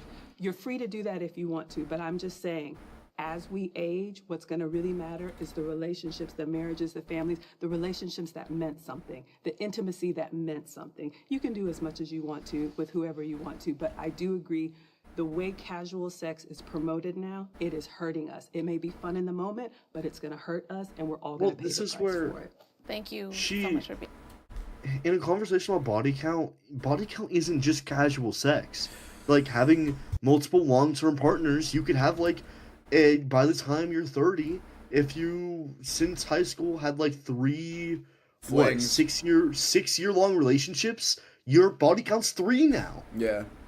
Well, I think I kind of I don't think she would. Yeah, if you were listening, she said she was one of the pro.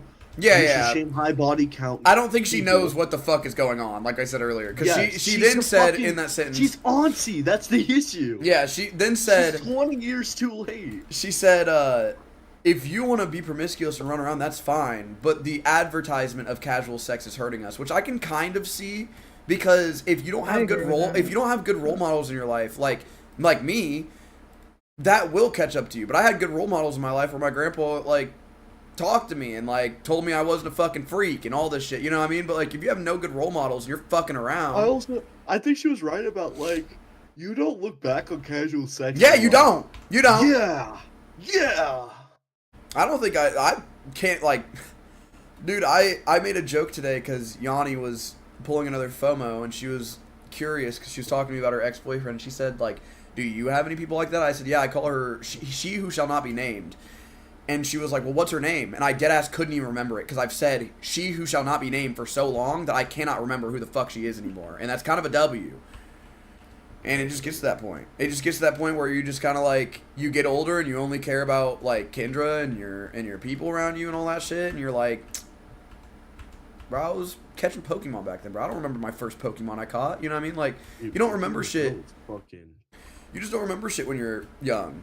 Like, it's just shit that isn't important when you're young doesn't stay in your brain. Like, I remember everything with Kendra, but like I said, I don't remember the fucking first Pokemon I caught. I don't. I remember the first Pokemon I picked, but not the first one I caught. Being here and sharing, this was a really interesting discussion. I thank you for your voices and your honesty. I hope that everyone watching online is able to glean something from this conversation and let us know. I didn't learn a single thing from this, actually. What your opinions are on what we discussed today. And until next time, bye-bye. Is there anything? That was crazy. That was fucking ridiculous. How'd you find this? Where'd you find this? I was scrolling on Instagram and I found a clip of it. This is a good find, Coger. I low-key really wanted to watch it, and I watched it all, and I was like, I low-key really want to watch this with Fig and Jarhead now. This is a really good watch. Yeah, she's in another one, which I know you guys are too tired for, but I'm probably gonna watch it. I looked at the time and I was like, damn. Yeah, I didn't want to say anything because if I brought up the time, you guys would be gone. And when I looked at this dude, I was like, we've been in here for 4 hours? Yeah. This is gonna be a pain in the ass. This is gonna be a two-parter. Low-key. That's fine. I already ended it. You should make it a two-parter, because they made it a two-parter. Yeah. I'll do a little intro and send it to you so you can put it in there, because I forgot to do an intro. Fig, I need to send you more face, like 4 more face pictures. Okay. So you can like have more fun with it. I was thinking about, help me with this idea, because I want to use me wearing a helmet and maybe doing like a 1,000-yard stare looking to the camera. Yeah. But I don't know what I would use it for. I think maybe like for everything. Well, like maybe like Nux Taku drama where they're like, yeah, he actually likes fucking dogs, and it's like that's a 1,000-yard stare. That gets the 1,000-yard stare. Like this doesn't get the 1,000-yard stare. This gets the I'm very disappointed and I hated almost everybody in this video. Do you think they got trans people in here?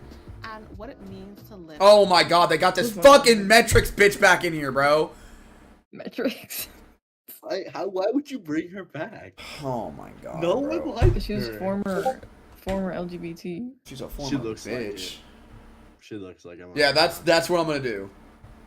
That's the face I'm gonna do, Fig. It'll probably be more like the fucking movie. You know who we need for that one? We do have to react to it. We gotta get Nolan. What, with the 1,000-yard stare? No, former LGBT versus current. Oh, true, we could.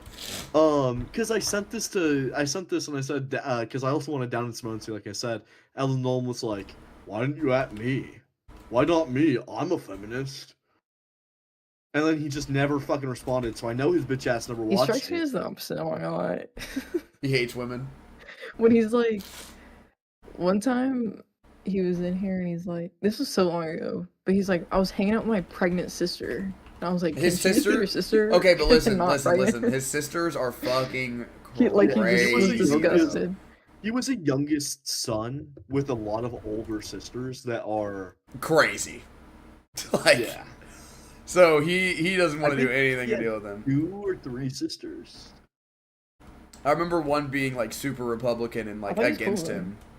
No, he's cool with one of them, I think, right? He's chill with a few of them. Yeah, he's chill with like a couple of them, but one of them is weird as fuck. One of them like hates him. You both are only children, right? I'm a half child, but it's you grew up an only child. Yeah. Well, it sucks because I wish I grew up with him, but yeah, when I was born, when he was born, I lived with him for 3 years, and then. Fig, you're an only child, right? Yeah. She only. Sometimes, when you grow up with siblings, and this is as an oldest, sometimes you just want to gut punch them. Yeah, like. Sometimes they say something so dumb, or they start doing so, like, when my younger brothers got to the edgy phase and started saying the M-word, sometimes I was like, I want to punch you in the throat. I told you my brother called me the F slur, and I told him I'd beat the shit out of him and leave him out of the car. Well, actually, no, I told him I said I wouldn't be able to beat the shit out of you. That's how siblings are. My mom, and this isn't that related, but she told me stories because she's an oldest sibling, oldest sister. She would hold my uncles down and like do the loogie thing on them. She was an asshole. S tier. Do you know what, remember we always make the jokes about how my grandma who raised me is, like, batshit fucking insane, Fig? Mm-hmm. Okay, so, when she was younger, her brothers used to hang and gut her toy dolls.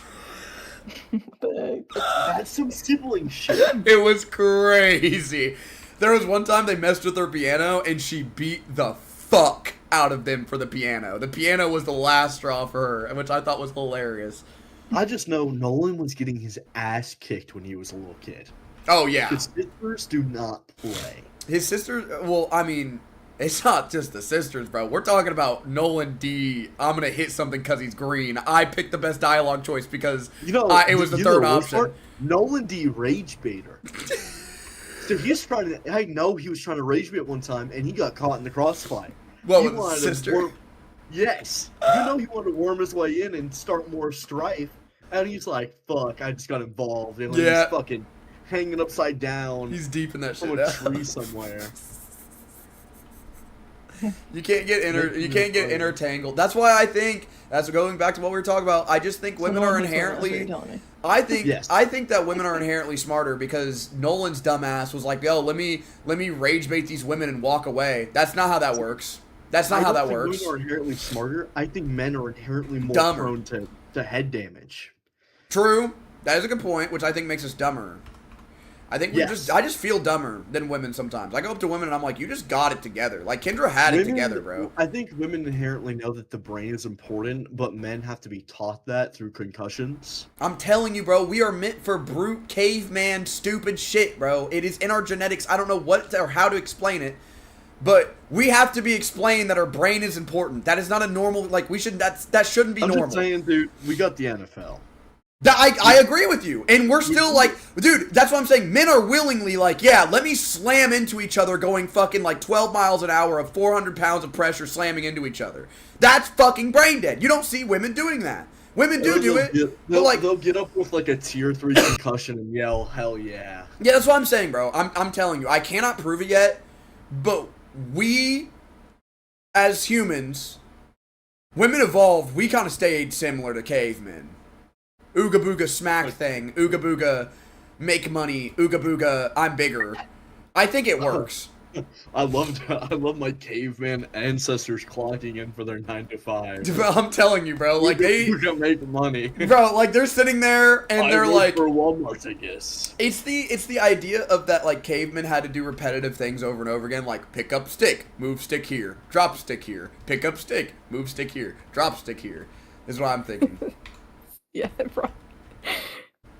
And you're telling me that, like, we didn't have millions of those dumb motherfuckers running around, like, women were like, hey, we need firewood, and the men's and then they go out and they grab fucking 12 branches, or not branches, but like 12 bundles of fucking trees that are, like, ridiculously big for any human to carry. But then the woman's like, hey, we need food, and the man goes, and then goes and kills a fucking bear. Like, they don't have any, I don't think they have any brain function, it feels like. Me and you do, because we're chilling. We're chilling here. It's so cool that back in the day we were killing woolly mammoths. That's what I'm saying. They're extinct, but like the idea that we were just like all running around with spears, and we're putting down hairy elephants. I like to think that women were like, it's so cool. Yo, it'd be so hot if you killed that though. So that's what I was just about to say. A lot of studies have shown that since cavemen are also Homo sapien, they obviously didn't have the same language and didn't have the same information as us, but they had the same capacity for learning. That's what I'm saying, bro. A girl looked at that and like shook her ass a little bit and was like, if you take that fucking, or if you take that woolly mammoth down, you're smashing. This is it, bro. This is the test. And then 3 men go out and they all die. What happens is 4 men go out. 1 comes back. Lives, and when that's your great grandfather. True. Right there. Add a few dozen more greats. Yeah, I don't know, just me opinion-wise, I always felt like women had, like, more attentive or, like, awareness or something, and men are just, like, we're built to not have awareness and run into shit. I agree, and I think that's another one of the nurture things where, like, when you're raised as a group of people that are, like, you're going to take care of kids, and especially when you have taken care of kids, you're going to have a better awareness, because if that baby falls off that bed, they might die. Yeah, they're dead, yeah. I have a huge scar on my leg from falling off on a fucking couch. Yeah. and falling onto a glass. Dude, I got bad luck. Yeah. Fell off of 2 things, and I got cut by glass twice. I was thinking of like, oh, I forgot. Go ahead. I forgot it. Well, that's what I'm talking about. Like, and then it's men typically aren't raised as like child caretakers, so they don't have to really worry about being as aware of their surroundings. And when on top of that, like when you're talking about like the last 10, 30 years, that's a big gap, but you know what I mean? Like kidnapping is a bigger issue, rape is a bigger issue, like being aware of your surroundings as well, and men have to worry as well, but women especially have to worry. Yeah. This is kind of off topic, but this is what kind of makes me think of this, because I hate when people say boys will be boys. But when I heard it, when my grandpa was making fun of kids in basketball, he was like, don't go over there because they're going to get into a fight. And I said, how do you know that? And he goes, I can tell by how they're yelling at each other and like their body language and everything. And he's like, boys are just going to be boys. One's yelling at the other and they're going to test dominance and fight each other. And that's kind of how I felt, like boys just are stupid and they roughhouse with each other. But not the, oh, boys will be boys and they just get to rape me. It's like, whoa, no, that's fucking crazy. That is crazy. Boys will be boys and abuse their wife for 40 plus years. Yeah, no, like, boys will be boys, and me and Nolan will get together and be like, yo, what if we sled down this hill and we put like 1 pound of tannerite on the back to make us go faster? That's boys will be boys. That's why men die quicker than women. That's boys will be boys. I'm spitting. Men do shit like that all the fucking time, and they're like, all the fucked up rapist ones are like, boys will be boys. No, if you haven't rode a 4-wheeler going 90 on a gravel road being a fucking absolute dumbass, you're not being boys is boys. Like, that's... Girls being girls is like getting their nails done and like getting all lit up or whatever the fuck it is. Like, their self-care and chilling. Like, staying at home. Like, being by themselves. I always think of them reading books. All the girls I grew up with, they always like their moment, like their second Girl of like chill. Girls is reading really shitty smut. Yeah, actually. And then they come up to you and they're like, you don't understand what literature porn is. And then you read it and it's like, he gagged me with his fat cock. And I'm like, okay, so we're just reading hentai. We're not even looking at the pictures. You're just imagining. My friend's cowboy smut book. What? It really pisses me off. She claims that her friends are reading it, so she wanted to, and it's really bad, and she doesn't like it. But she's a freak, and I'm like, I can't prove it, but I know she's a freak. I'm the Dexter. No, I can prove it. She's out of fucking pocket. Something's wrong with that woman. But I can't prove that she likes the book. I can't prove. That's what I was meaning. Is that you can't prove it, but you know she likes it. I know she likes it. She's acting like she doesn't. There's just certain genre of men that women love. Like, cowboys are one of them. I think island men, like men who are on islands, like Samoans. Men I can't think of it. I didn't want to say islander. Islander seems kind of racist. Men that are loosely affiliated with islands. Yeah, I'm thinking of Jeffrey now. Oh no. Loosely on. I just meant like, yeah, like just like would be what you're thinking of. You know, fucking massive as shit. I don't know why, but they always give birth to like 6'5" fucking Samoans who are 400 pounds of fucking pure muscle. I don't know why so many families, like so many Samoan and Pacific Islander families, are like, dude, this really shitty town right in between LA and Mexico. Let's move here. There were so many at my school. There was a club of like fucking 40 of them. It's the closest thing. Yeah, there's like, fuck it. It's the closest to their climate and shit. And they just settle. They're like, beach, sand. Huge. Yeah, beach, sand, fish. We're good. We got it. That's all we need.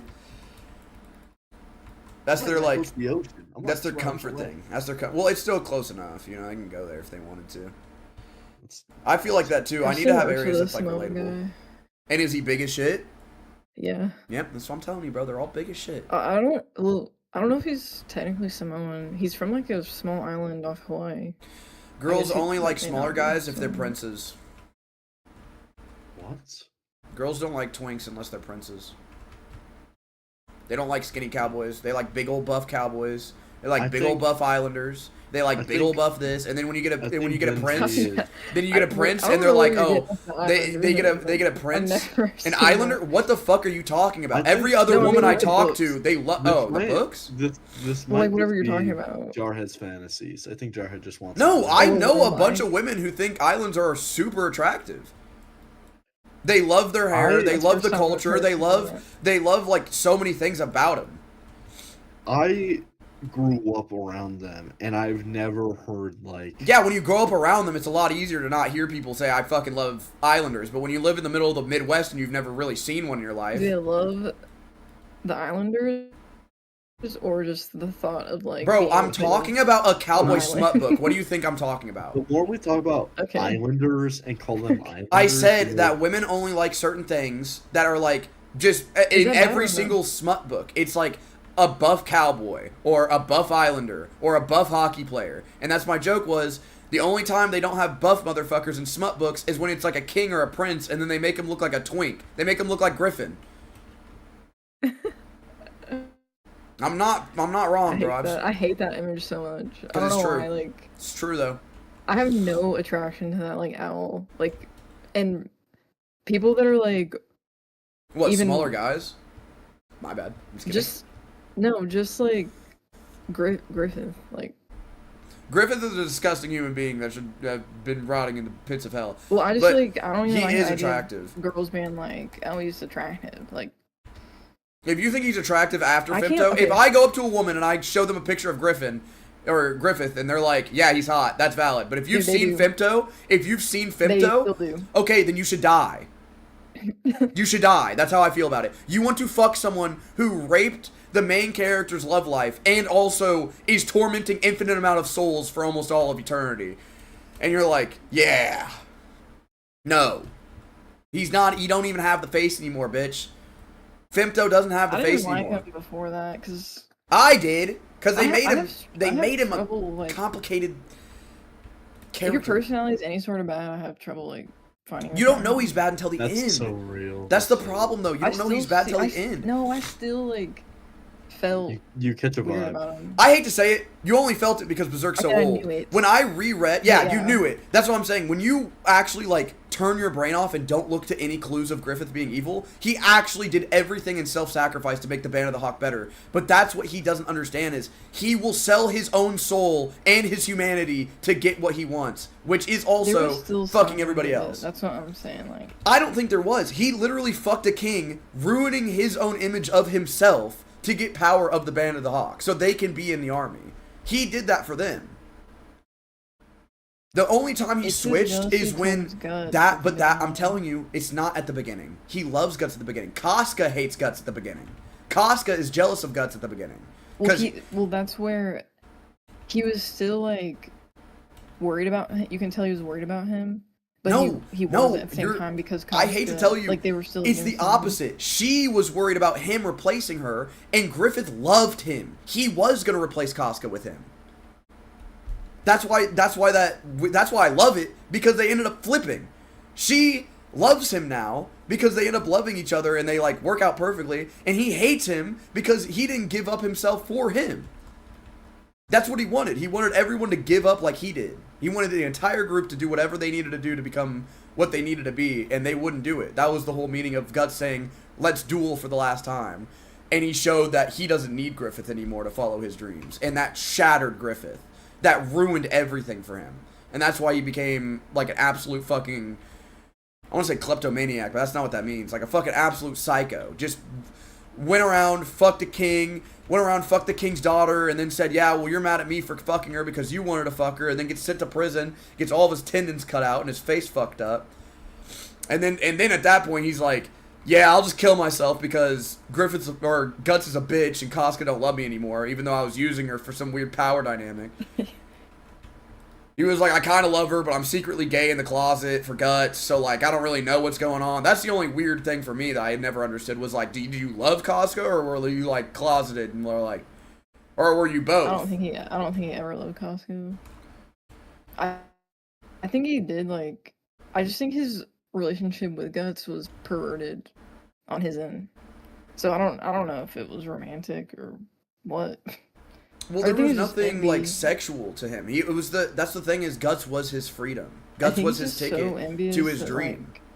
It's like he wants to be him or be in him kind of thing. I just think that if you watch like the full like backstory of like what Griffith sees, because it's cut out of the manga and everything. If you see what Griffith sees before he turns into Femto, the entire visions are him as a young poor child walking over bodies to get to the castle that he's always wanted.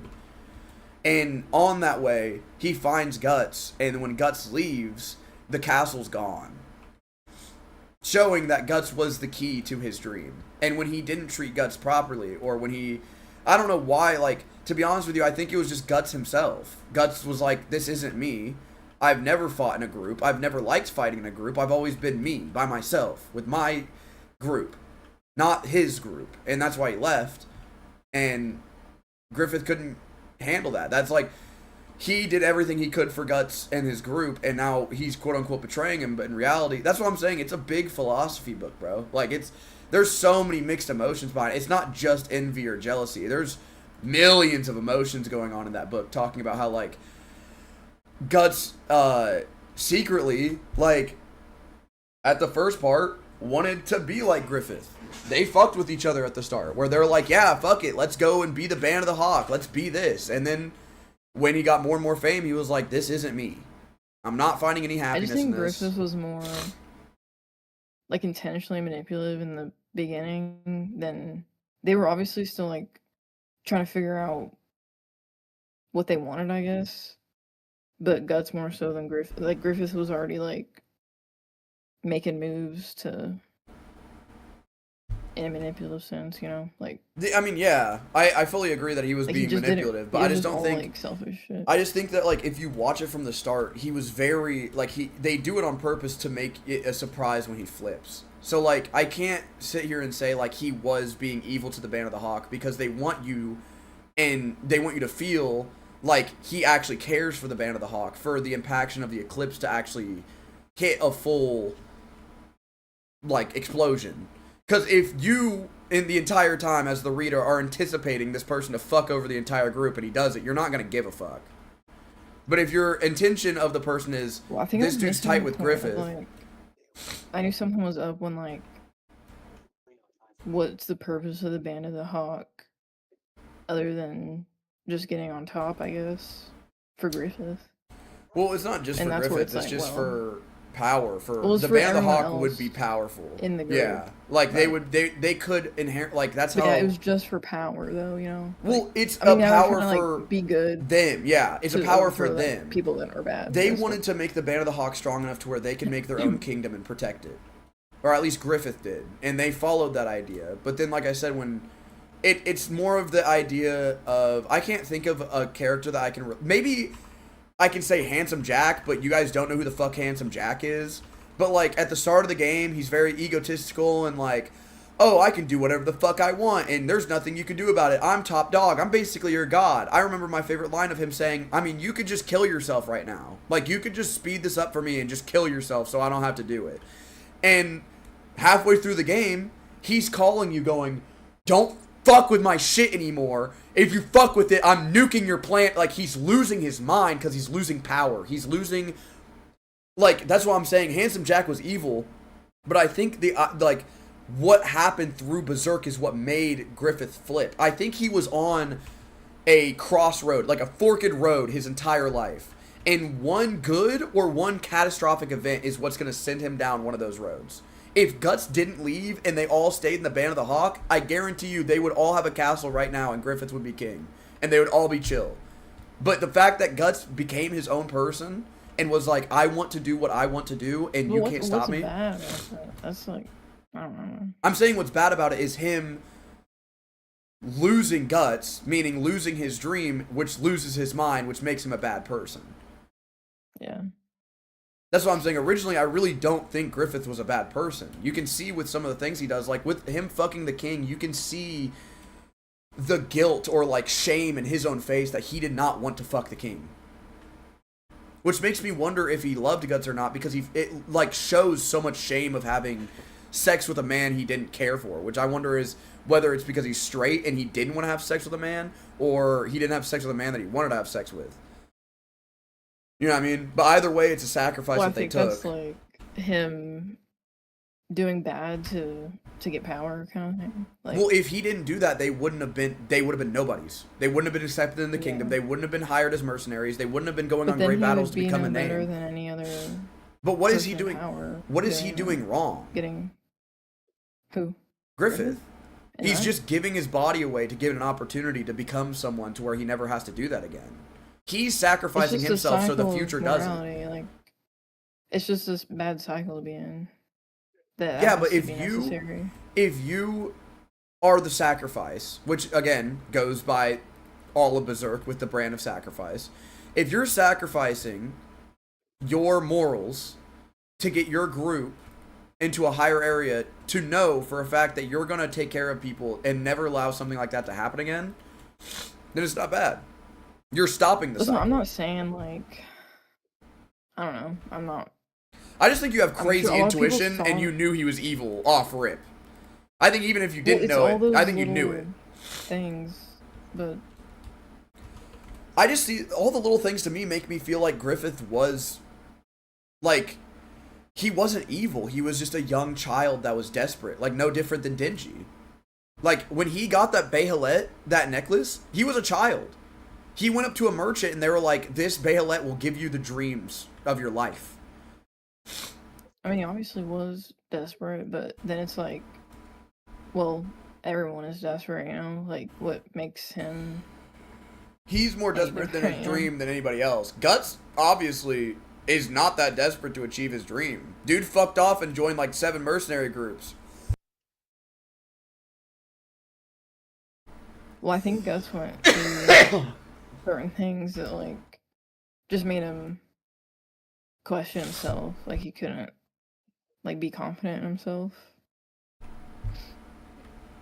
I think it was also when Guts killed the kid, he that was the moment when he left. That was when he said, like, I'm not gonna be part of the Band of the Hawk anymore. Yeah. And that's the whole like, I'm saying syllogism wrong, but like the symbolism of sacrifice.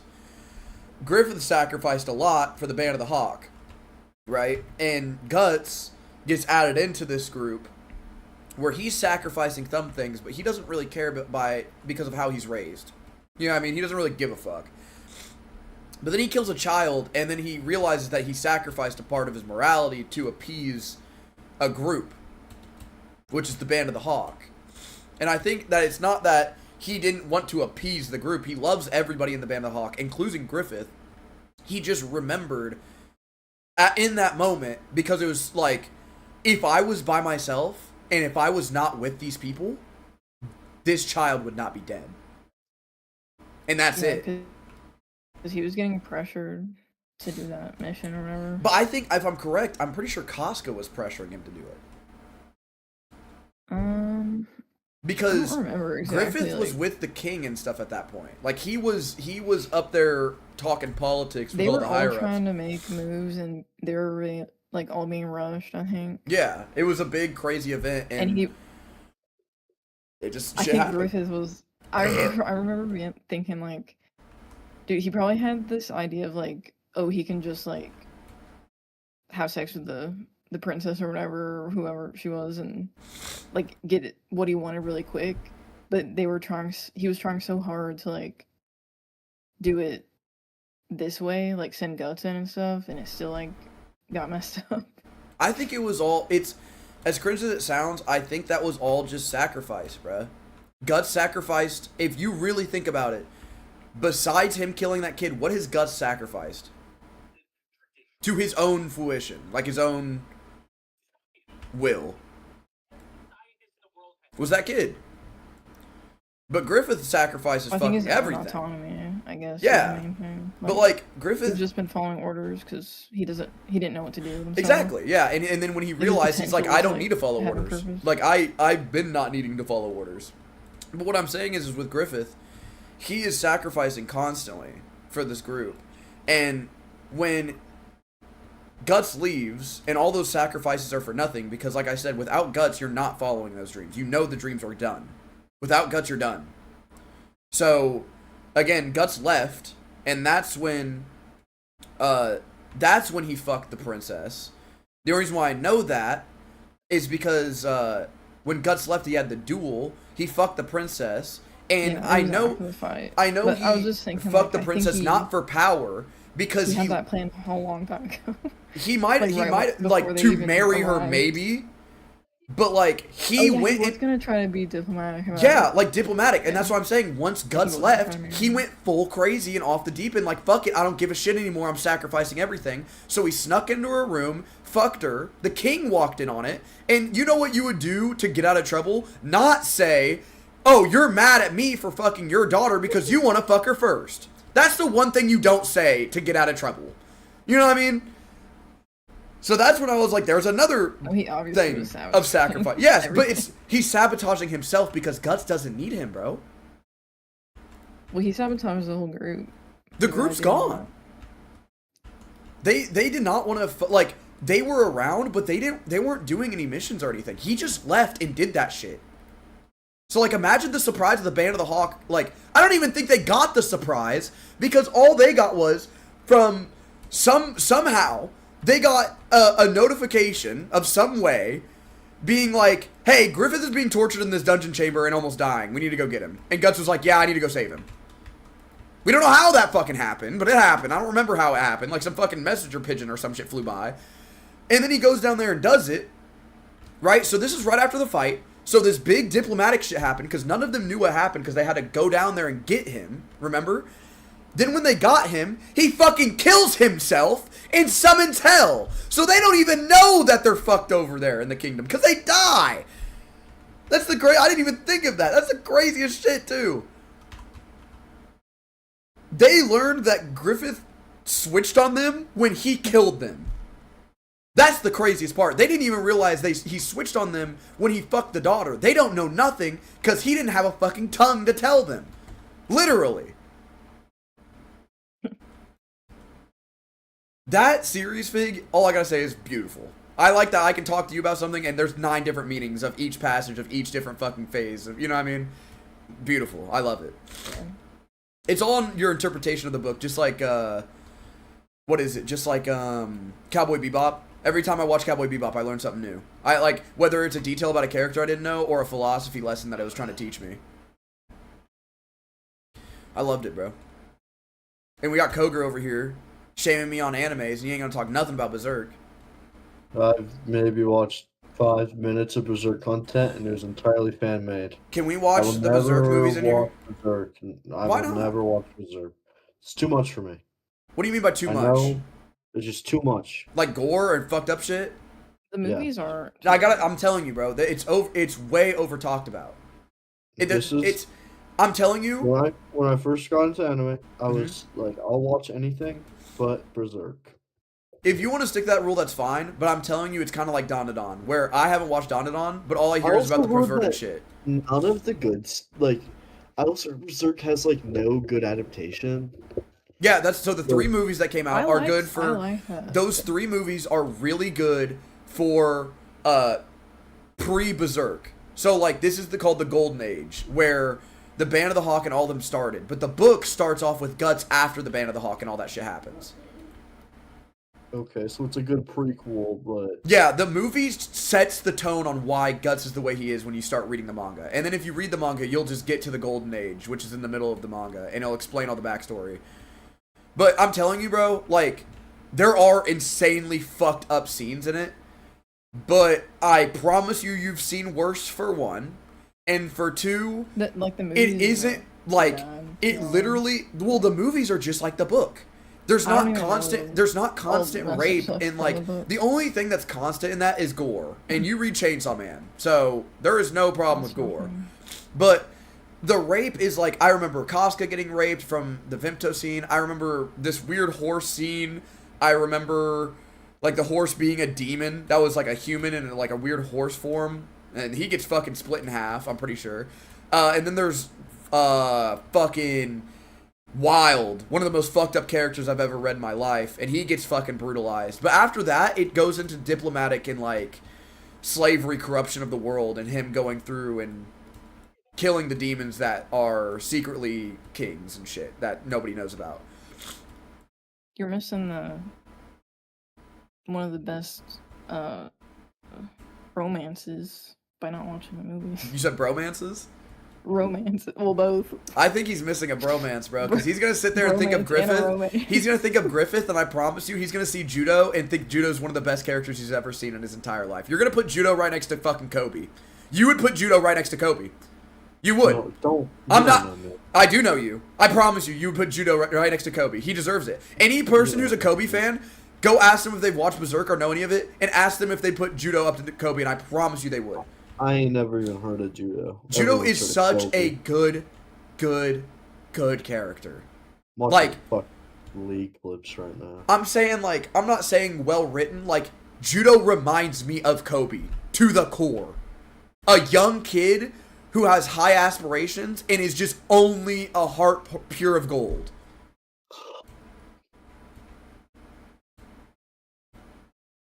He is just Kobe without superpowers. He does everything in his power to help everybody. Even when Guts is being a little emo bitch, he does little dagger tricks to make Guts happy. Okay, we'll see. He's a little rogue. You're not going to like him because I told you you're going to compare him to Kobe, so in your head you're going to be like, this dude's not as close to Kobe. But I'm hoping you will see the beautiful side of Judo, because I fucking love Judo. I think he's one of the best characters. But he's not in my realm of characters, bro. He is in your realms of characters. Like, he is the heart of gold, like Spider-Man and shit. Like, he is those types of characters. He does no wrong. He is a really good kid. He's just fucked. He's just dragged into a fucked world. I feel horrible for him, bro. He doesn't deserve any of that. Just like how you talk about Spider-Man. Just like how you talk about Spider-Man. Don't compare him to my GOAT. I'll say the feats of, like, Kobe and Spider-Man are obviously way past Judo. But it's like the... Well, isn't Berserk mostly, like... intention. Obviously, it's is what not... Well, I'm more so thinking, it's not realistic, but it's half and half. To realism than yeah, exactly. Like, Guts will split a horse in half, which is unrealistic, but, like, they aren't, like, blowing planets up and shit. But what I'm saying, though, is, like, Judo will... They're superhuman, but they're not gods. Yeah. Oh, dude, they, like, their durability is dog shit, but their strength is insane. Which is what I kind of like. In the movie, they're normal. Guts splitting a fucking horse in half is not normal. He does that in the movie. A war horse? Well, he's an exceptional warrior, I think, but... Okay, yeah, but Casca is known as one of the best women warriors of all time, and this fucking no-name rookie comes up and splits her horse in half.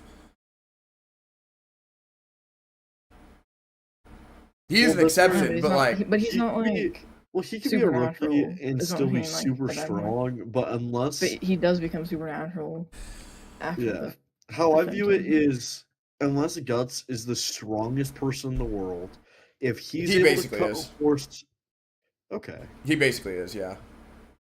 Like the strongest human. There's demons stronger than him, but I mean he's ragdolling demons, bro. Like he's punching demons back and they're folding. You know what I mean? Okay, so he's on some like Berserk is not ended. The author died, so someone else is taking over. I do remember hearing about that. Yes, and it is very crazy because they're using his diary. I actually think that's S tier. If I end up making like one of the biggest pieces of current media when I die, I want people to keep it going. I don't think it'll be one of your favorite series, Koger, but I think you'll appreciate it. Yeah, I think you'll really appreciate it, bro. I think you'll I tend to appreciate art. Do you know how I put you on a Chainsaw Man and you were like reading it? I'm gonna put you on a Berserk and you're gonna be like, I'm wanting to look up some videos on this just so I can get some shit explained, and I'm never going to touch this again because this is fucked up, and I don't like the vibe of how it's like Dark Souls all the time. Like, I'm telling you, the more fucked up part is just the hopelessness. Like, fucking, you see rape, and it's like, that's disgusting, but the hope for nothing to get better is fucked up. That's why I don't really like any Dark Souls or any, because it's just that Dark Souls is so... don't even... Dark Souls, you become the change. You are the exception. That's why it was funny when I sent you that GIF, or I don't know if I sent it to you, but I sent it to somebody, and all of the lore pissed me off in Elden Ring, because in all of the other Dark Souls games, I get really nerdy and I learn all of it, and there is a good and bad side, but it's hopeless because the bad side's winning a majority of the time in it. But you can become the good side through like stuff that, like, not secrets, but you have to look around the map instead of just playing the game to beat it. You know what I mean? Like, if you run around and you actually like read some shit, like some Baldur's Gate level shit, you can be the good guy. I was so mad in Elden Ring because nothing made any fucking sense. I chose the worst ending. I chose chaos. I burned everything to the ground. I was sick of it. I was sick of all of it. All of it was too complicated. One side was good and then also evil at the same time, and the other side was evil but also good. Like, they killed this guy because they did a bad thing, but they shouldn't have killed this guy because then it fucked the entire... I was like, okay, I'm burning it all to the ground. I'm burning all of it. We're done with it. We're done with all of it. None of it's fucked up anymore. It's just me in this burning fucking world. But every other Dark Souls, you can be the chosen fallen one. Like the zombie who can bring... Dark Souls is actually a reference to your soul lighting the bonfire of the world. So you can choose to save the world or not. It's your Dark Soul. Yeah, Dark Souls is ass. You hate me. Like, actually. It's one of my favorite games of all time. Well, okay, Bloodborne's one of my favorite games of all time, but... I saw this thing talking about the new PlayStation Direct, and when it was like... Everyone was like, where's the new Bloodborne? No, I actually, because it was like, and I'm so excited to announce this new Bloodborne, and I was like, oh, well, I gotta send this to Jarhead. And when I watched this, I was like, actually, I'm fucking lying to you. And I was like, damn. This doesn't affect me at all, but I was like, damn. I'm glad I didn't send that, because... I would have hated you, bro. Yeah. I would have hated you. That would have been like, guys, Rayman 4. I would have been like, dude, I hate it when developers do some shit like that. They're like, ah, you're gonna suffer. I'm like, you're not funny. They don't do it. Like, they'll keep a series from the 80s going for 300 years to make really shit movies. But, like, Sony won't print free money, basically. Like, Bloodborne 2 would be free money. Free money. Fucking talk about Valve. Valve will refuse to come out with Half-Life 3 or TF2 or like TF3 or like fucking all of the 3s that they have. Portal 3. They could just rake fucking money in. But instead, what if we drop a VR headset? I'm like, okay. What if we make a $900 cube that you can play the Steam on? Yes. Gabe Newell's like, hey, I made really good games back in the day that can make some money. Can I get any, like, can we do that again? And they're like, nah, bro, did you not see that, like, we're dropping a console? Do you not understand what the fuck is going on over here? They piss me off, bro. Real bad. Really fucking bad. When is D&D tomorrow? Huh? D&D tomorrow, right? Same time, yeah. I'm really tired. I gotta go to bed. I know, that's what I was outroing with. I was asking when D&D was so I can... I'm hanging out with Kendra. I'm hanging out with Kendra, and then I'm gonna rush home, do D&D, and then hang out with Kendra. You're off tomorrow, right? I'm off tomorrow, off Wednesday, and depending on how things go, I might drop down on a day of my schedule. I might be off 3 days. 6 to 8:30. I think for you. I think it'll be better for my mental health if I do that, because everybody at work's telling me I should do that, and yeah. I don't know. I'm just not good at understanding myself, so I just kind of like deal with it. I don't know anything wrong with me. I don't know what's wrong with me. I feel like shit, but that's about it. I'm just like, okay. Have you thought of what your next thing will be? What do you mean next thing? Next weekend? You're talking about taking another, like, a permanent day off thing, or what? Yeah, like I'm going 32 hours now. Yeah. Have you thought of what your next day off would be? Well, no, I'm saying like every week. I'm not going 40 hours a week anymore. I'm going down to 32 hours a week. Yeah, so it's like you're gonna have 3 days off. 3 days off. Yeah, it'll probably just be focusing towards content creating.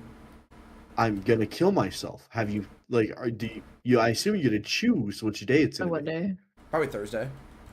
Oh, you meant okay. You were actually talking about the day. I thought you were asking like what I was gonna do with those days. No, I'm not fucking asking you the fucking lottery numbers. Well, at first I thought you were like, what are you going to do on vacation? You should take a weekend off.